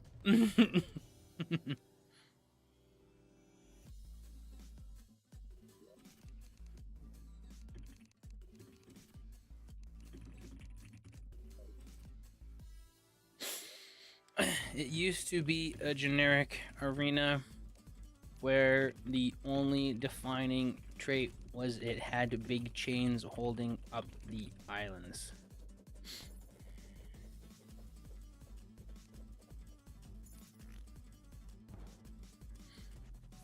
Did they both enable PvP? They did, okay. Oh, hammer, a lot of hammer. Lude trading okay with it.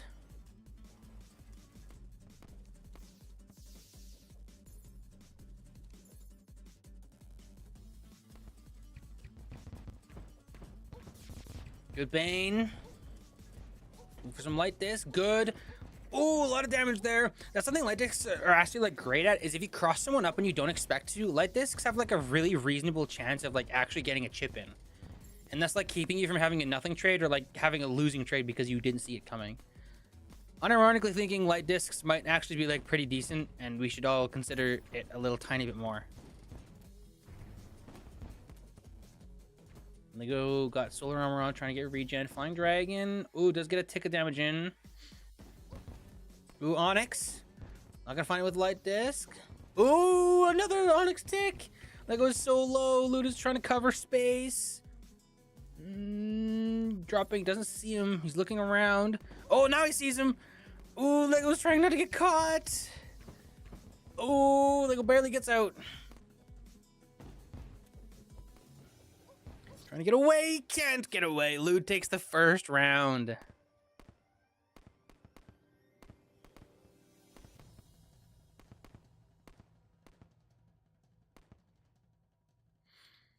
It's so close, man. This is such a close duel.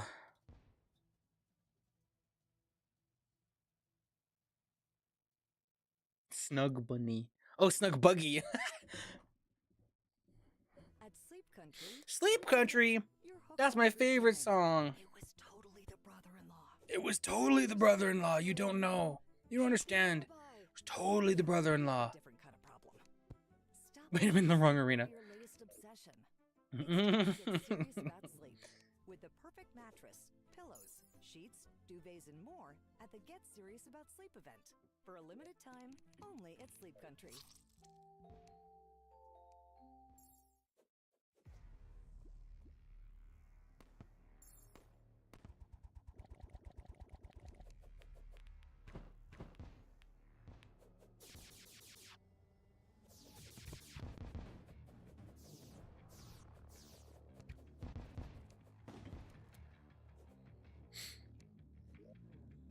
Oh, do they? You guys are so funny.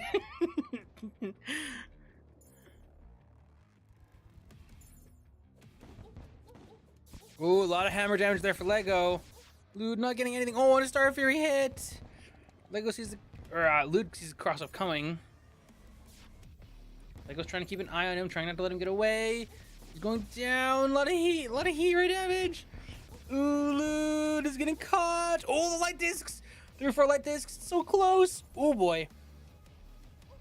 Oh, and Lude calls it out. Lude calls out the approach. Oh, man, that was brilliant. That was brilliant. That was brilliant. Lego's not happy with that one, but I think that was brilliant. I'm so happy that Lude did that. Ooh, big mana trade. The Aujo method, truly.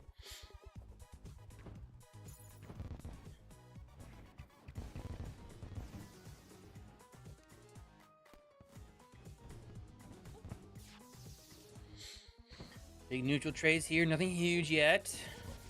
Oh, good double hit from Lude. Tick. Tick. Good drive by. Lego being patient. Oh, good. Lego's patience paying off in full.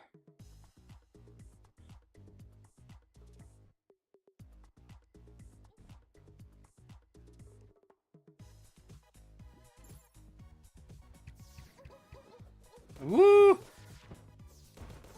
Good trade, good trade. Ooh, Lude barely avoiding the eruption, not anymore. So much eruption damage. Oh, Lude gets stuck trying to avoid it though. Lego doesn't punch in time. He's trying though. He's really trying. Ah! Oh, he gets it. So close. I mean, okay, that wasn't that close, but it was like he could have gotten away. A tiny bit less panicking, he could have gotten away.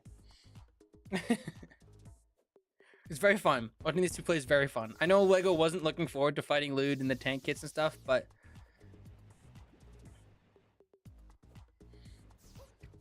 it's interesting to watch them like to spar. Really, it's interesting to watch them spar, and it's interesting to see them like trying different kits to trying to give themselves an edge beforehand.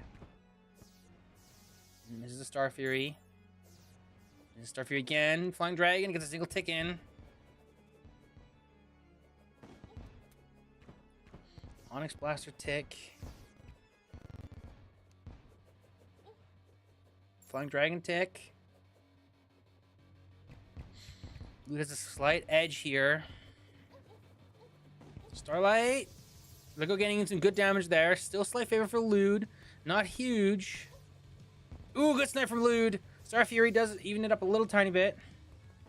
Although Lude will take the trade. Ooh, good Onyx. Oh, light discs! Oh, 3-4 light disc hits! Oh, the Bane bait too! Oh, Lude's trying not to overextend. He knows what happens if you overextend too much. He's trying to be careful. Flying Dragon. Lego's very low. Drive-by doesn't quite get it. Ooh, boy. Oh, the eruption, the eruption, the eruption! Oh, man. 20 HP and Lego barely ekes it out. It's so close between these two. 27 HP.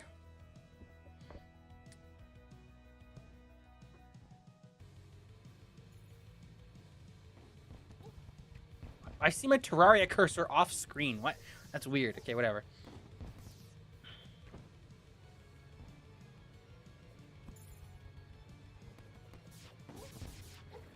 Woo! Good eruption take. Good Star Fury. Ooh, Lego responds well to the Starlight. Definite lead here for Lego. Flame Lash. Ooh, Lego's got him. Lego's got him. I saw that coming. I was like, Lego's not going to miss that eruption. 4-2 for Lego. Freedom.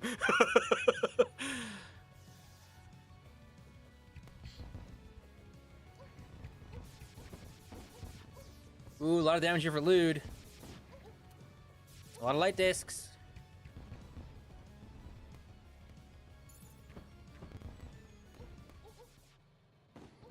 Good chip, good chip, good chip by both players. Good chip. Slight favor for Lude, not much.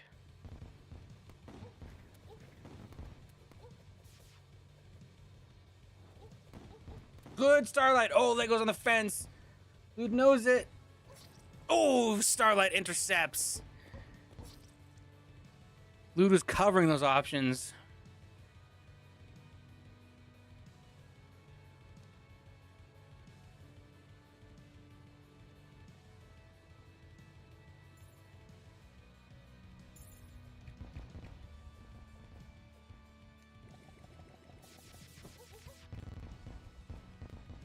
He's not using tank or anything. Whoa, a lot of damage there. Ooh, good light discs.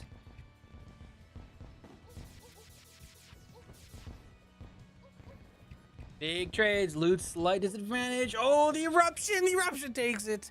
Using frost. You're right. Oh, I lost the score. Ah, heck. I lost the score, but Lego wins that. That last one was what? 5-3 for Lego, I think. The first one was also 5-3, wasn't it?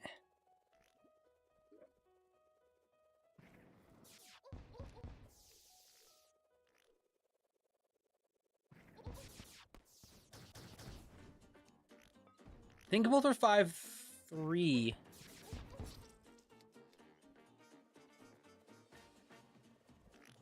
Yeah. The answer to tank is definitely not tank. I mean, it evens up the playing field, I guess, but it's like not fun. Good games, you two. That was really great. Okay, so that puts Lego like firmly into the semifinals.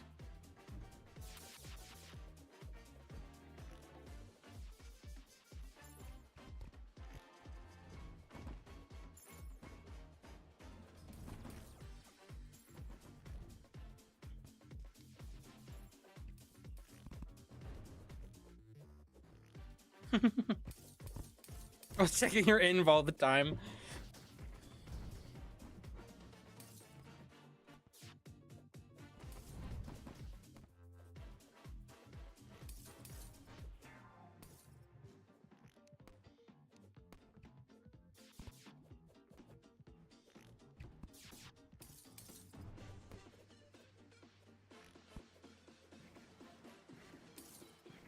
God, I hate T-inv.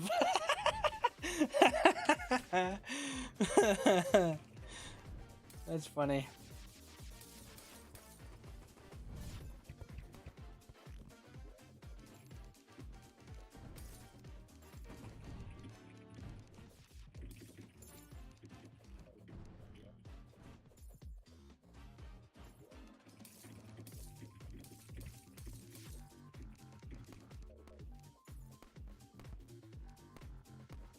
It was a great game to watch.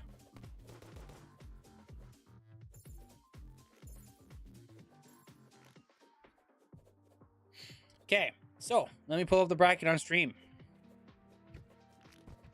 So here we are. We're just waiting on a few little matches here for losers round 1, and then we're entirely past round 1. We're almost at the halfway point. Almost at the halfway point, as you can see in the top of the screen here. We've got 2 people in the semifinals now, obviously, since Lude lost that one. Please let me do my match. Yeah, your match versus nobody. You got this, man.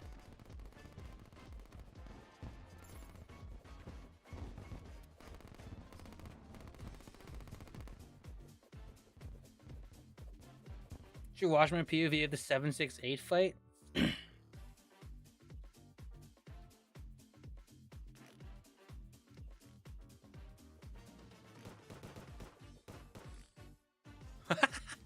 Oh, this res is so scuffed.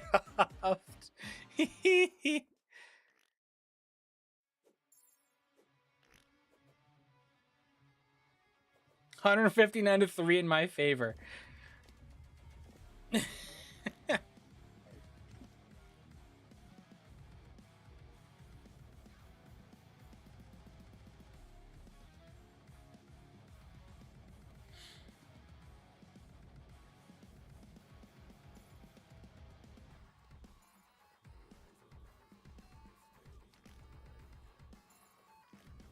Playing as if he has wings, and then the melee trade, and Ninja goes, "Wait, I don't have wings!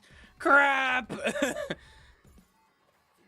Yeah, as soon as there's the melee trade, you're just like, "No, I can't do anything." 1.0 PvP in a nutshell. No wings. Trying desperately to saddle up and just getting nowhere.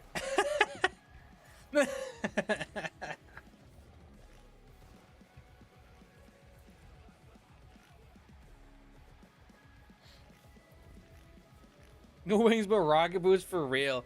Yeah, you should have been using the bundle of balloons or something. Gem fight.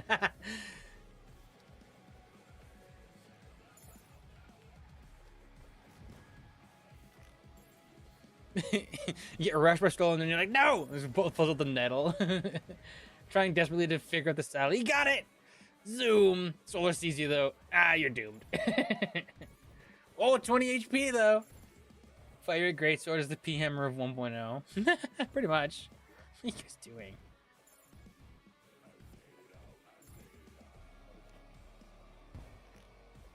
Oops. Didn't need to open that.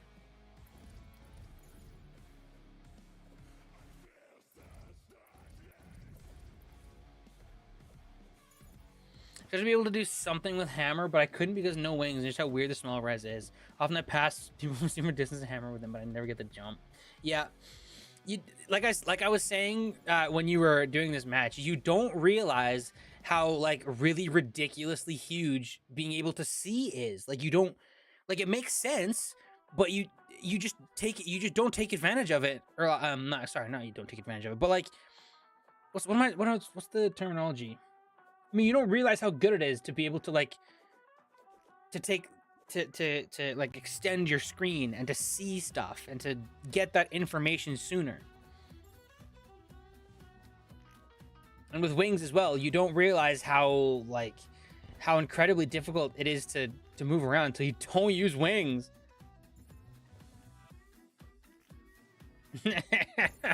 Yeah.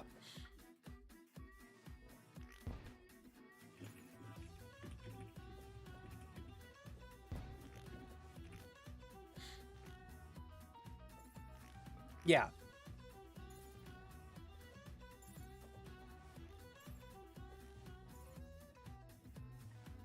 Yeah. Solar and Crane know what this is like as well. I know what this is like as well, where you physically have like this huge, crazy disadvantage because of the res, and then you upgrade and you're like, oh my goodness, I am 10 times the player I once was.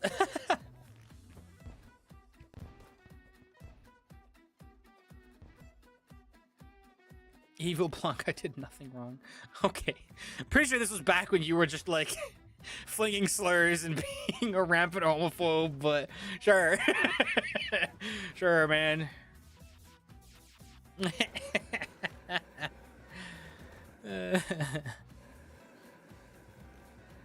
upgrading the monitor and then being like, oh holy s, I can see so much more than I thought I could. Yeah.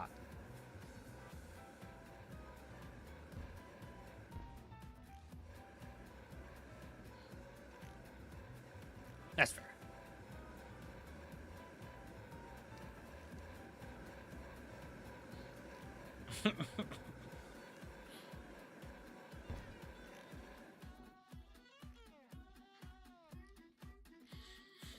Yeah, I used to play, not a huge disadvantage, but I used to play at 1680 by 1050. It's not a significant difference, but I mean, it still adds up. It's a similar difference to the res I had hacked in last year. It's a similar thing to that, but like the other way around where you're losing a bit. And I also used to play at like 20 FPS. That's also brutal. It sucks. It really sucks. I really wish this game were optimized well so that you could just hit 60 FPS consistently. I really wish this game didn't have resolution tied down how much you could see so much. Like, it's kind of an inevitable thing with video games where if you play on, 800 by 600, you're gonna not see anything. But realistically, you can play most other video games on a 768 or 720p or similar resolution and you'll be okay. But like this game, no, dude, you can't. You just can't, and it sucks. It's stuff like that, man. The Relogic has just been so unfriendly for PvP, and it's not. I don't know if I think it's inherently like their fault or if it's them being poor devs. Like, this is such a niche thing for their game. It's such a niche thing for their game that I really don't think they're gonna do a ton about this. I wouldn't be surprised if at some point they make it so that sniper scope is not tied to FPS. I wouldn't be surprised if at some point they optimize the game a little better. I wouldn't be surprised if at some point they maybe upgrade the netcode a bit, but like, I don't know, man. I don't know, man. Maintaining quality for the game should be expected even if what they're doing is niche. I agree. I agree, but like, I think relative to all the other things they've been doing, I understand why this isn't a thing they've like really gone out of their way to like fix. Because it's so niche that it really isn't applicable. No, I mean the opposite. I mean, like, there's no reason for scope to not be this fast all the time. Like, if I play on 60 FPS, there's no reason for my scope to not be that fast. Like, this isn't terrible, but this is so much slower for no reason. There's no reason for this. There's just no reason. Like, you can just make it, you can make it nearly instant. I don't think I would because that might be disorienting, but like, at least like a speed like this, like there's no reason for this not to be the normal speed. Right? And that's what gets me. Like, when I play a lot of gotchas, so like, a big thing with gotchas is that those games are on really tight update release schedules where they release an update every like 6 weeks pretty much is usually the normal. And as a result of always doing that and always needing a new character for every update, there's only so much stuff that a gacha dev can put into their game per update. So when you point out a lot of problems, it's like a lot of the time it's like, yeah, if they cared they would fix these things, but also sometimes they literally can't afford to. And that's self-inflicted, don't get me wrong, and I've never used this as an excuse, but like, that's a thing, right? You kind of have to consider that they're like on an update schedule, they can only do so much sometimes. But like, this game, in a way, man, Relogic has taken what, like 4 years, like three years, right? 4 years? I don't know. It's been a long time. Like 1.4.5 has been in the works for quite a while. So like, I don't know. I genuinely think a lot of the issues that we notice here are just things that they don't. And I think even if they wanted to fix them, I think it would be like, I have a laundry list of things that I'm doing for the game already, and they're just like, I don't know if I can really squeeze in a lot of these fixes. Like, a lot of the optimizations that Terraria needs it'll never get, simply because the game is old. It's running on the spaghetti code from 2011. And they could remake the whole game, but realistically, that's so much effort for something that is going to cause problems, it's going to cause bugs, it's going to cause some weapons and gear to function differently, it's going to cause you know, like texture packs to break, mods to break. Like, if they rework the game to be more optimized and better playing, some people would be like, awesome. The majority of people would be like, that didn't do anything. And then the devs would spend like 2 years doing just that, and they get basically nothing out of it, right? So it's like, I just don't think they will. I just don't think they will. I don't know.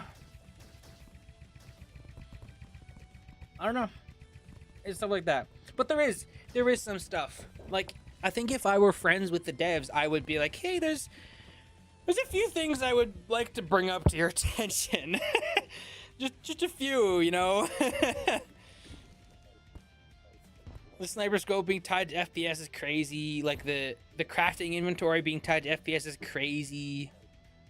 I see that. Yeah, I know. There's a reason we banned Poco. I don't know. I don't think the devs are unreasonable. I really truly think that it's just because the game was never developed for PvP, and because as a result, they just don't see a lot of the PvP stuff, that all of the problems have happened that have negatively impacted PvP.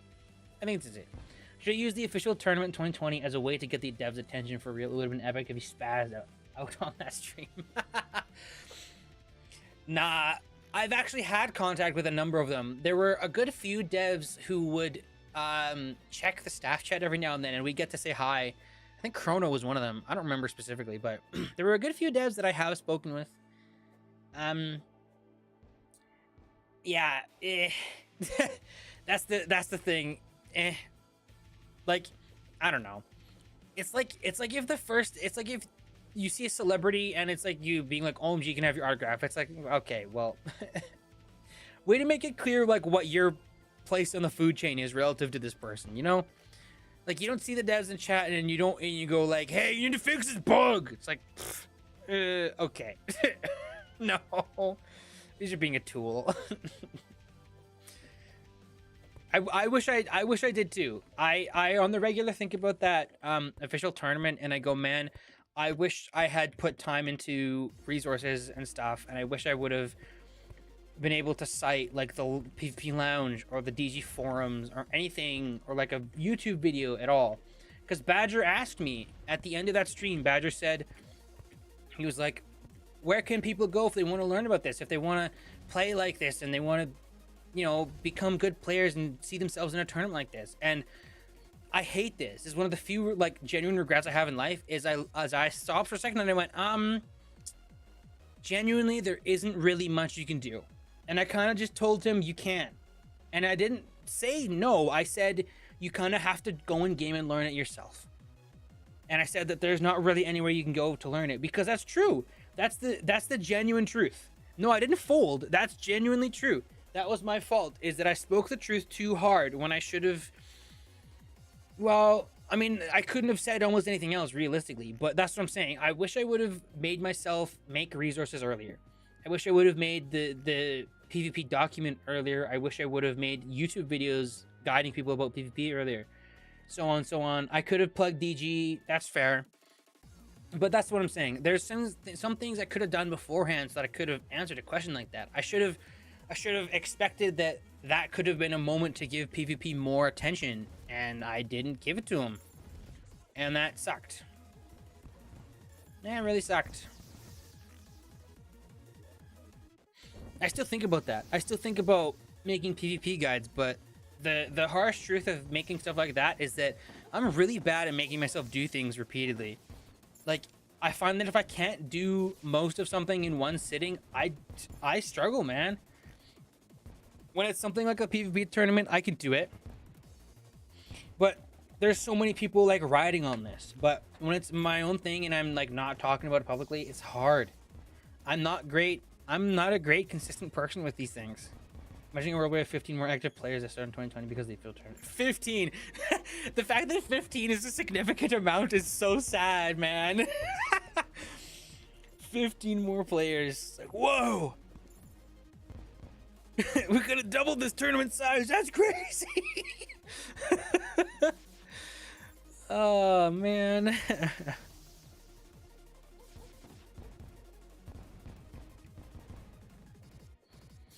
Nah, there's been a few videos that have done like relatively well, but I don't know. Yeah. Yeah, it'll forever be niche. I mean, think about Minecraft. Think about how huge of a game Minecraft is. It's so much bigger than even Terraria, and Terraria is huge. But think about Minecraft PvP. Think about how applicable that is. Man, it ain't. It really isn't. There are not people who you can look at and be like, oh yeah, that's the GOAT of Minecraft PvP. It's like, man, no, that ain't it. Like, if you say who the GOAT is, like, you're gonna get someone who says Technoblade, you're gonna get someone who says Dream, you're gonna get someone who says some random person no one knows who was like a GOAT at Bed Wars or whatever. It's like, yeah, see, like Technoblade. That's about it, man. It's hard. Minecraft PvP is niche. Never mind Terraria PvP. Yeah, there's a lot of things I wish and think about. I think a lot about if I were on Relogic's dev team and I were able to do light programming and stuff like that, and I think about the idea of if Redigit was like, hey, this is a thing I know you like, so like you're in charge of it. If you want to fix PvP for Terraria, you do it. I think about how would I do that? How would I make it work? And, you know, it's sad, but I don't know. I've thought a lot about it. I think the best thing that I could do for Terraria PvP is A, significantly improve the netcode so that people have more plugin control. And then I think B, you could maybe do something like Torch God's Favor that like significantly alters the way PvP functions. But even that, man, I don't know. There are really big dedicated websites to Minecraft PvP though with leaderboards and stuff for all the game modes. That's true. The closest thing we have to is lounge ranks. Yeah, that's true. I think we just need to hire Johan to become DG's new programmers and make it so that he adds the dual system and the ELO that Pedguin's had, but make it for DG. I'm kidding. I'm kidding. I'm kidding. El Johan here is just like, money? You're gonna pay me? No, I wish I had the money to pay you.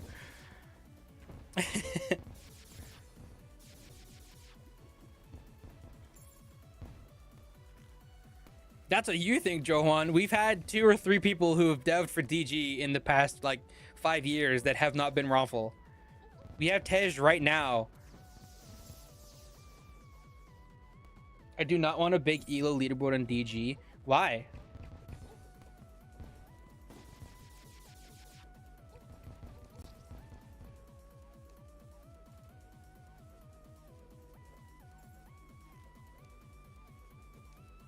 Genuinely, why? Because I don't know why. Yeah, you can code for DG. It's just gonna take more effort, and you have to like earn his trust as opposed to just being like, "Hey, Fear, I made a plugin, put it in," and she's like, "Okay, sure, why not?" It's like, no, you have to like prove to Ruffle that like you want to program for stuff and you want to help improve the server, and then you have to prove that you're trustworthy and you're not gonna screw the server over, and then you can get in. That's the thing. Yeah. Yeah, Solar typed this thing out in Mole.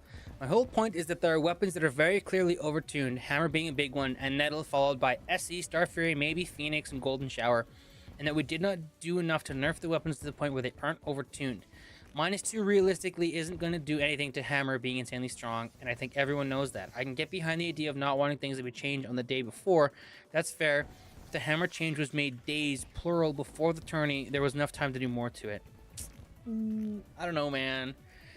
Like, I see what you're saying. I'm not saying like, nah, you wrong, you dumb, but like, I'm not denying that SS is playing well. They're playing well, obviously, but as also I find it annoying that I was coerced into staying when I knew that was something like my performance just a bit ago against him was going to happen. When that's objectively not a good match. This is not shitting on SS as a player or downplaying SS in any capacity. None of it is whatsoever. The arguments against it just do not make sense at all to me. Fighting at your worst should just not be encouraged, as it does not encourage the player to experience. And it does not encourage the player experiencing problems to want to play in another tourney if they're told just play. Doesn't matter that you're playing bad. Because it's being showcased to everyone and it doesn't show how one normally plays. I guess a humiliation factor. On top of that is that a big factor of these tournaments is rank adjustments for many people, if not all, that participate. Because it does not show accurate gameplay. It misconstrues it. Okay, the thing with that is that Keisho and I did not get demoted to B- or C+ because we lost to Mordant and Meridian. If anything, it was like it put them on the radar. It puts them on the radar, which it did for S-Ice. It's not because like strictly saying that S-Ice beat you. It's because S-Ice played well, which you yourself know. We aren't going to adjust ranks like we're not going to like adjust ranks and yeah, no, that's not going to happen. Hold on, what are you saying, didn't you?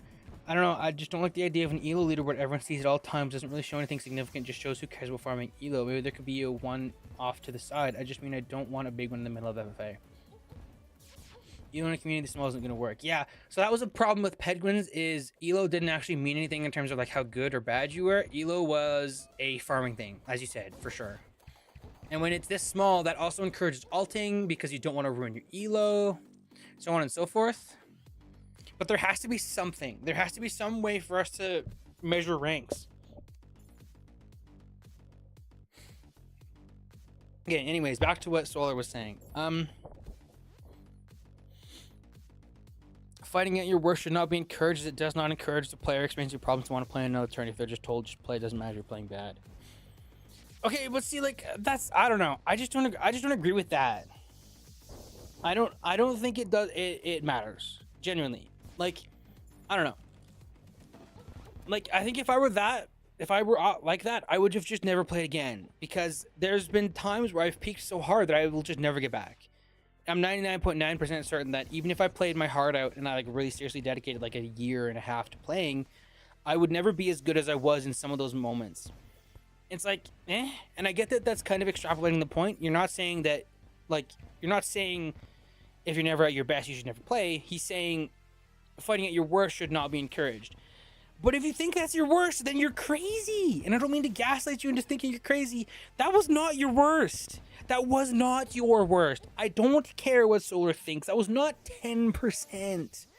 That was nowhere near 10%. If that were 10%, S-Ice would have washed you like 5-0, 5-0 without trying. S-Ice was playing his heart out. He was. S-Ice was playing around his strengths and avoiding his weaknesses, and you took rounds off of him, and you had multiple rounds where you threatened to take more rounds off of him that he only won because he played to his strengths. S-Ice is playing phenomenally. S-Ice is still doing well right now in the background. He's doing well versus Lude.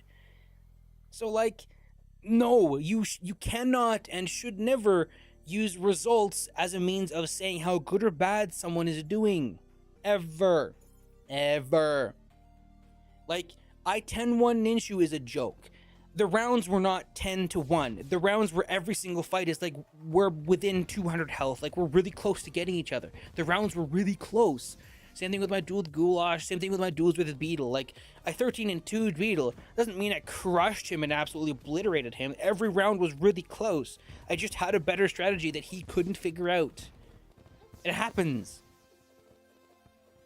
Anyways, the next thing, aside from the aforementioned, there are personal reasons which IMO felt brushed over or not as important over just play, don't quit, otherwise it's just Lego and loot at the top. You'll do better as a player, whatever. Sure, you can try to make me see another way, but in the end, look at what happened. Exactly what I said would happen happened. Also, personal reasons should matter more than those kinds of takes that I quoted, because in the end, I'm the one experiencing it, therefore I should have the final say. Yes, you'll say that is the truth, but you know I was coerced into staying. Yeah, you were coerced into staying, and I also said like 4 or 5 times that I can't tell you no. I told you guys, I can't make you not quit. All I can do is tell you that I don't want you to quit. I want you to play.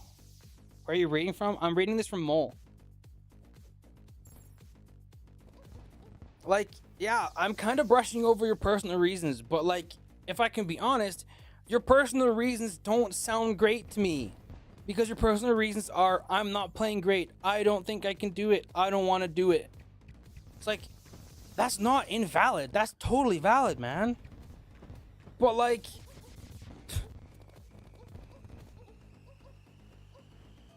bruh, what do you mean? leaking this whole message to his stream so based. I'm just talking about it.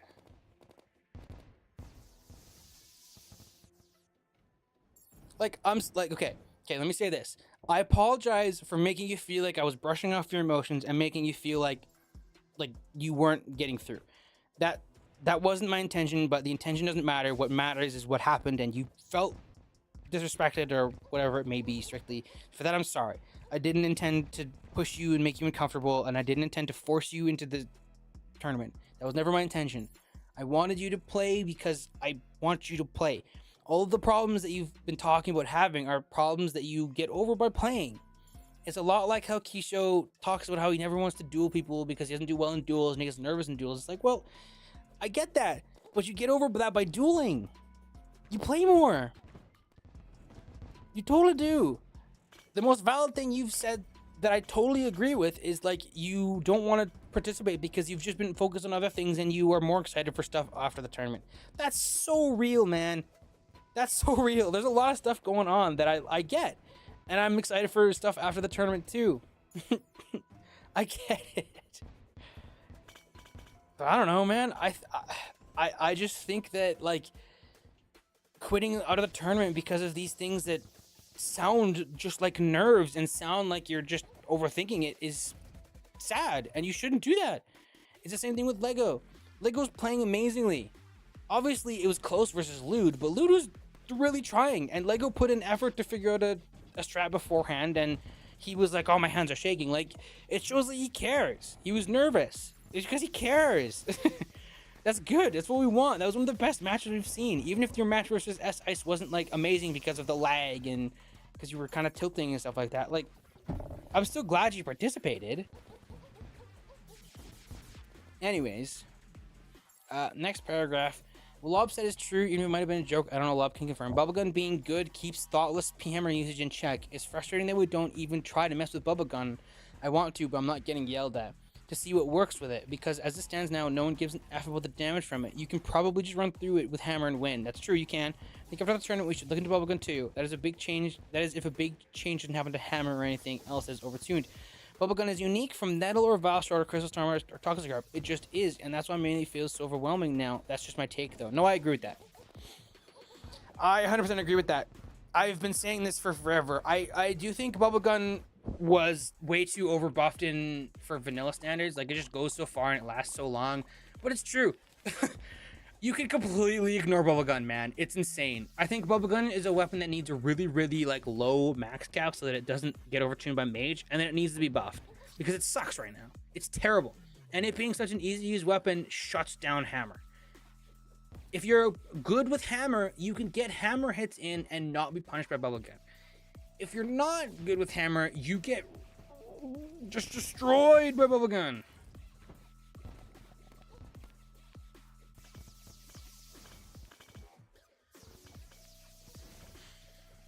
Playing is good. IMO tournaments are better with more players. Felt dead in Winter 2024 because no good players played besides Shinden, SIS, and Arab. Missing, etc. I was not entirely joking about Bubblegum. I do hate the state melee it is in now, and this is Lobita. And no matter what everyone says, I am the one constantly fighting about people who all they do is just bum rush with melee because there are not many ways to stop them without losing the trait anyways. Gets boring quickly and encourages the meta to just be bum rush and good at mechanics instead of having a whole lot more to it like it used to. Kinda sucks Bubblegum cannot be buffed much without pushing it overtuned. Yeah.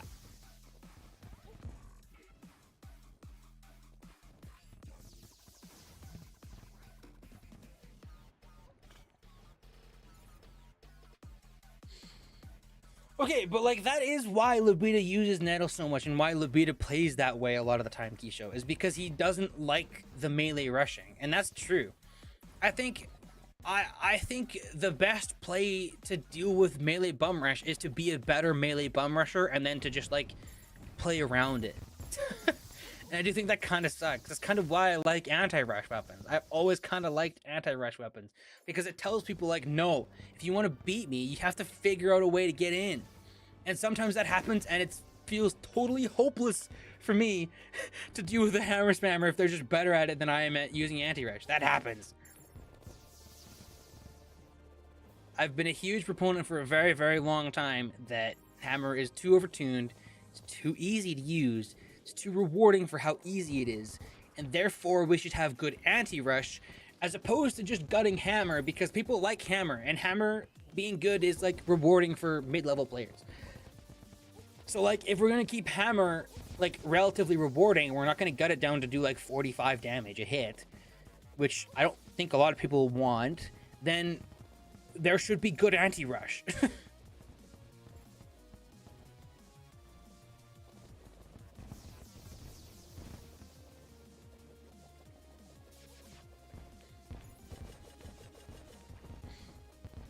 Oops, I don't want to leak that too much. I forgot that I had the messed up stream on. Yeah, no, I didn't want to leak that server. Thankfully, there wasn't anything important there.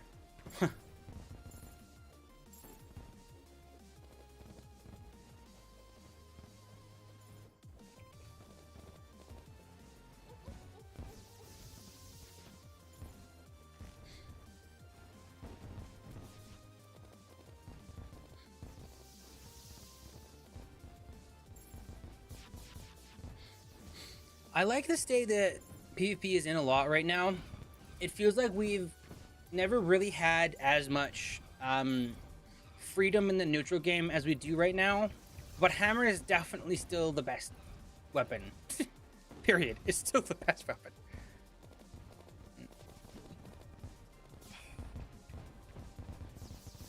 I don't like Bubblegum because it's too free to just hold out, and that's why Crystal Storm has taken its place.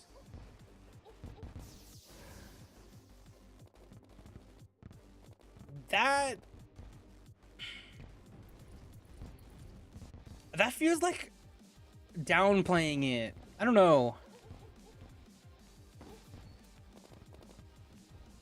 It's too free to just hold out, and that's why Crystal Storm has taken its place. What do you mean? How? Too free to just hold out.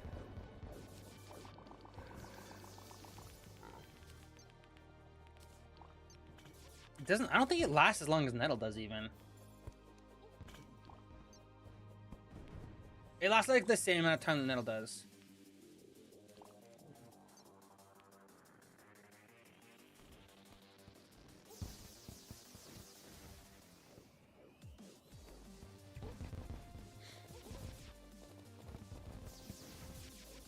I don't know. I don't know. Crystal Storm, Nettle Gun, Tog Scarp exists as anti-rush. Also say it's too free because Bubblegum lingers enough such a wide range of coverage to be very easy to use and fairly risk-free. It's easy to use. It's not risk-free. Not at all. The projectiles are pretty slow-moving. The projectiles don't go to their full reach for a while. Like, there. Okay, let's see how long it takes. It takes about a second. One. Yeah. It takes a full second for the projectiles to actually get to the apex, and then they kind of disappear like a half second afterwards. It's not free. And the range is not so huge that it's free. I'm not trying to pick at semantics. I'm just saying, like, no.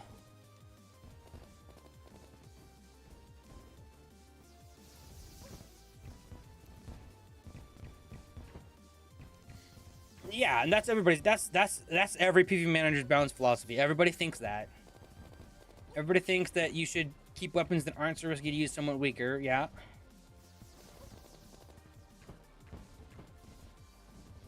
But I mean,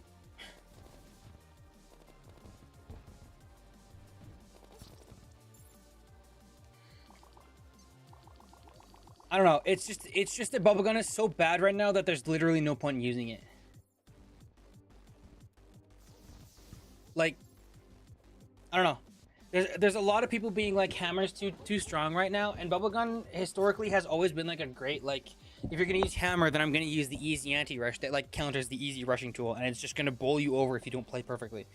And that's kind of the point. I feel like the only other like thing that a good Bubblegum jeopardizes is like, yeah, maybe Crystal Storm, which I feel like is not very good right now, and like Starlight, which I feel like is totally fine to jeopardize. Yeah.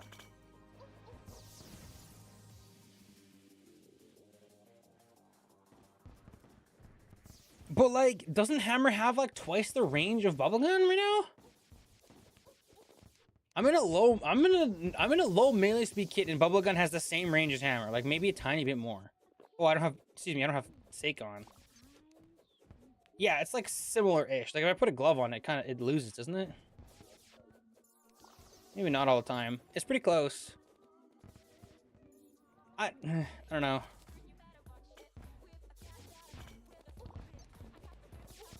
It's like identical.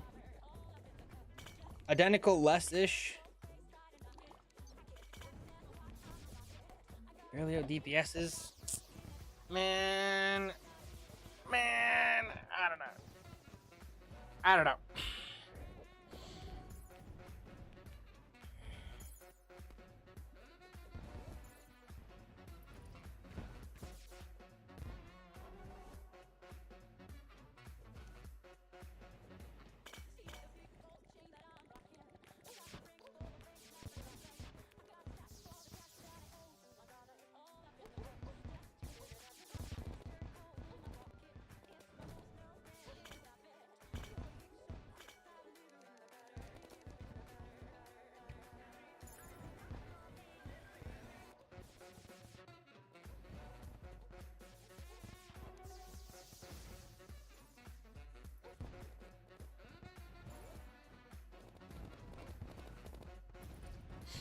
I'd have to see how strong Gun is right now to really know.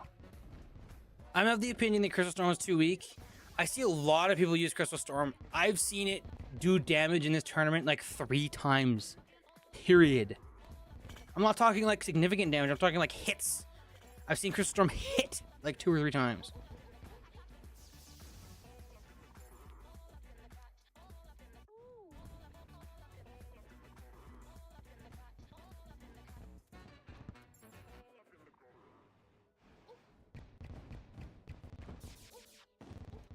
Oh yeah, no. The balance in this tournament I think is pretty good overall.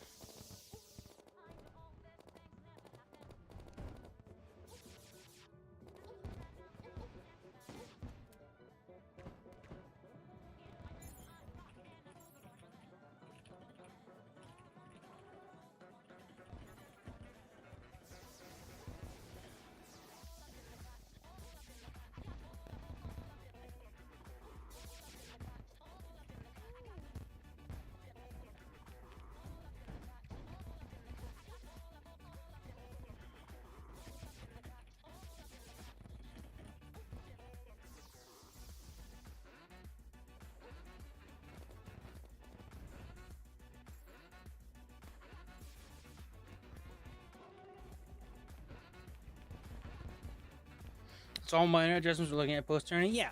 At least I think so. I think pretty much everything we're looking at.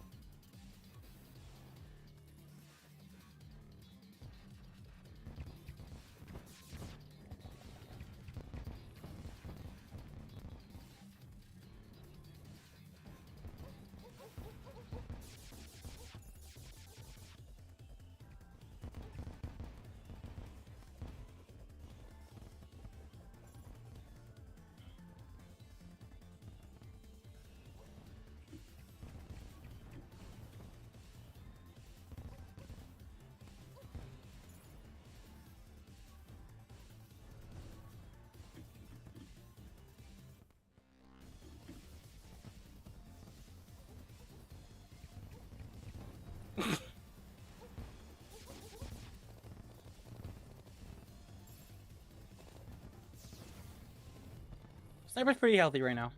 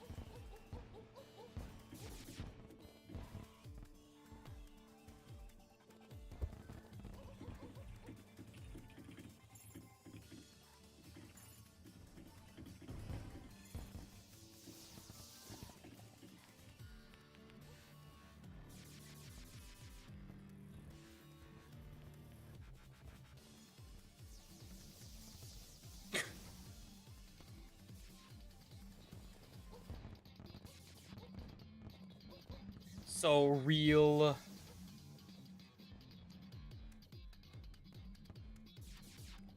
No, I like Sniper right now as well. I don't know if it's necessarily too strong or too weak. I haven't been a super active, high-ranking player or anything like that. In the time that I've used it, it hasn't felt like so much weaker than it has in the past. Like I still feel like if I land 3 or 4 sniper shots, I kill you.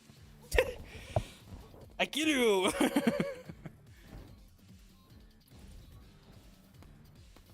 But it does feel like at least everybody in this tournament is relying on sniper a lot less. A good snipe shot can totally turn a tournament around, but it's not so good that everybody wants to go for them a lot of the time.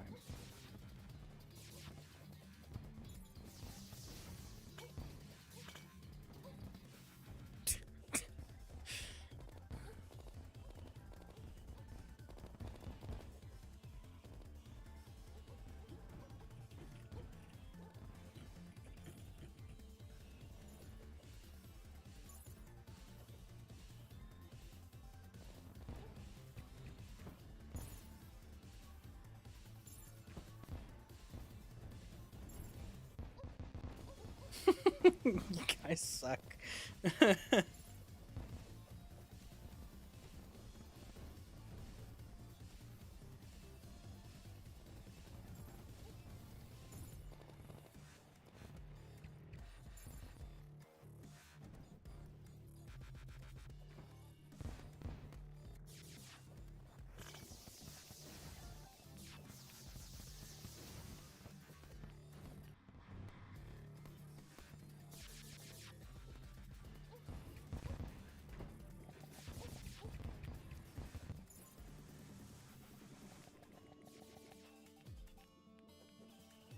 PvP managers do not listen to the community at all.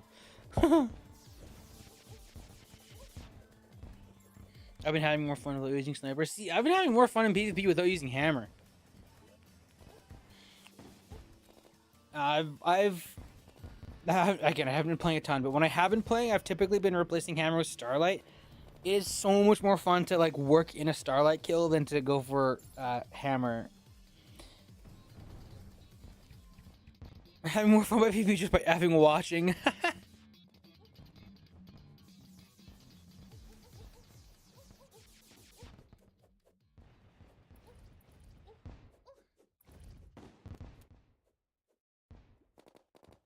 There is so much to love about summer. Then suddenly, it's back to school. So, when you're ready, we're ready. With back-to-school deals at Real Canadian Superstore. No, not yet. It's just back to school. Bring the beats with premium. Download and bring your music. Nails on a chalkboard. Oh, it's funny. Without hearing ads. Mix up your playlists with song recommendations from Smart Shuffle. Or take control of your listening with unlimited skips and repeats. Experience music without limits. Tap the banner to get started. Yeah, you still haven't watched IQ, so how's that going for you? No duels for high Q skippers.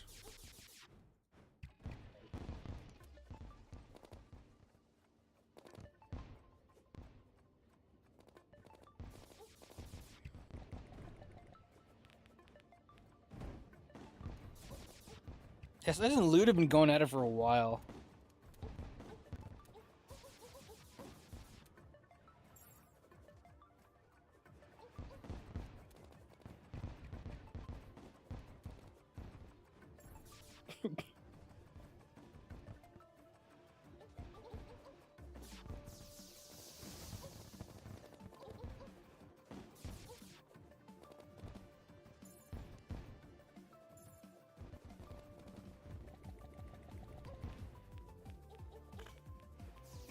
Charlotte isn't in Blanc anime. Easiest ninja rage bait of his life.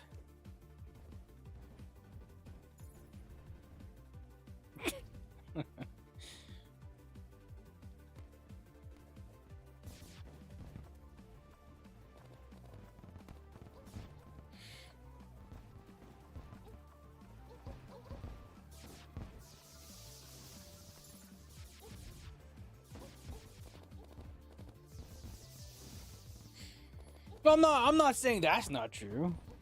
That is a Blanc anime, though. I've watched that anime like 7 times.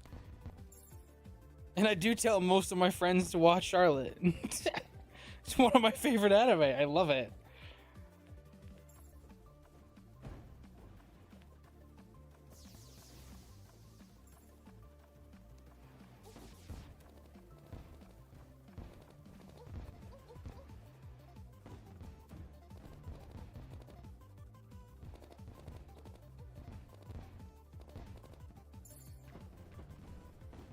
I watched it 7 times and I'm not a gooner.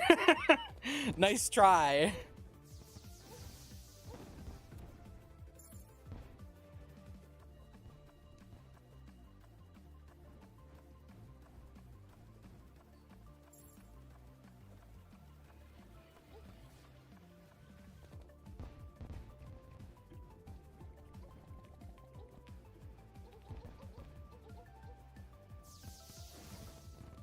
Good lie.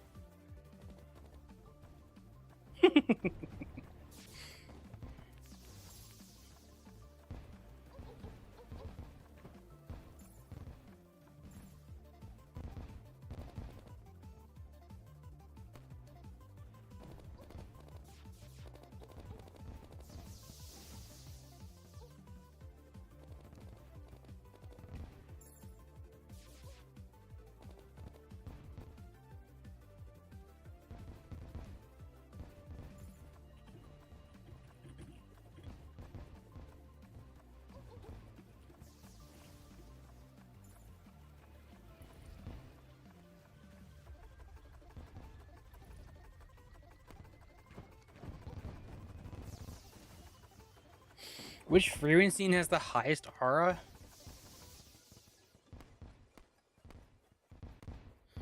I think the generic answers are the breaking the barrier during the test and then the actual aura scene with the character aura, I mean. But I think my favorite scene is at the end of the dungeon test where everybody's kind of collaborating on how to deal with Freeman's clone.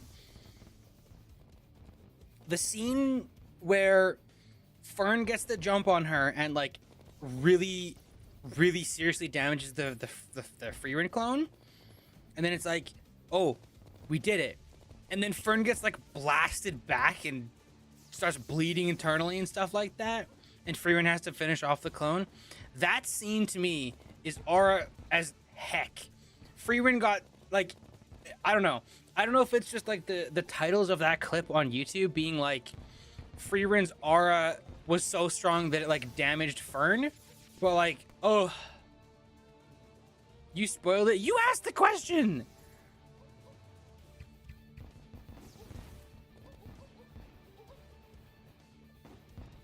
Okay, well then I didn't spoil anything.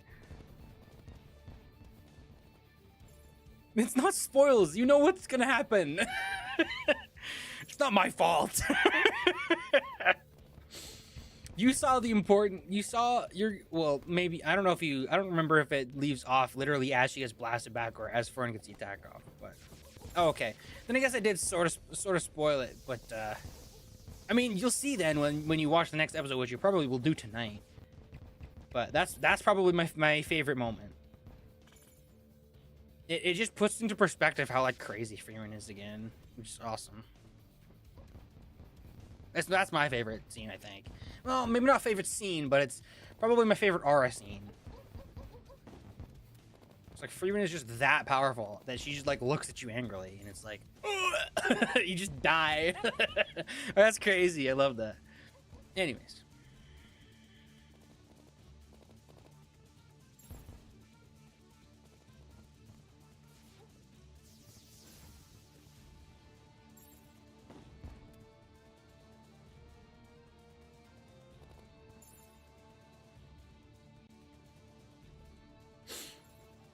prefer to lose while in battle. Everyone knows I'm playing bad. I'm reading a Lego message.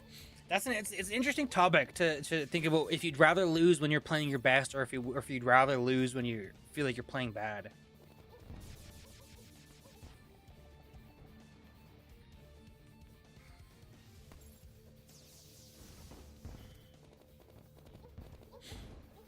I find a lot of the time when I lose when I'm playing really, really well, that frustrates me a lot more. And I feel a lot worse about that.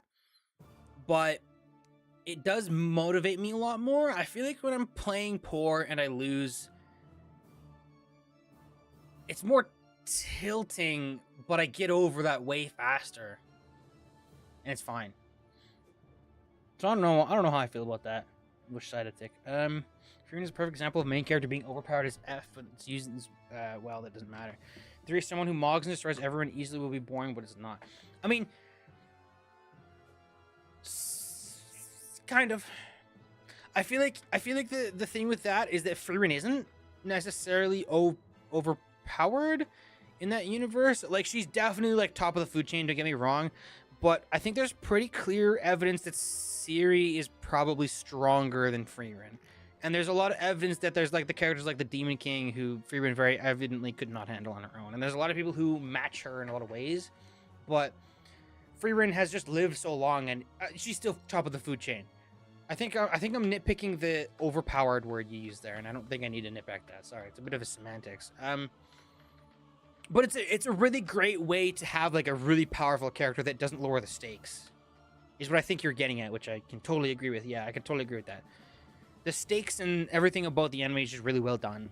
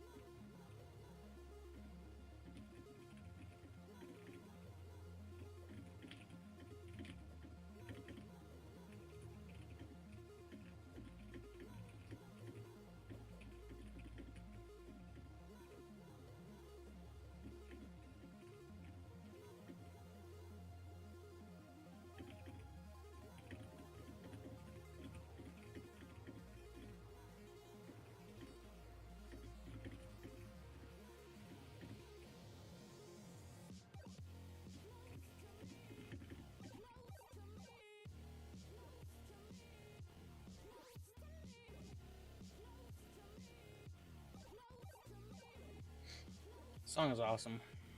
I like the song.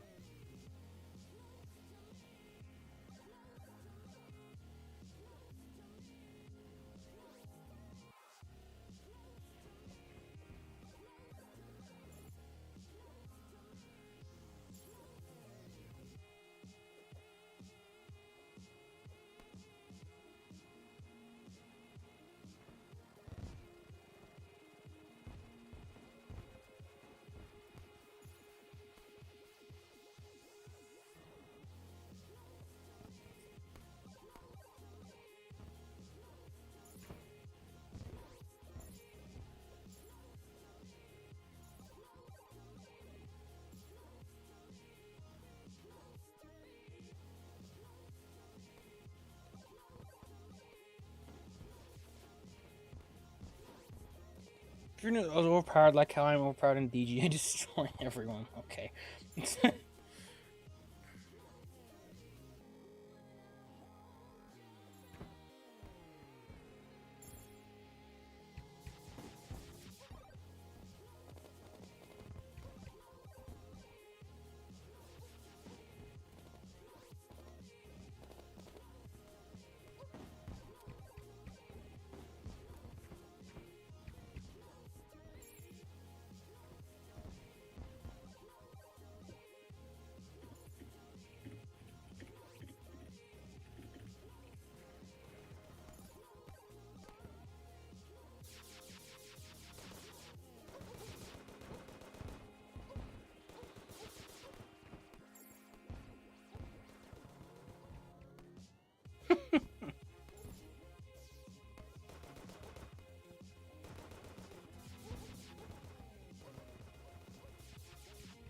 Get back to streaming.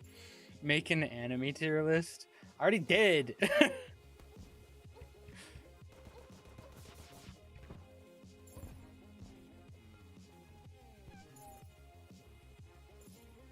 Ships and Beats is awesome, yeah.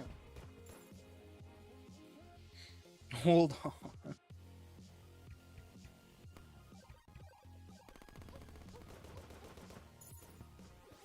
I also did that.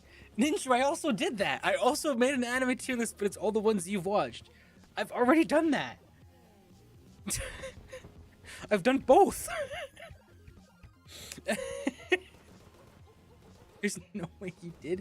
I did. I don't know if it's on here, but look, I literally made this of all the anime that I've watched. So there's this tier list, which I sent you. Then where was the?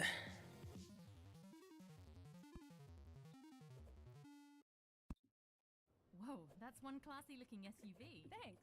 It's the Kia Seltos. It's the perfect size. Plus it's super high tech. And then you sent me your tier list the one time. Smartphone or smartwatch as a key. Maybe I'm thinking of the.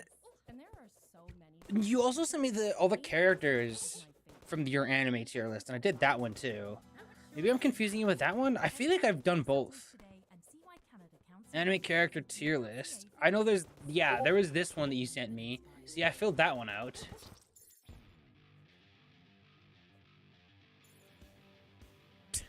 Never happened as I opened it up on stream.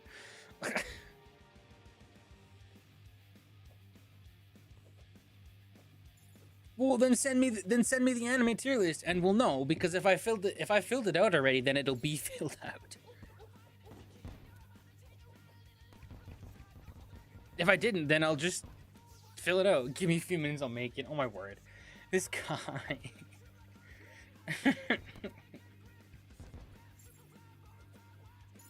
Is Komo dueling everybody? Yeah, he is. Getting off my computer tonight, and let me know if I'm needed again tomorrow. I'll literally take an slot and play however needed. Will do. Have a good night, and thank you for filling, even though that was brutal. You deserve it, and I hate you. Just once, though.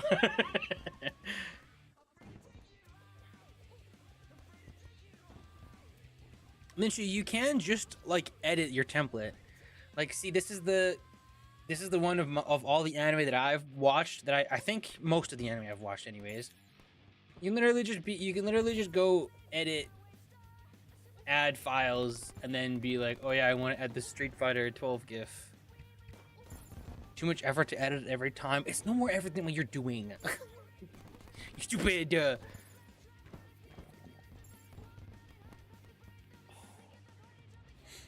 I agree with that. Wrong.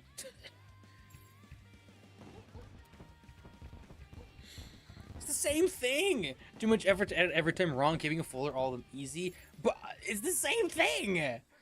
Look, pictures, tier list stuff. Look, this is all the tier lists I've made of all the stuff. See, here's all the zombie maps I'm making. Look, anime.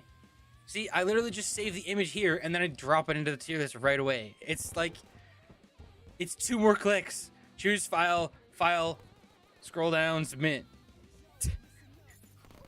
You numpty. Folder leak. Yeah, look here. I'll show you. I'll show you the folder. And here's the archive of all the like some of the Photoshop ones. Like here's Aether Gazer characters. This is really old. Anime. Arknight's characters is also old. These are my favorite bosses of all times tier list. Look, fighting games. Gotcha game modes. Gotcha story stuff. Yeah, see. I've made so many tier lists. Here's all the games I've played.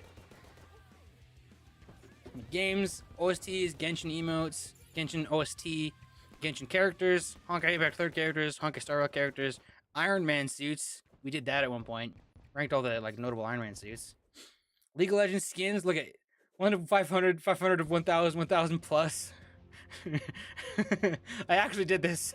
Right, I grabbed all the League of Legends character splash arts and I found a way to like correct a bunch of them and make it into a tier list. MapleStory, Monster Hunter, open world games, PGR, Stardew Valley, Terraria DG Armor, Terraria PvPers, Terraria Weapons, Tower Fantasy characters. There's a PvP tournament one from the 2025. Upcoming games. This is old. This is from like 2023. Wuthering Waves bosses, Wuthering Waves characters. Oh yeah, my Final Fantasy 14 guild did a Smasher Pass like mini tier list at one point. Zenless characters, zombies maps. This one, we're still working on. I'm building all these maps for that. And then there's the tier list. I was employed for most of this. I was employed for most of these. Do my tier list or I will crash out. You crash out on the regular. Shut up. Yeah, I tier list all the time. And then here's my tier list folder of all the tier lists I actually have saved. I don't have a hentai folder. Like Mystic Photos. There's all the random stuff. There's random things I don't know where to put. Art. There's probably nudity in here. Yeah, there's probably like light nudity somewhere in one of these photos. All the pixel art I used to make back in 2022. Look, we're browsing my folders and it's fine. Camera roll, nothing. D&D photos, yeah, for D&D characters. Emotes, yeah. Really cursed Genshin artifacts folder. Profile pictures I've used in the past. I don't know what this folder is. Nothing in here. Here's Terraria images that I've saved over time. Try to label them based on like who built the thing, but don't always get to that. There's some of my things. Some of the arenas I've built. There's a hide and seek arena, blah blah blah blah blah. Tier lists, VR chat. There's like a handful of random photos from VR chat on accident mostly. Anyways. He's spamming it in mole. You want me to do it?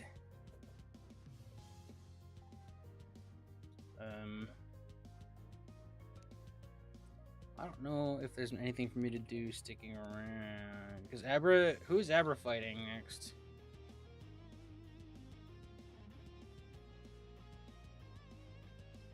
Yeah. No, there's nothing we can do here. We're waiting on these and this. And Ilial Meridian. So these three and then this one. So that's fine. Okay. So we're done with this for now. Thanks everybody for showing up in game.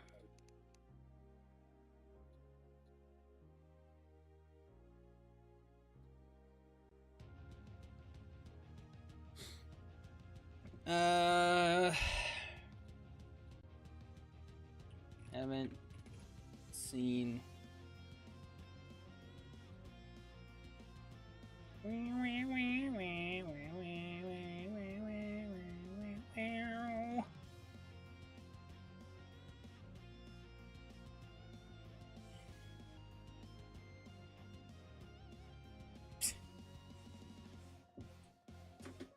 Soul, you're terrible, Soul. You're terrible. I don't. Is A, B, C, D. I don't know if I care to label these tiers. Where do I rank this one, didn't you? I haven't watched it all the way through. I've seen like half of it, and it was a long time ago, like when it first dropped. So I don't know how I ranked that one. Do I just rank it and haven't seen? I haven't really watched the whole thing. I don't know what that is. Let me get all the heaven scenes out of the way. I recognize that one. Yeah, I know those characters. Have I seen that one? Has that one so old? I think I've seen some of it, but not enough that I'm going to put it anyway. I haven't seen that one. Chainsaw Man. Clannad. Don't recognize that. Hannah. Yeah, okay, that's what I think it is. Yeah, I think I've seen some of it, but I don't remember it, so I'm not gonna rank it. Evangelion I can rank. Haven't watched the anime. I haven't like read that one. I've seen some of this one, but I don't remember it, so I'm not ranking it. Seen some of that. I don't remember it very well. I'm not ranking it. What is that one? I have memories of this one. I have memories of that one, but I don't remember super specifics. Is this season 2? I haven't watched Terraria season 2, which is really funny given how much I like it. Is this season 2 or is this season 2? I haven't watched season 2 of Terraria.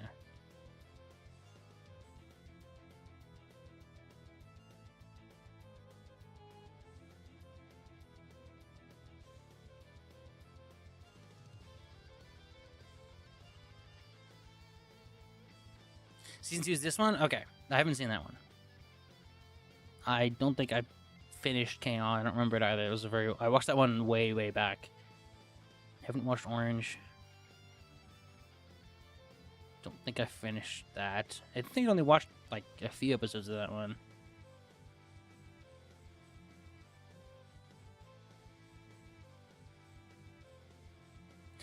I've seen this one, but I don't remember enough about it right now to rank it. I think if I went out of my way to like really refresh my memory on it, I would be able to rank Real Life, but I'm not gonna do that. I haven't watched Steins Gate.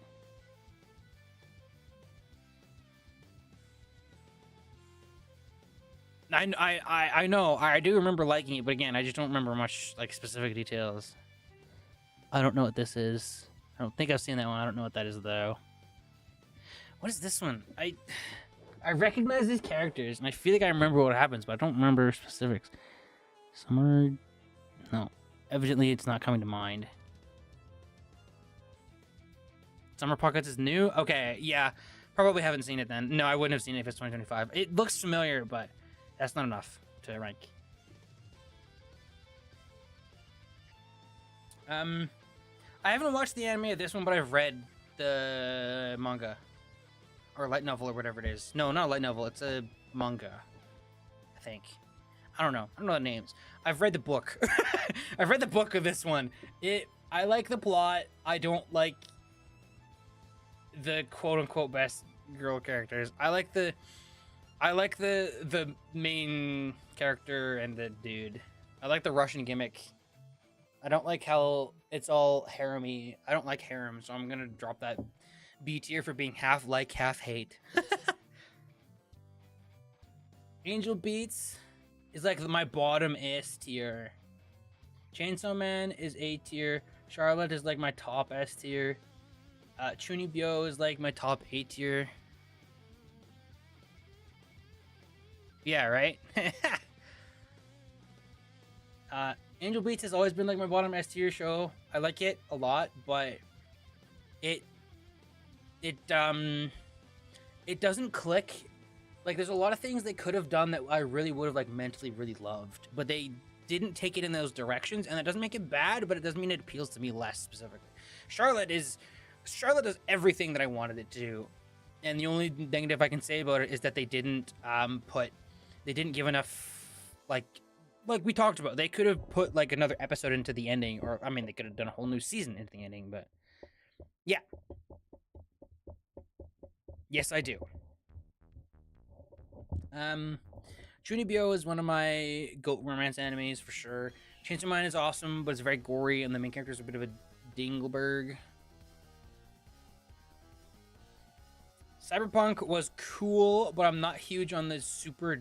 I'm lowering this. I'm not huge on the super doomer ending animes. Erased, I think, is this one. This one's pretty awesome. I put that one S tier. I'm pushing it. I'm putting an S tier and I'm making a new tier. Peak.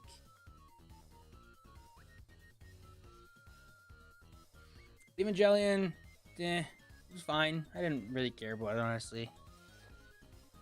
Erased ending makes it high key, not S tier for me. Yeah, that's fair. I wouldn't put it above Angel Beats, that's for sure. This one's a pretty good romance. Pretty cute. Not better than Chunibyo, but it's pretty good. Freerin, I'll put it there. I think Freerin has more staying power in my brain than Angel Beats does, that's for sure. Golden Times, like a low A tier for me. Horimiya Season 1 is like probably top 5 anime for me if we only count Haikyuu as 1. I don't like the really heavy, sad, dramatic endings. I don't like it when a show ends like that. To me, it's like, why would you leave me and just leave me with such a negative feeling? It's like, come on. I'm sorry. I don't like feeling crappy, so no, get lost. I thought Edge Runners was really cool. I would have probably put it like very low S or maybe very high A if it didn't have that ending with David. This one was pretty good. Didn't really super giant resonate with me. It was pretty good. Didn't really care about you. You were good, but not my favorite style. It's a cute dynamic.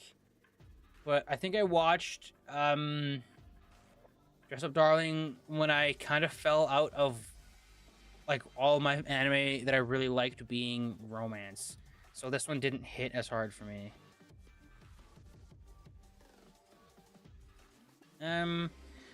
Plastic Memories is like way up there.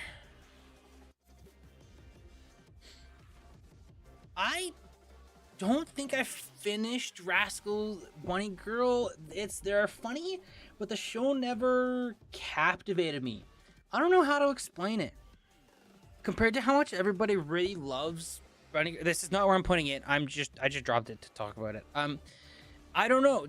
For how much everybody really loves this show, it really didn't captivate me. I don't know. For some reason, it just really didn't stick with me in the way I wanted it to. And I'm not sure why. I feel like a lot of the plot points kind of... I don't know. I don't know how to explain it. It's not bad. I would probably put it like there. I'm not saying it's bad. It's just like, I don't know. Like if you talk to most anime fans, like Rascal Does Not Dream of Bunny Girls is like top like 10 at least of like the past 5 years. Like it's way up there for most people, and it's just not for me. It's pretty good. I don't know. It just didn't. I don't know. When I think of all the really awesome releases, it just doesn't come to mind to me.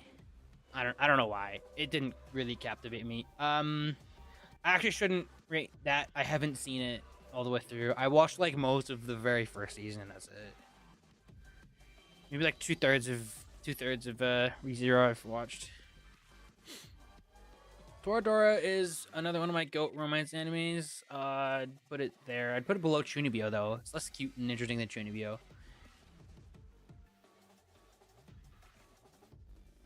I like Freen more than ReZero. Got to get the concept, I'm not gonna lie. I would understand that take for sure.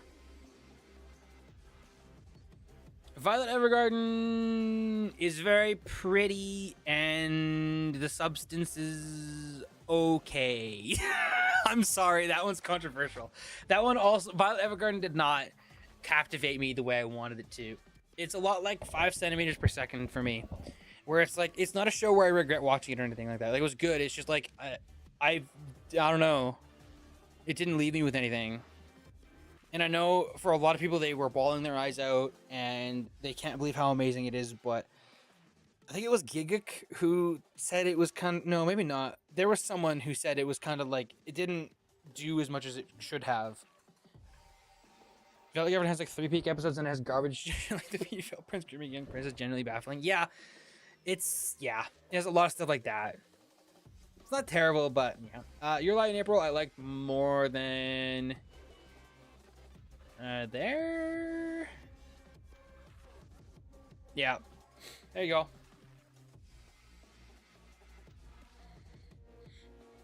There's your tier list, Ninshu.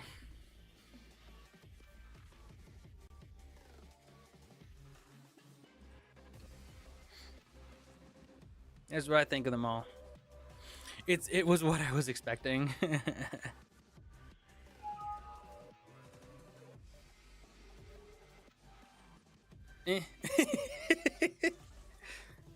Roast my version.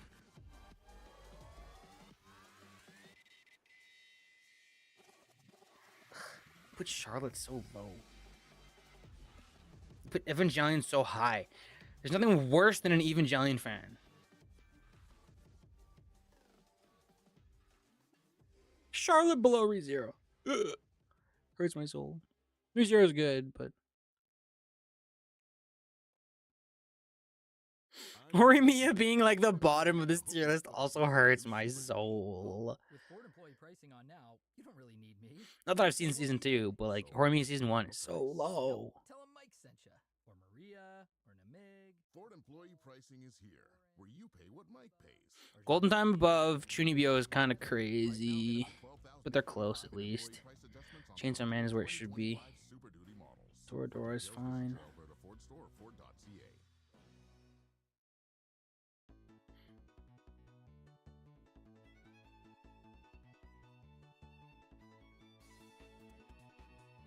That's awesome. I don't care about your entire top tier besides Angel Beats. Angel Beats and Plastic Memories are like the only shows in your top 2 tiers that I care about. I mean, Erase too. I liked Erase a lot. I liked Your Lie in April, not that much though.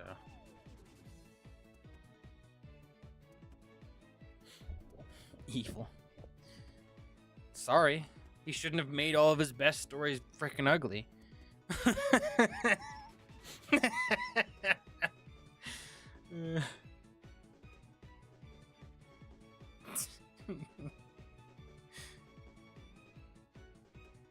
No. I have zero interest in Steins Gate.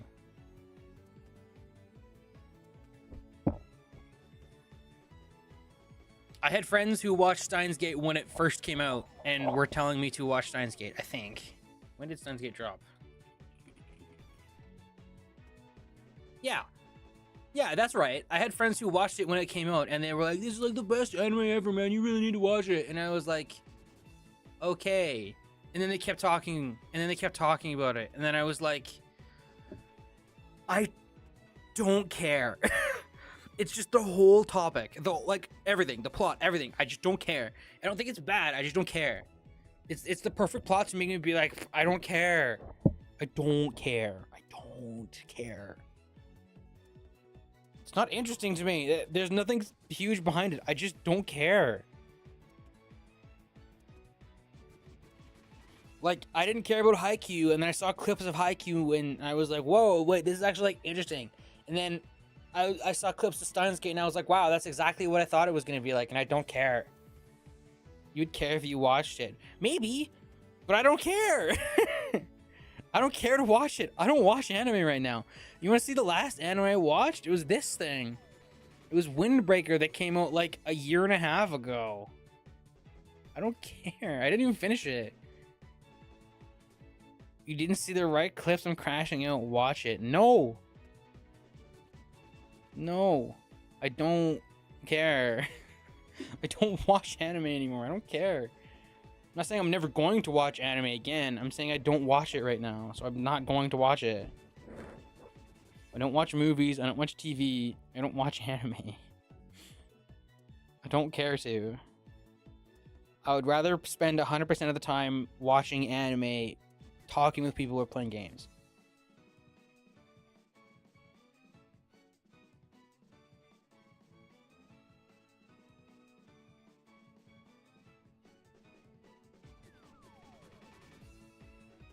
I'm probably the sole viewer of the stream and I'm just seething. Can't you? I'm pretty sure you can see the view count.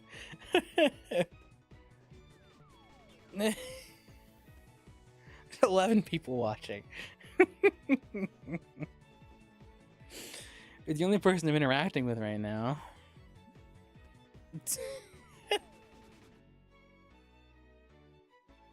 11 people listening to me seethe. 11 people watching me laugh at you seethe.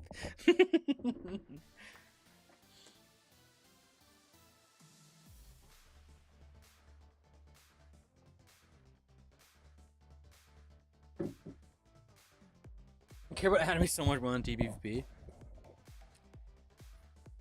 That's fair.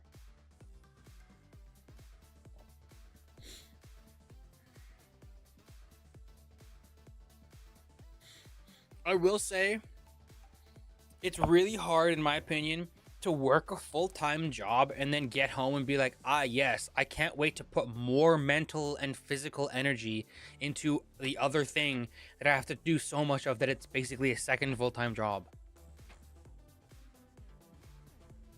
When you work a lot and you're tired a lot, it's so much easier to just sink into a show and just like enjoy it, right? It's entertainment versus like something you have to work towards. Not saying that is like what's happening with you right now, but like that's how it was for me. Like whenever I was working, I would get home and I would be like, I can't wait to play my gotchas and then watch YouTube videos because the gotchas are so easy. Speaking of, I need to do my gotchas. I should change this to just chatting because we're not playing Terraria anymore.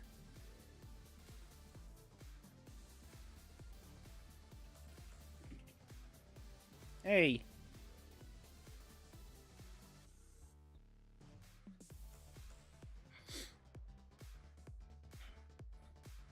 Coming home playing PvP sucks. I had to do it today. It wasn't too bad. Well, what do you mean you had to do it today? Your match wasn't today. You came home in PvP because you wanted to get on, and then you volunteered to substitute. That's your own fault. You only did that to yourself.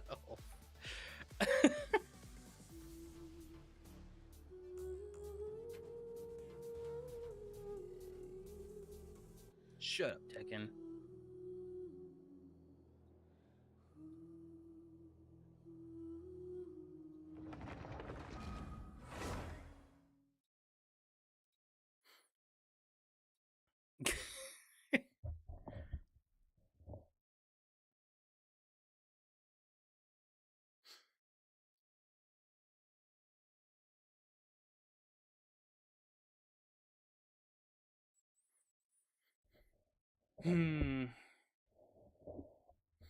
Yeah, that's also why I hate working so much. I didn't even hate working itself, but working meant that I couldn't do the things I wanted to do, and it just turned me into like a gacha gamer where I only played gachas, and it's like, man.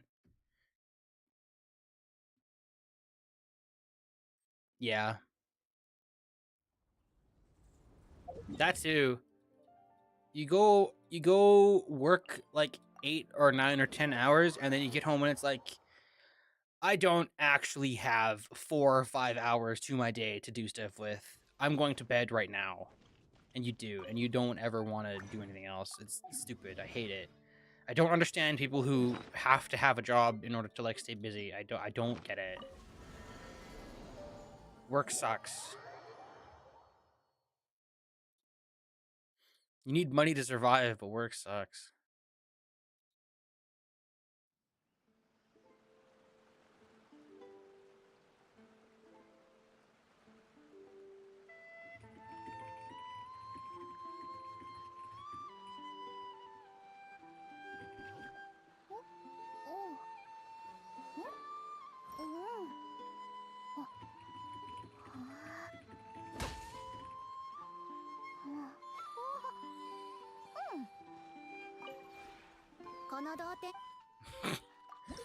Flurber's just rage baiting.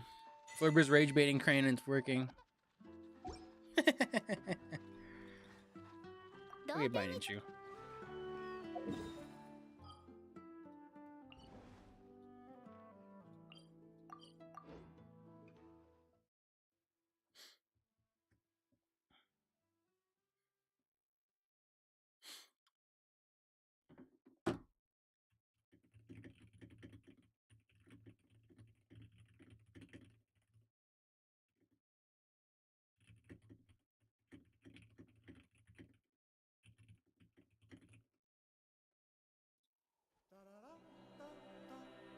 Ba-da-ba-ba-ba. Okay.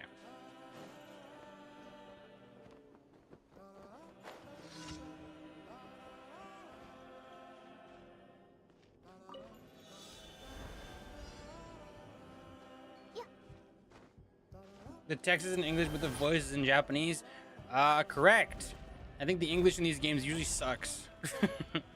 And this is no exception. I think the English in pretty much all the games that I play sucks. There's a few specific characters in some of these gachas that I think has okay English, and otherwise, no. I'm not saying the voice actor is a bad voice actor. I just think that no, this is so much worse than the Japanese. It's unnatural sounding to me.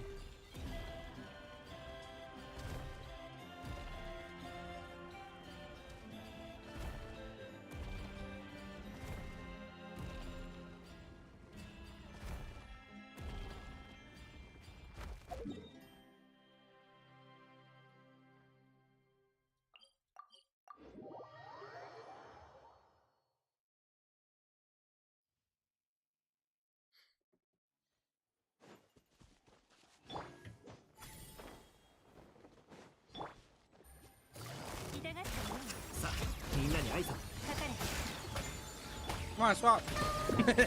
The ping is getting to me.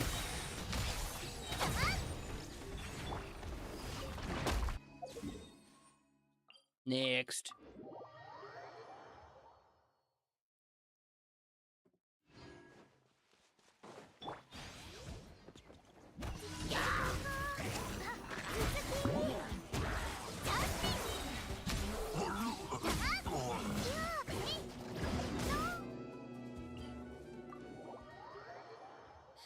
Next.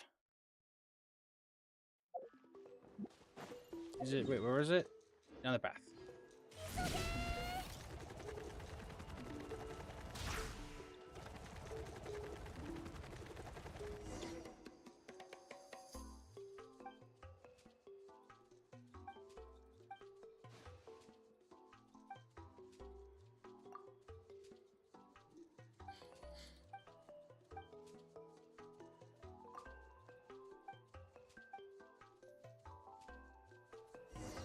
I didn't see what you said. I don't read.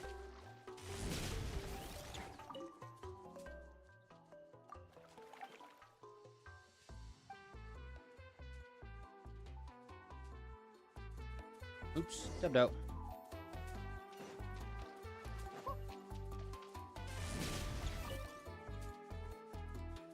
Tap out every single time I click outside the Genshin window. That's wonderful. I love that.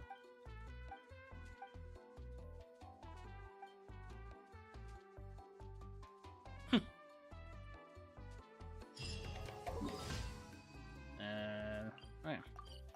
Next.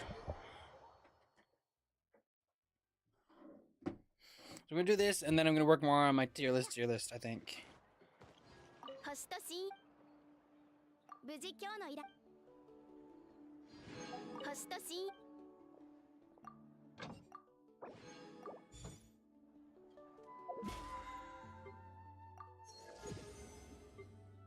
Claim next. Okay. I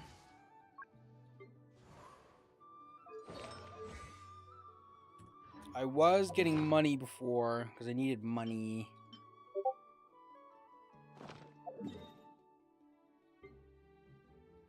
Money. Yes, I'll do another day of money. I'll figure out what I'm doing tomorrow when the day comes. Won't be more money. Don't need more money after this.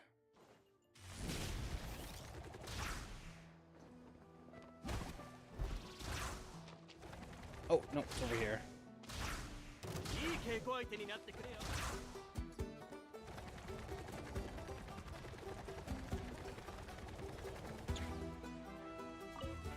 I knew Flirt was rage baiting. I called it. I called the Flirt was rage baiting.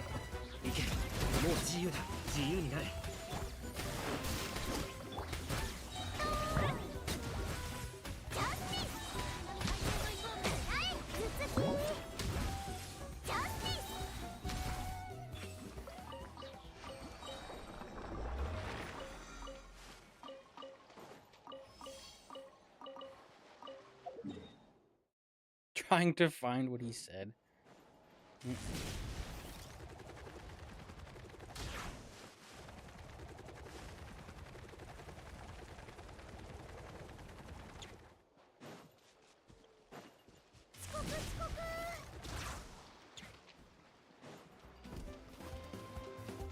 Thanks, bird.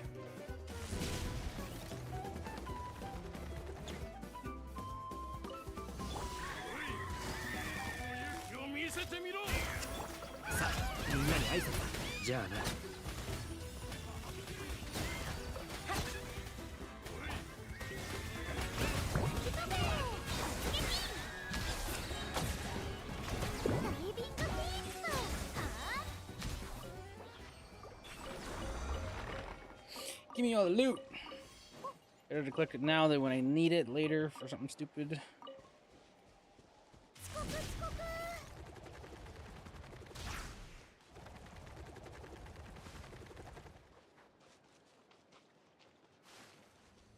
Making stuff up. I mean, it does kind of look like it.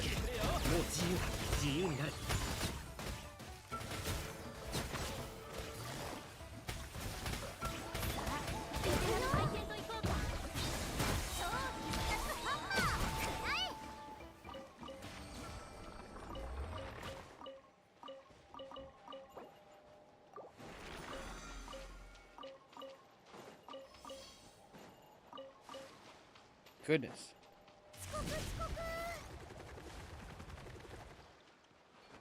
A lot of noise going on upstairs. What the heck?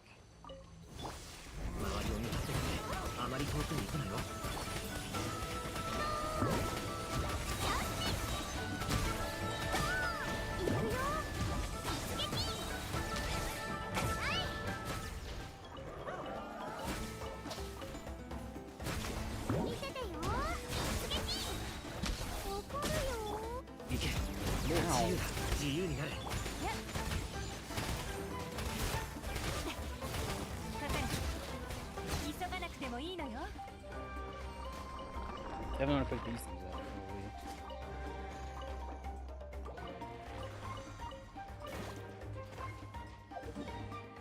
Okay.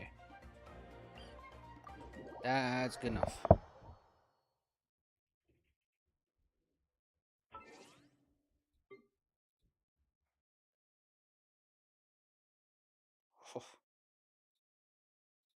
Absolute ruckus going on upstairs.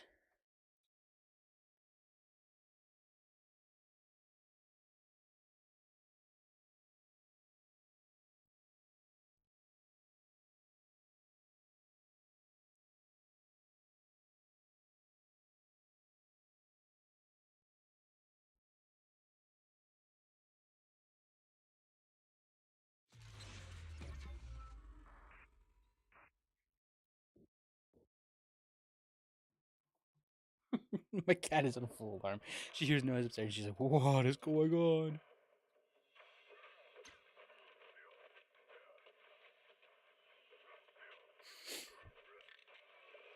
Gotta get through this. Gotta get through this.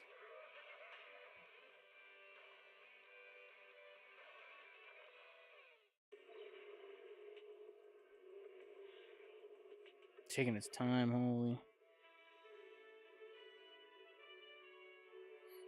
Gotta load into the game. Then you gotta load the game once you load into the game. Then you gotta log into the game once you load the game. Then once you logged in, then you can load into the game. What you're doing right now, we're loading into the game. After we logged into the game, after we loaded into the game, after we launched the game. There we go. Good grief.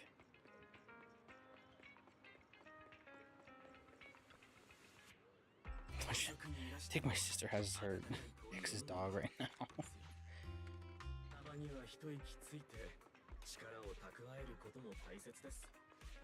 Can only think of so many things that make so much noise.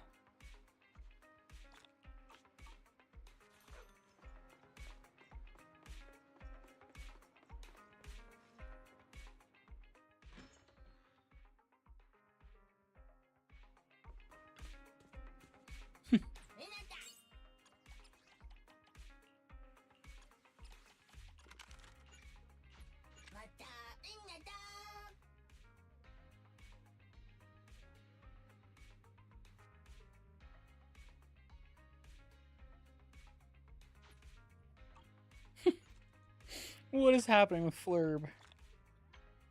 No one said anything.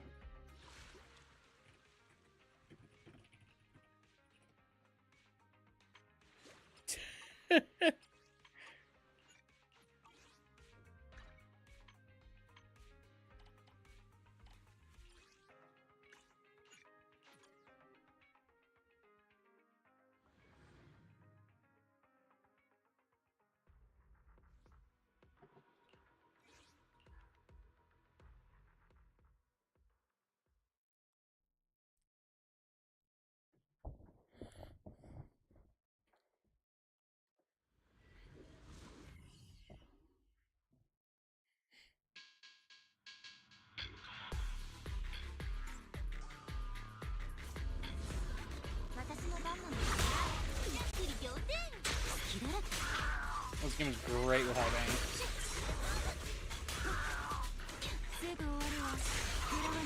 Oh yeah. Oh yeah.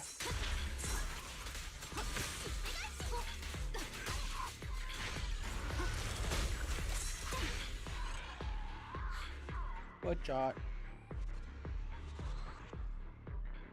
Confused is an understatement, Crane. You get a little more than confused.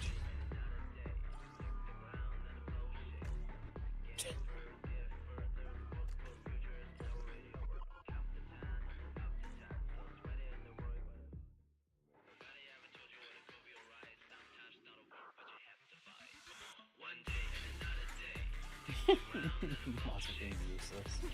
What are you talking about?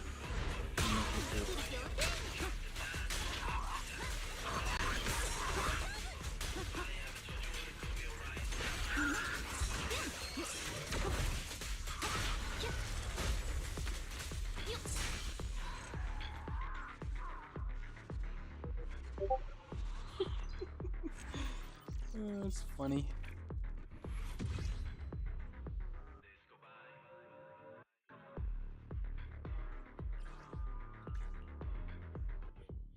What's going on with Flare, man? Rat. Correct. It's the rat.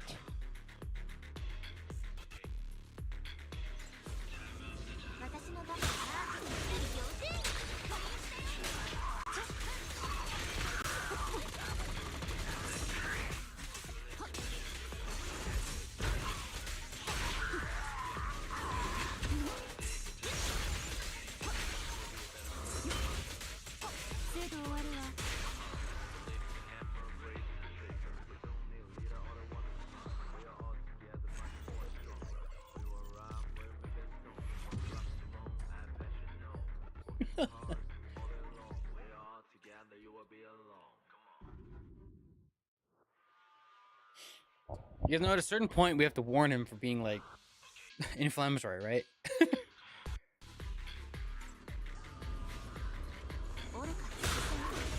Like, don't make it like a race thing.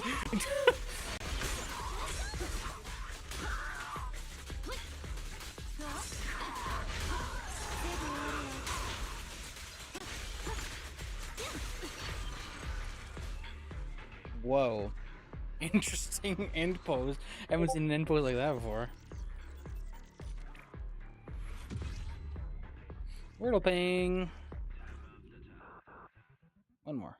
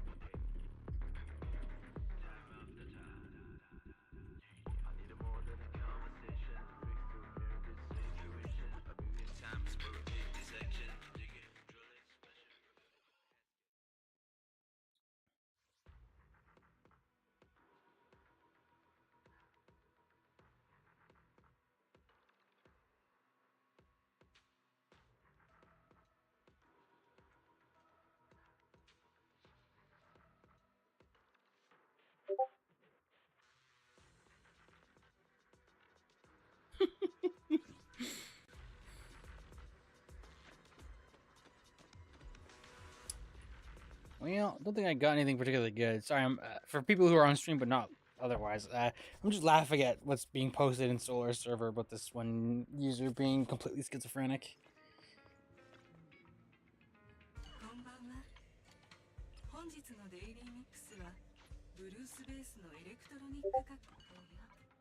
Yeah, that's my ping again.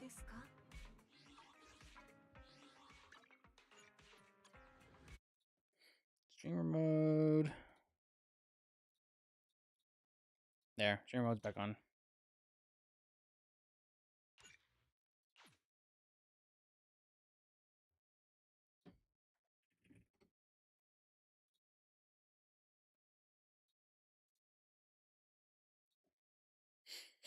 On to other waves, and then we'll get back to the tier list. This one. Which won't be long.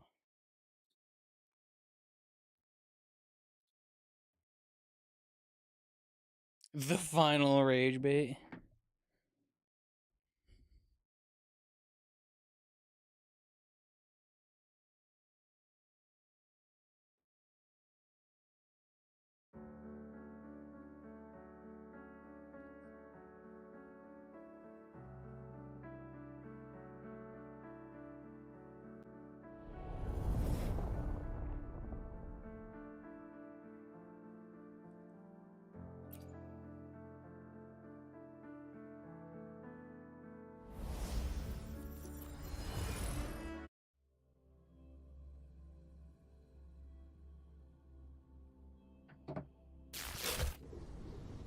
Whoa.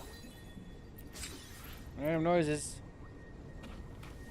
Oh, it was those. Okay, I see. 神様なら未来を予言できるかもしれないけど、明日はどんな歌が奏でられるのかまではわからないはずさ。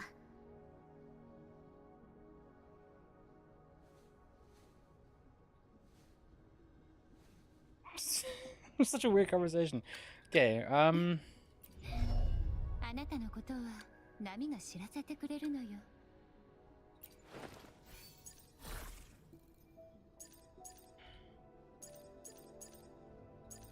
Still this echo. Okay.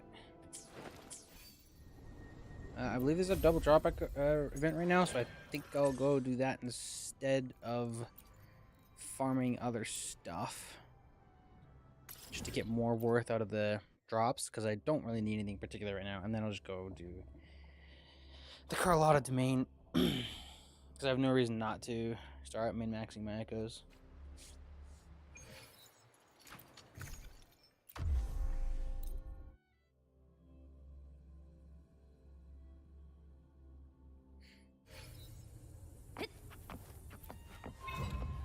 Tuning を始めよう。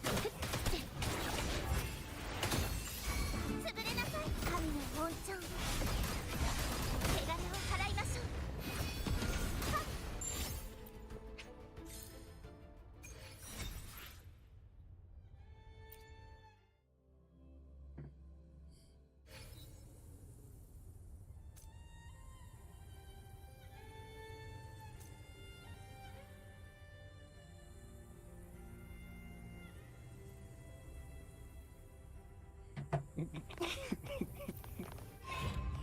必死のライバルが現れました。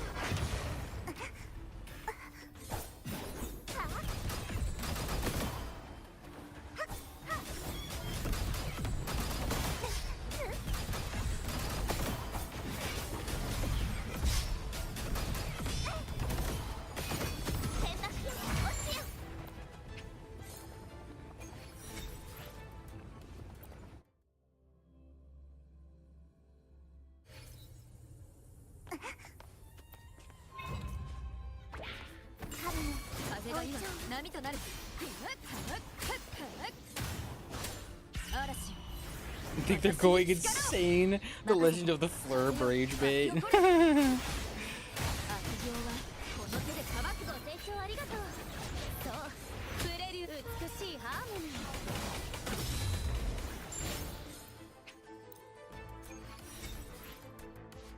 Hey, times 20 more.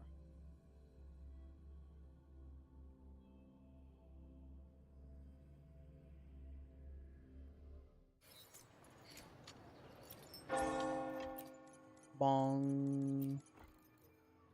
That one. That one. Thank you.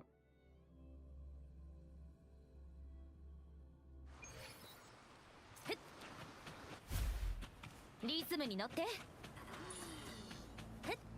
美しいハーモニー。やっ、崩れなさい。神の包丁。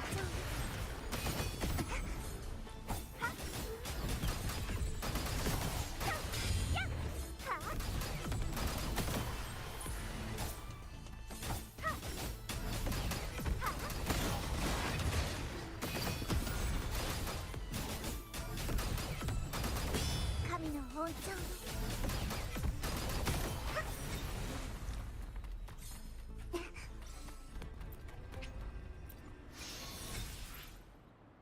Anything to lock that, may as well. No. Yep. Nope. Nope. Nope. Nope. Nope. Okay.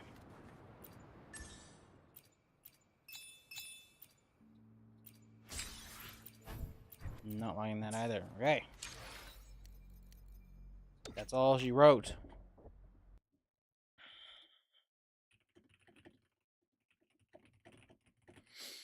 Daily's done.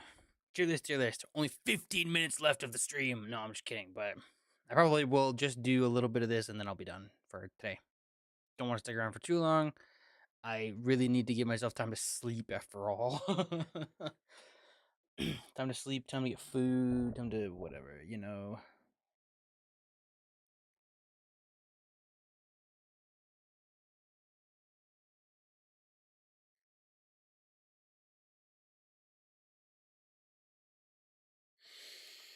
Okay. I'll quickly put music back up.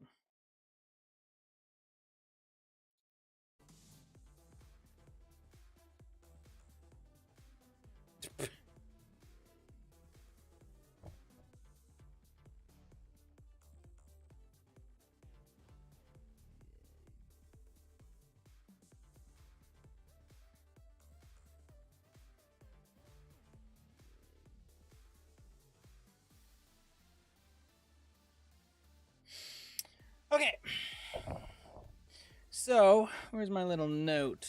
There's my little note. That's the note I want. I mean, what's the next one? PGR outfits, was it? Ah, yes, PGR outfits. Oh, boy.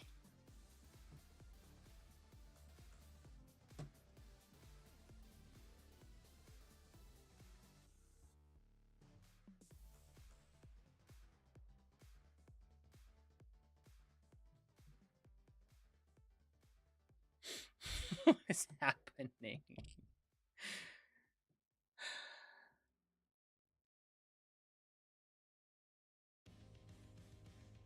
Do I want to get back on phase? Do I want to see what's happening?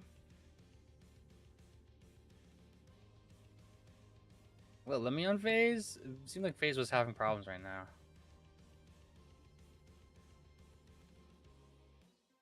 Ugh.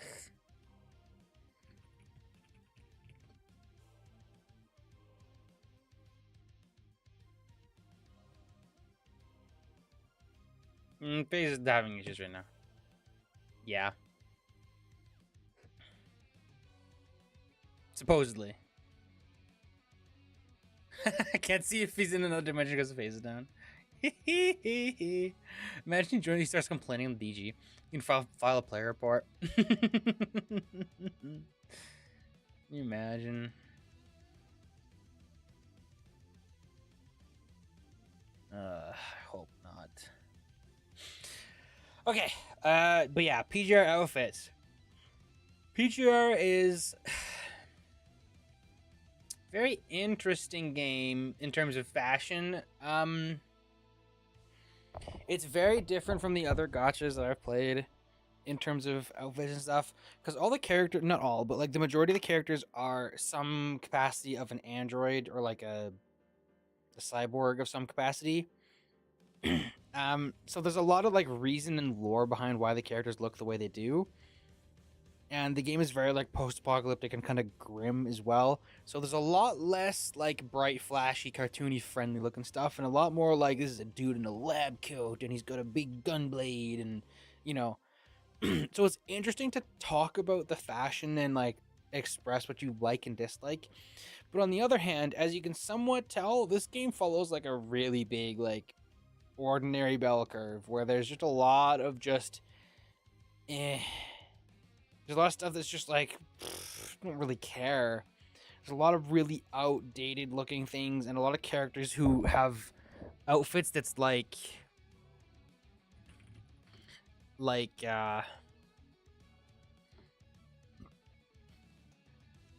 this character. Where is she? This character. Look at this character. That's what she looks like. She's wearing a white dress and she has white legs and white hair. And that's what she looks like. It's like they didn't put any effort into making her look interesting or unique, like at all. It's just white. This character's not uninteresting. It's just the way she looks is like, it's just like, who cares, man? It's so boring. Like they just did not do any effort into her. Like at least like with this one, this is one of her skins. Oh, okay. With this one of her skins, she's got like this bright blue stuff. It's like a pseudo swimsuit, and like these things hanging off of her chest have like an underside to the tendrils, and all of her effects are changed to be like octopus tentacles. Like at least there's like something interesting going on there. But yeah, it's an interesting game. I'll say that it's an interesting game. Some people like it. A good amount of people don't like it. I think they really drop the ball a lot of the time, but a lot of the time they are really interesting too. It's a big push and pull with the PGR. As for how accurate this is, my opinion has not changed at all on PGR. Like, at all. My opinion is the exact same as when I was last engaging with the game on pretty much everything. None of the new characters are particularly amazing, but every once in a while there's a skin that I like, or there's like a character that's like, I'm like, oh, okay, that's pretty okay. How good of a conversation starter is it? I think it's pretty good. I'm pretty opinionated with PGR specifically. So, a lot of the stuff that you see, a lot of the stuff, I don't know where I was going with that. I kind of lost my train of thought. Didn't you ping me? It's a good conversation starter. I'm pretty opinionated with it, so I will have a lot of different thoughts than a lot of other people with this game. A lot of other people will be like a lot more accepting and like, oh, this is cool. With a lot of the stuff that I'm just like, meh, I don't care. I don't really love it. So it's a pretty decent conversation starter. If you've played the game at all, you can probably weigh in on this to some extent, because you probably look at the skins. I mean, they make a lot of skins. You probably look at the skins and you have thoughts, but doesn't necessarily or strictly mean that it's amazing conversation starter. I do get a lot of flame for these PGR tier lists specifically. I think that's just the Curl community, though. The community behind these games is pretty bad. The tiers themselves: peak, adorable, lovely, cool, meh, weird, ew, pretty standard. A little better than the SABCD, but not by much. Effort factor: I did make this one, and I've had to update it every once in a while. I don't do it very often, but I update it every couple months just so that it's not super outdated. And it's like a pretty good size.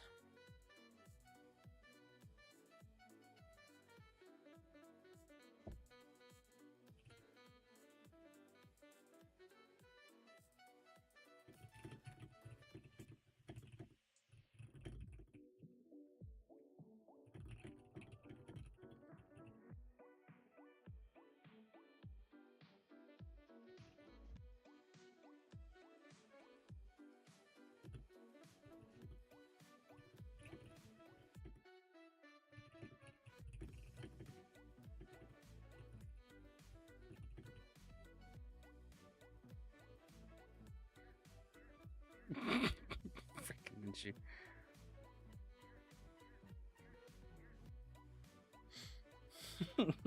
Okay, anyways, sorry, distraction aside, PGR outfits, it's fine. Oops, it's fine. It's cool. I don't have much to say about it. It's fine. I probably like it more than that Soda tier list. And maybe not. No, I don't like interacting with the Kuro community. The Kuro community is really toxic compared to even the Genshin community, like the Hoi community. Hoi community is not great, but it's way, way better than the freaking Kuro community.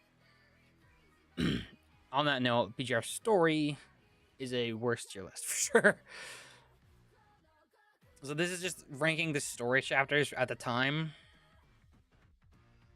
So the problem with this is that I didn't like the story in PGR like at all. There were a few specific chapters that I thought were good. These 4 I liked. And then all the other ones were just like somewhere between like I don't care and bad and really bad. So this tier list is like, it kind of feels like rage bait to me. The tier names are kind of funny. It's accurate. I still agree with this tier list. Like, I still think that most of the story in PGR is not great, and it's not really worth going through it. Yeah. It's an interesting conversation starter just because it's kind of rage baity, because it's kind of like negative. But again, it's not a healthy conversation starter. It's rage bait. It's really, really rage bait. Effort factor, I made this one again. Wait, no, I didn't make this one. No. I did not make this one. I found this one. Effort factor is pretty low. I really could have gone back and like really read through some of these things if I was going to express my opinions on it, and I didn't at all. So it does. It kind of seems like I just wanted to chime into conversation. Probably to some extent I did. And I mean, I don't like disagree with these opinions, but again, I'm not the big story person, and I don't care about the PGR story, so I think it's generally better if I would have just kept out of it. I should have just said like, nah, I don't like the PGR story. I think there's 1 or 2 good chapters and everything else is just kind of mid at best. So on that regard, I'm just gonna say that this is a Wheaties tier. It's not like a bad tier list, but it's kind of Wheaties. No, it's worse than the cereal one. Not a great one. Fossil Fighter Vivisaur. Oh, I love Fossil Fighters, man. Where is it? Fossil Fighters. This is such an interesting underground video game, man. I love this video game. It's in my top 5, I think, favorite video games of all time, Fossil Fighters. It's like Pokemon, but instead of being like Pokemon you find in the wild, you go to these locations and you like dig up a fossil, and then you have to take it back to like the main town, and then you like clear off the fossil using like the DS touchscreen and like blowing on the microphone to clear debris. And then when you get like the head of the dinosaur or like whatever else extra, you get to use it in battle. It's just like Pokemon, but with like a different mini game attached to it. And the battles were like similar, but not that dissimilar. It's really cool. It's got one of the best stories in games, in my opinion. It's genuinely so out there and so bizarre. It's not made for like 30-year-old adults, but it ages really well. You can be an older person and play these games and still enjoy it. It's great. It's a great game. Anyways, on the tier list, this is just how strong I think the cast of dinos is. And I've replayed this game like 7 or 8 times at least.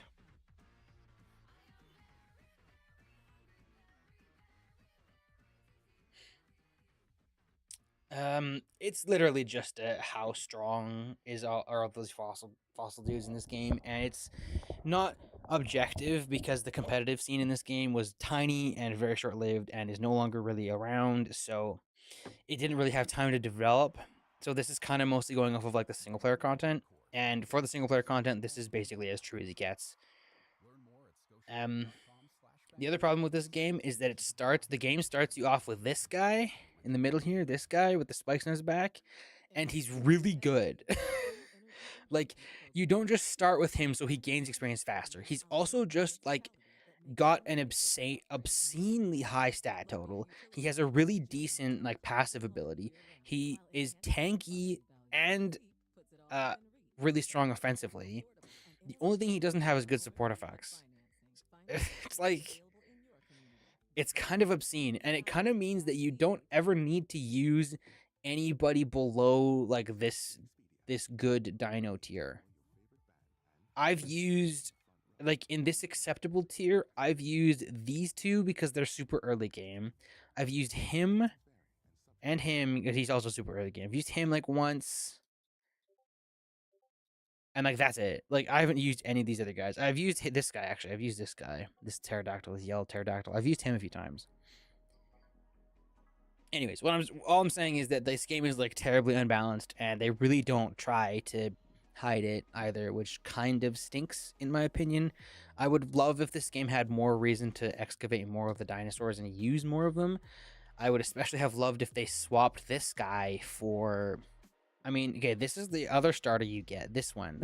Like the worst one in the game. And then this guy. I would have loved it if instead of him, the Spino guy, they gave you like this guy. This is a guy's like early mid game, and he's like okay. He has the same like passive ability, but he has way lower stats, and he has like a poison ability.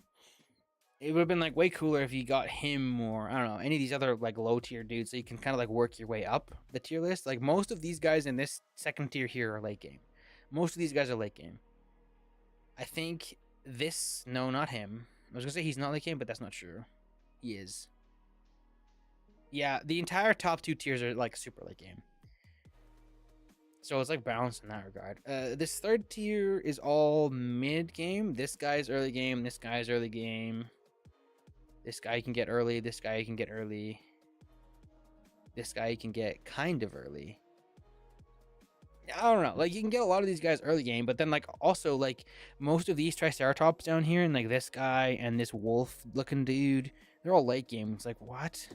Sorry, I'm tangenting about not what this tier list is about. I'm just tangenting about how this game is terribly balanced. That's like my only criticism of Fossil Fighters is that the balance of this game sucks. If you ever play through Fossil Fighters and you want the game to be better, don't use Spinax, the starting guy. Just drop him. Just ignore him entirely and use everybody else, and the game will suddenly be way harder, and you'll have to like work for it.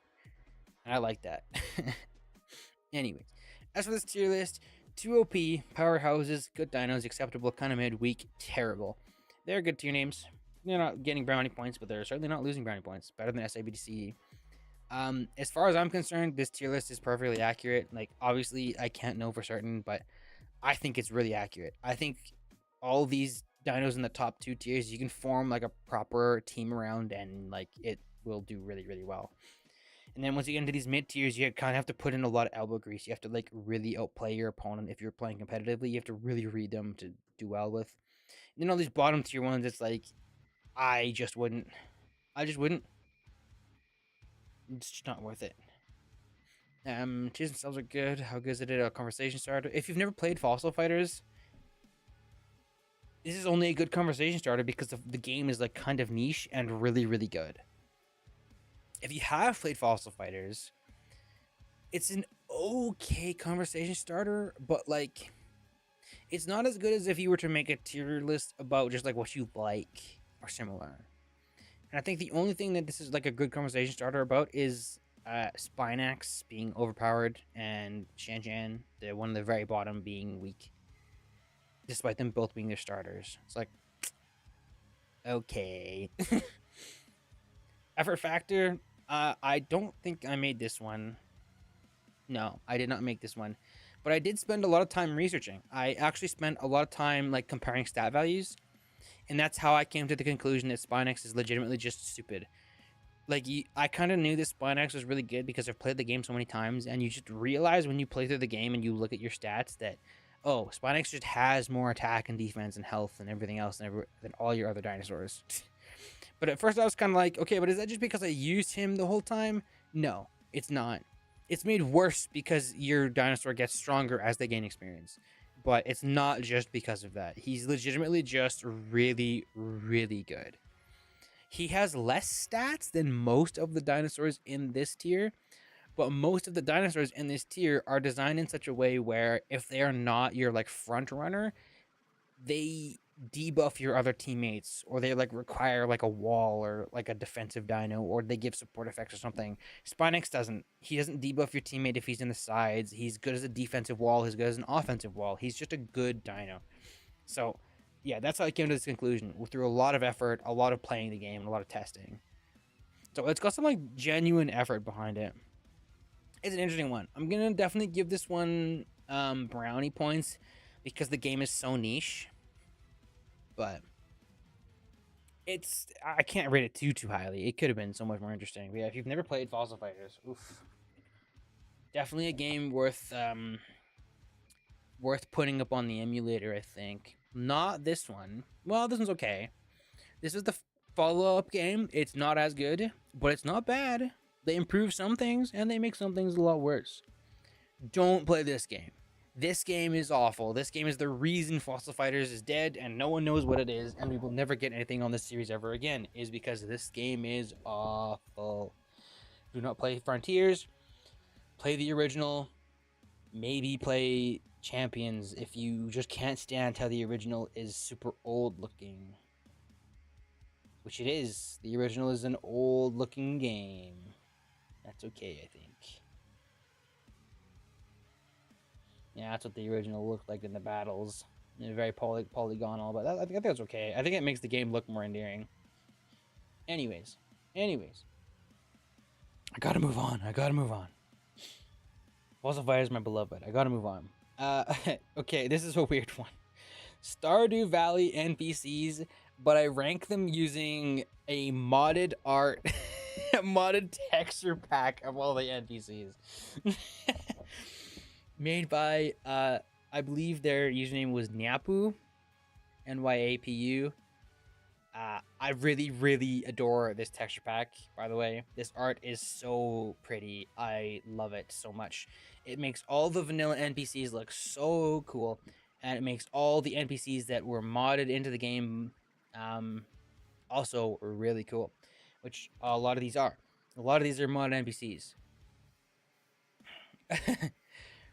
So I did that because I kind of hate Stardew Valley art, like a lot. I don't know why. There was a period where I was really stuck up about art style, and I've kind of moved on from that. For the most part, like there's still like Clannad and some stuff where I just can't. I just really hate the art, and I can't get over it. But for the most part, I moved on. But Stardew Valley is one of those games. Stardew Valley is one of those things where I just cannot. I hate it so much. It's so gross looking to me. And there are texture packs to make the NPCs way cooler. Like this one is awesome. But you can't fix the rest of the game. There's too many textures and not enough people have put enough effort into fixing it. So that's one of the reasons why I just will never play Stardew Valley again, I don't think.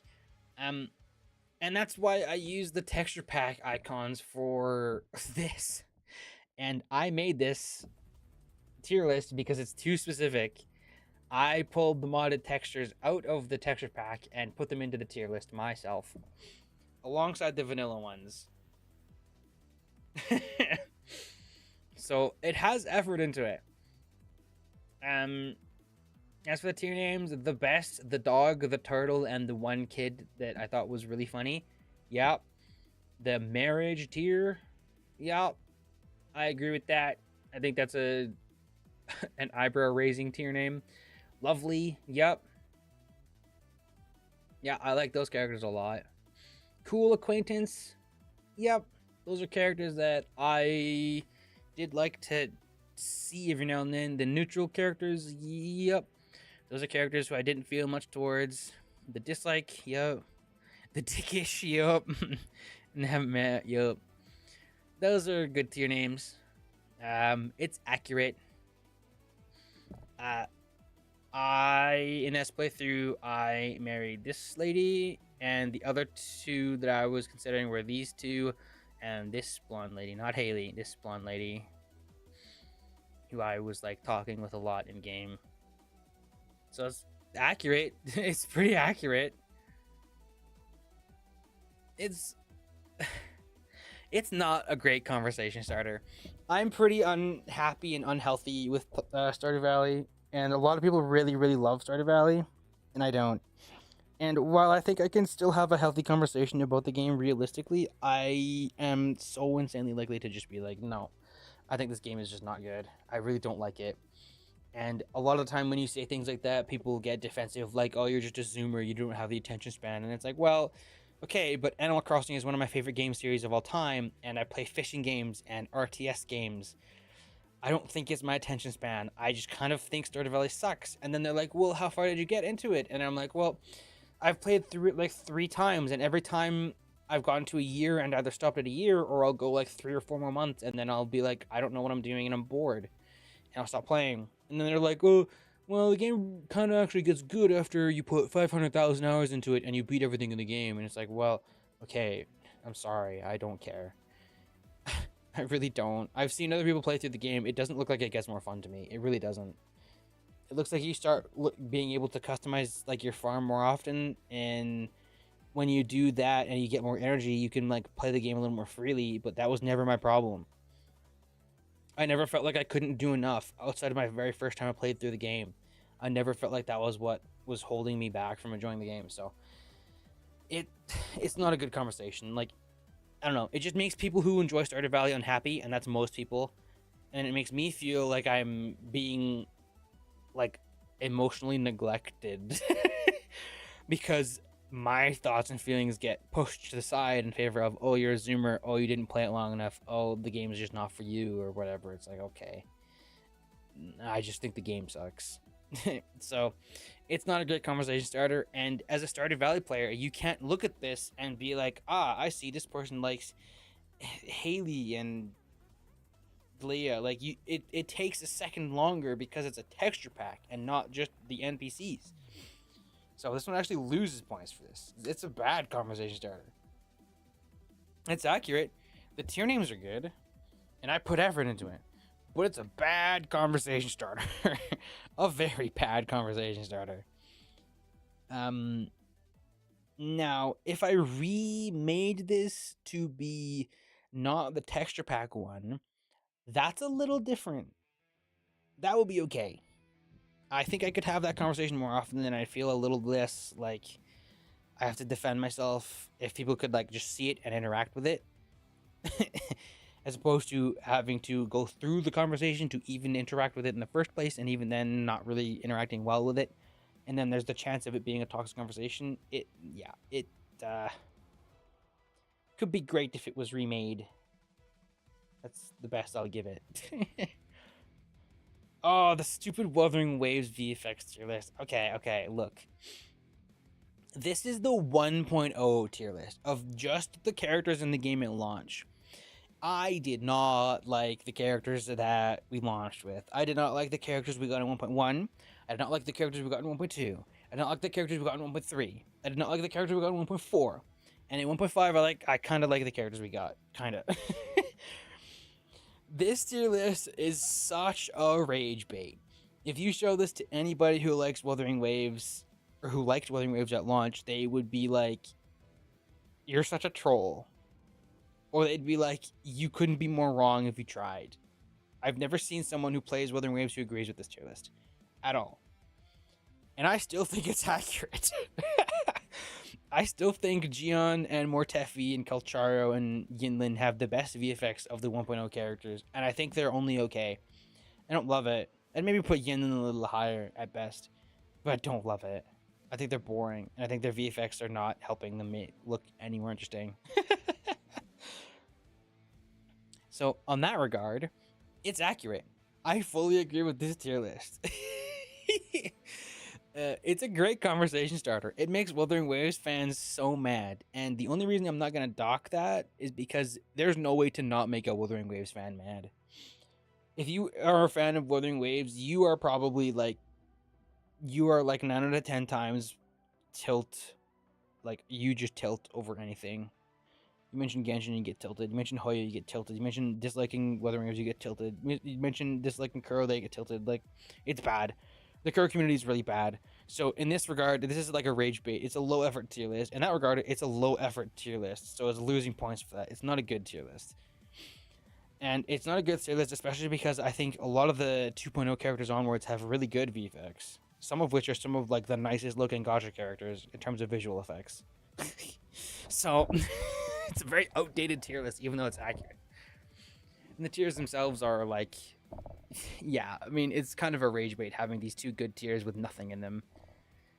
I'm just gonna move on from this because it's such an old tier list. If I remade this to have updated all the modern characters then it would be a good tier list. It would be an okay conversation starter. It would be subjective and not inherently inflammatory, because there would be a character, like a fair amount of characters in like the top tier.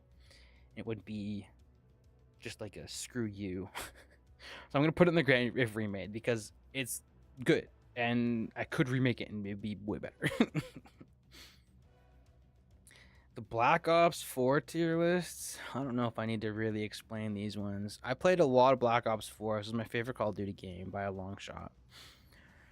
So I made tier lists of the maps and the guns in them, because this is my favorite Call of Duty game, and it's a very controversial Call of Duty game as well. It's not because it's hated, it's because it actually had pretty good gunplay and had pretty okay maps and had pretty good progression, and it was like interesting and a little bit different from the other Call of Duties in a way that wasn't like weird. It was just a little bit different, and this felt like they were trying something new, and I really liked that. I liked the guns. I liked the Pick-10, the way that worked in this game. It was a little more fun to me, and it felt a little more balanced to me than most of the other games. A lot of people will complain and disagree with that, but I always thought it was way more balanced than a lot of the other Call of Duty games I've played. So I'm not gonna spend too much time on it. Tier names: Goated, Sausage and Pierogies, Fruit Salad, Unflavored Popcorn, Marmite, Get this shit off me, Never Used, Zombie Stuff. Yep, amazing tier names. These tier names are awesome. I put way more effort into these tier names than I should have. In terms of how accurate this is for me right now, Rampart, Peacekeeper, yeah. That makes sense. Maddox, maybe a little lower, but yeah. Kind of weapons I didn't really love, yeah. Weapons I hated, yeah. Weapons that ticked me off, yeah. As for how much of a conversation starter this is, Black Ops 4 is kind of a thing of the past. The Call of Duty games, you just kind of move on and you forget about it. I can't forget about this game. It was too much of what I wanted out of Call of Duty to forget about it, but most people didn't love it as much as I did. And the game had a lot of paid weapons towards the end of its life cycle, so it was soured for a lot of people too. So it's not a great conversation starter, and most people who played it won't remember the guns specifically by their name. So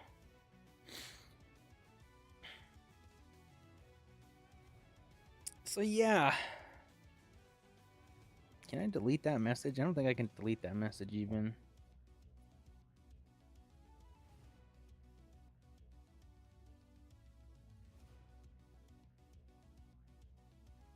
No, I can't. Okay, whenever.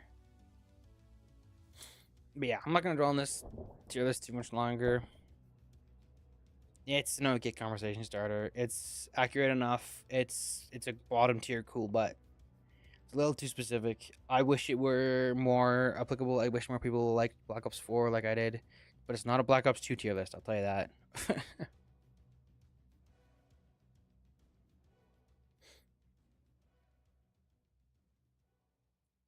And the maps is kind of similar to, like, unless you really played the game and like really knew the maps or like refreshed your brain on it, it's kind of hard to interact with this. My picks: timeless, good fun, okay, man, bad. Like, it's less interesting to your names.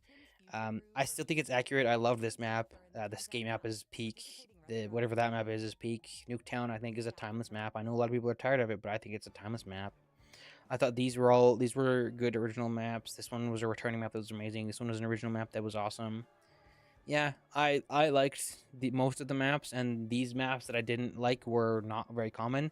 These two were really late in the life cycle, so I didn't play on them much. This one was late in the life cycle, and then these two were launch maps that I didn't love, but most of the community didn't love, so we didn't see them very often. This was fine. I liked the maps in Black Ops 4. I think they had some really interesting and fun maps. I think they did a lot with a 3-lane style, but it's the same story as the guns map, but it's a little bit less interesting. There's no labels on it even. It's not like an overview of the map from top down with a label or like an image. Nothing. It's harder to interact with than the guns even, and the guns was already kind of hard to interact with, so like, I don't rate that one super highly. It's kind of low effort. Not a bad tier list. I'll put it below the Naruto characters tier list. No, I'll put it below that one too. Yeah, I put it down there. That's fair. Okay, let's do up to the Calamity music, and then I'm gonna stop for now. So this one is just the characters in the PGR game. Okay, this one's gonna suffer similar as all the other ones did. This one is just who I liked to play. So these were the main characters I liked in PGR. These were the characters I was willing to use. I held them in high regard. These characters were cool. I didn't usually build them unless I needed to, which is I think I built just this character. No, and this character. I built these two because I needed to, and that was it. Nah, in the U tier. Okay, so again, I was very controversial with a lot of my thoughts in this game, which because I think this game is very controversial in the quality it has. It's very up and down, and it goes against its own identity with like every other character they release. So it's kind of hard to not have controversial opinions with this game, I feel like. But I was especially controversial. This guy is a main character. This girl is like the most popular character in the game and a main character. This girl is like really popular. This girl is like the other main character and really popular. This girl is like one of the other main characters and really popular. These two, like, this is the actual, like, the main character, and I hate her. This guy is, like, pretty well regarded overall, and I don't like him. Like, very controversial. Fine tier names. It's just a tier list of, like, how much I like playing the characters. There's not a ton to say. It's accurate still. If I go back to the game, I want to play these characters. I don't want to play any of these characters. I'm okay with these characters and these characters. Effort, it's fine. It's fine. It's just fine. It's a pretty fine tier list. It's not amazing. It's pretty fine. It goes at the bottom of the Koopa. It's a fine tier list. You see that tier list and you get like rage baited, but you see that tier list and you go like, what's that about? It starts a conversation with the PGR character, with a PGR player, but it's also likely to get them mad too. It's like, it's fine. It's a fine tier list. Okay, so I'm gonna move on then. Exploration. Here we are. So these are all the games that I could think of that have some level of exploration. These are games that you play, and there is wonder in looking around and going, I wonder what's next. So a lot of this comes down to environment, a lot of this comes down to controls, a lot of this comes down to curiosity. And for that, I definitely think Rain World and the Ori games are peak. I think Genshin is really peak. Crosscode is wonderful. Baldur's Gate is pretty cool. Elden Ring, pretty great. Star Rail and Breath of the Wild are pretty great. And then you get into the pretty tier where it's like, yeah, these are games that you can explore, but like you don't play them for the exploration typically. You play them because there's something else with the exploration, which is Hollow Knight and Subnautica. Those are games that are pretty, but like if you're just playing them for exploration, you're a little bit off. You play them because there's something else in that game that makes you want to explore. At least for me.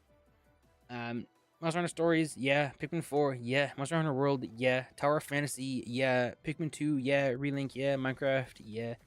Towards the end of that tier, you get to, yeah, Pikmin, Grand Blue, Minecraft. Those are games where it's like, exploration is a part of it. But, again, you typically play for something else. Typically. You have to mod Minecraft, and I don't consider it that. The Ham Sandwich games where, yeah. And then Not Worth Exploring, yeah. Okay, so how accurate is it? I would change a number of these things around. I would lower Star Rail below Hollow Knight. I would lower Genshin below the first Ori. The second, no, that's the first Ori game. I'd put Genshin here, not above them. I would raise Wuthering Waves probably to at least where I'd put Star Rail, right between Monster Hunter Stories and Hollow Knight. Wuthering Waves has gone way better as time has gone on, way better. Otherwise, yeah. Tiers themselves, Open Beauty, Filled with Wonder, Pretty, Ham Sandwich, Not Worth Exploring, Terrible Experience, and Hemp Blade. Yep, good tiers. I like it. Effort, yeah, I made this. It had effort. I played these games. I thought about the ambience. I double-checked my thoughts. Yeah, this is a good one. This is a good one. It's a good tier list. I like it. It's a good conversation starter. If you've played these games, you have thoughts on how fun the exploration is, and even the games that I didn't put up there, you probably have thoughts on how fun they are to explore. I think it's a good one. I'll put it above the Hoyu outfits, actually. No, I'll put it at the top here. It's not a GOAT tier list, but it's a good one. It's a niche enough topic, but it's like also kind of broad, so it's a good one. And lastly for today, the Calamity music. Oh boy. I mean, I already talked about this with Solar and Anadar, I think I was talking with. Calamity music is pretty cool. There's a lot of cool soundtracks, and there's a lot of soundtracks I don't like. I hate the vanilla Calamity soundtracks, and I mute when it comes on, or don't use the mod if I have control. These songs very blatantly were not made by DM Dokuro for me, and I hate them. They're very off-putting. They're not fitting with vanilla, and they're not fitting with Calamity. This one also was not made by DM Dokuro, and you can tell. These ones were, but they're very generic. I know it's so controversial for me to put the dog themes so low. They're some of the most popular themes, and let me say, I stand by the dog themes being overrated. I don't think I should have put them that low. Oh my goodness. I would have probably put them up in the B+ tier. Maybe right here, right behind Poltergeist and the Calamitous. So like that's kind of crazy. Good tier names though. Amazing conversation starter. If you've played Calamity, you know about the music. You like the music. Or a lot of it. Like the music is so standout when you're actually fighting. The music is great. It's easy to comment on the music and have thoughts about the music. Like you remember the themes that you liked the most of the time. So for effort, I didn't make this tier list, but I did listen to all of it as I tier listed it. I put the effort in for the most part. Tier names, yeah, those are good tier names. In front of my roommate's door and Marmite are classics. And the bottom tier raises eyebrows. This is a good one. I feel like it's hard to go wrong with the Calamity music tier list. It's a pretty dang good one, I think. It's got to be up there. It's the bottom of the GOATs, I think. It's a little bit too overstated to be like top of that tier, but like it's a good one. You could probably remake it and include Infernum themes too as a future thing. True. I could probably remake it and include some of that stuff. That's true. You could also include like the vanilla themes as well. It's a good topic, that one, the Calamity music. Like Demon Dokuro is a huge part of why Calamity popped off too. So like, yeah, a lot of people have thoughts on it, way more than you would think for most music tier lists. For a lot of music tier lists, like the Genshin tier list and the Monster Hunter tier list, like it's a little harder. A lot of people don't play these games strictly for the music, and even Genshin, where you do enjoy the music, probably if you play the game, it's easy to forget. It's hard to remember because the Genshin music is kind of just like Battle Theme 4, or like in the overworld at X time in like between these coordinates. But most of the Calamity music is like boss related. So you remember it a lot more, and it's easy to comment on and point to. And yeah, I do agree with my tier list there. So it definitely is a good one, I think. We're getting pretty far into it. There's a lot to go though. Okay, but that's all I want to do right now. I need to do a few chores. I need to get some food too.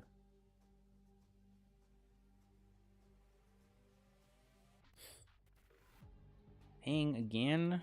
Oh, that's a Wordle ping. Okay. Oh, poor Johan. What's going on? Are these people talking about stupid? Yeah, they're still talking about stupid rap again.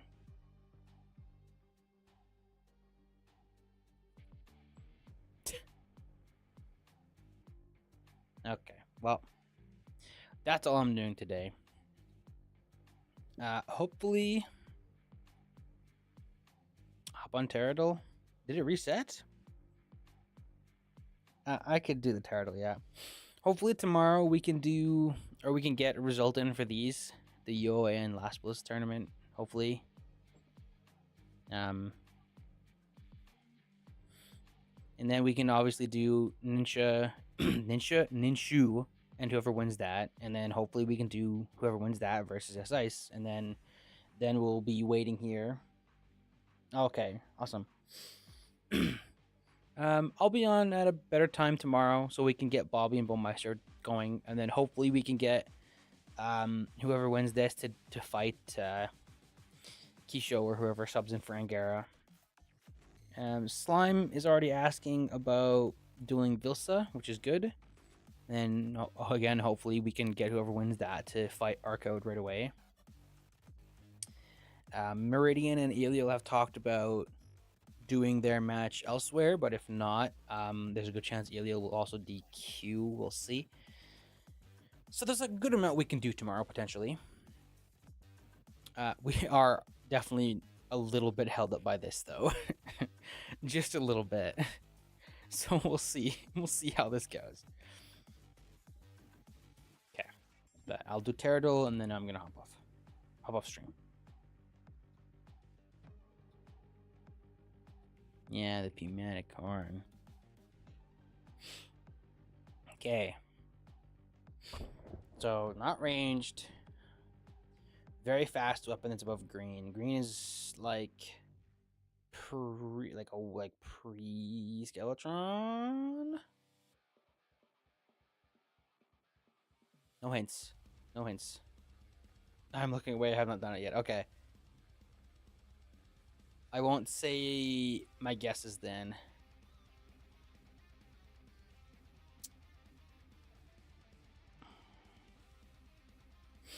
Well, got me some decent information. Got me half of what I need. So let's do... No, it's not a drop.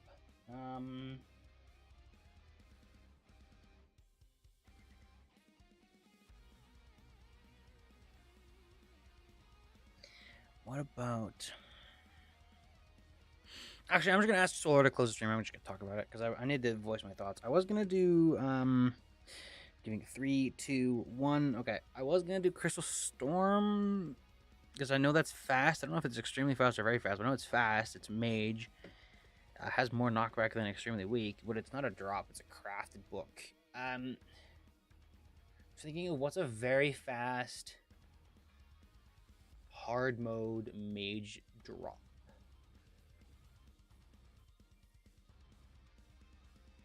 Frost Staff? Frost Staff, I think. Ooh. Interesting information we got. Wow, okay.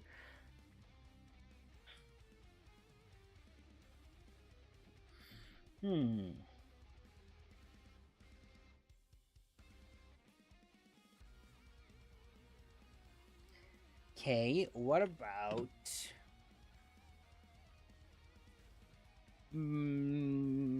Bubblegum. What? Oh my. Higher rarity than yellow. Does more than 70 damage. And it's very fast. So it's end game.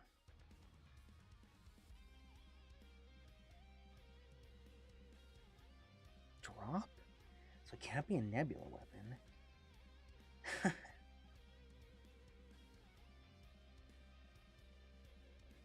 Is it just like Lunar Flare? I think I just gotta guess Lunar Flare. Okay. Good job, me. I'm really good at Terradol, I guess. I'm better than I thought I'd be at Terradol. Nice. Okay. Well, that's stream, everybody. Almost 9 hours. I'll catch y'all tomorrow. Hopefully no tech issues. We'll see. Have a good night, everybody.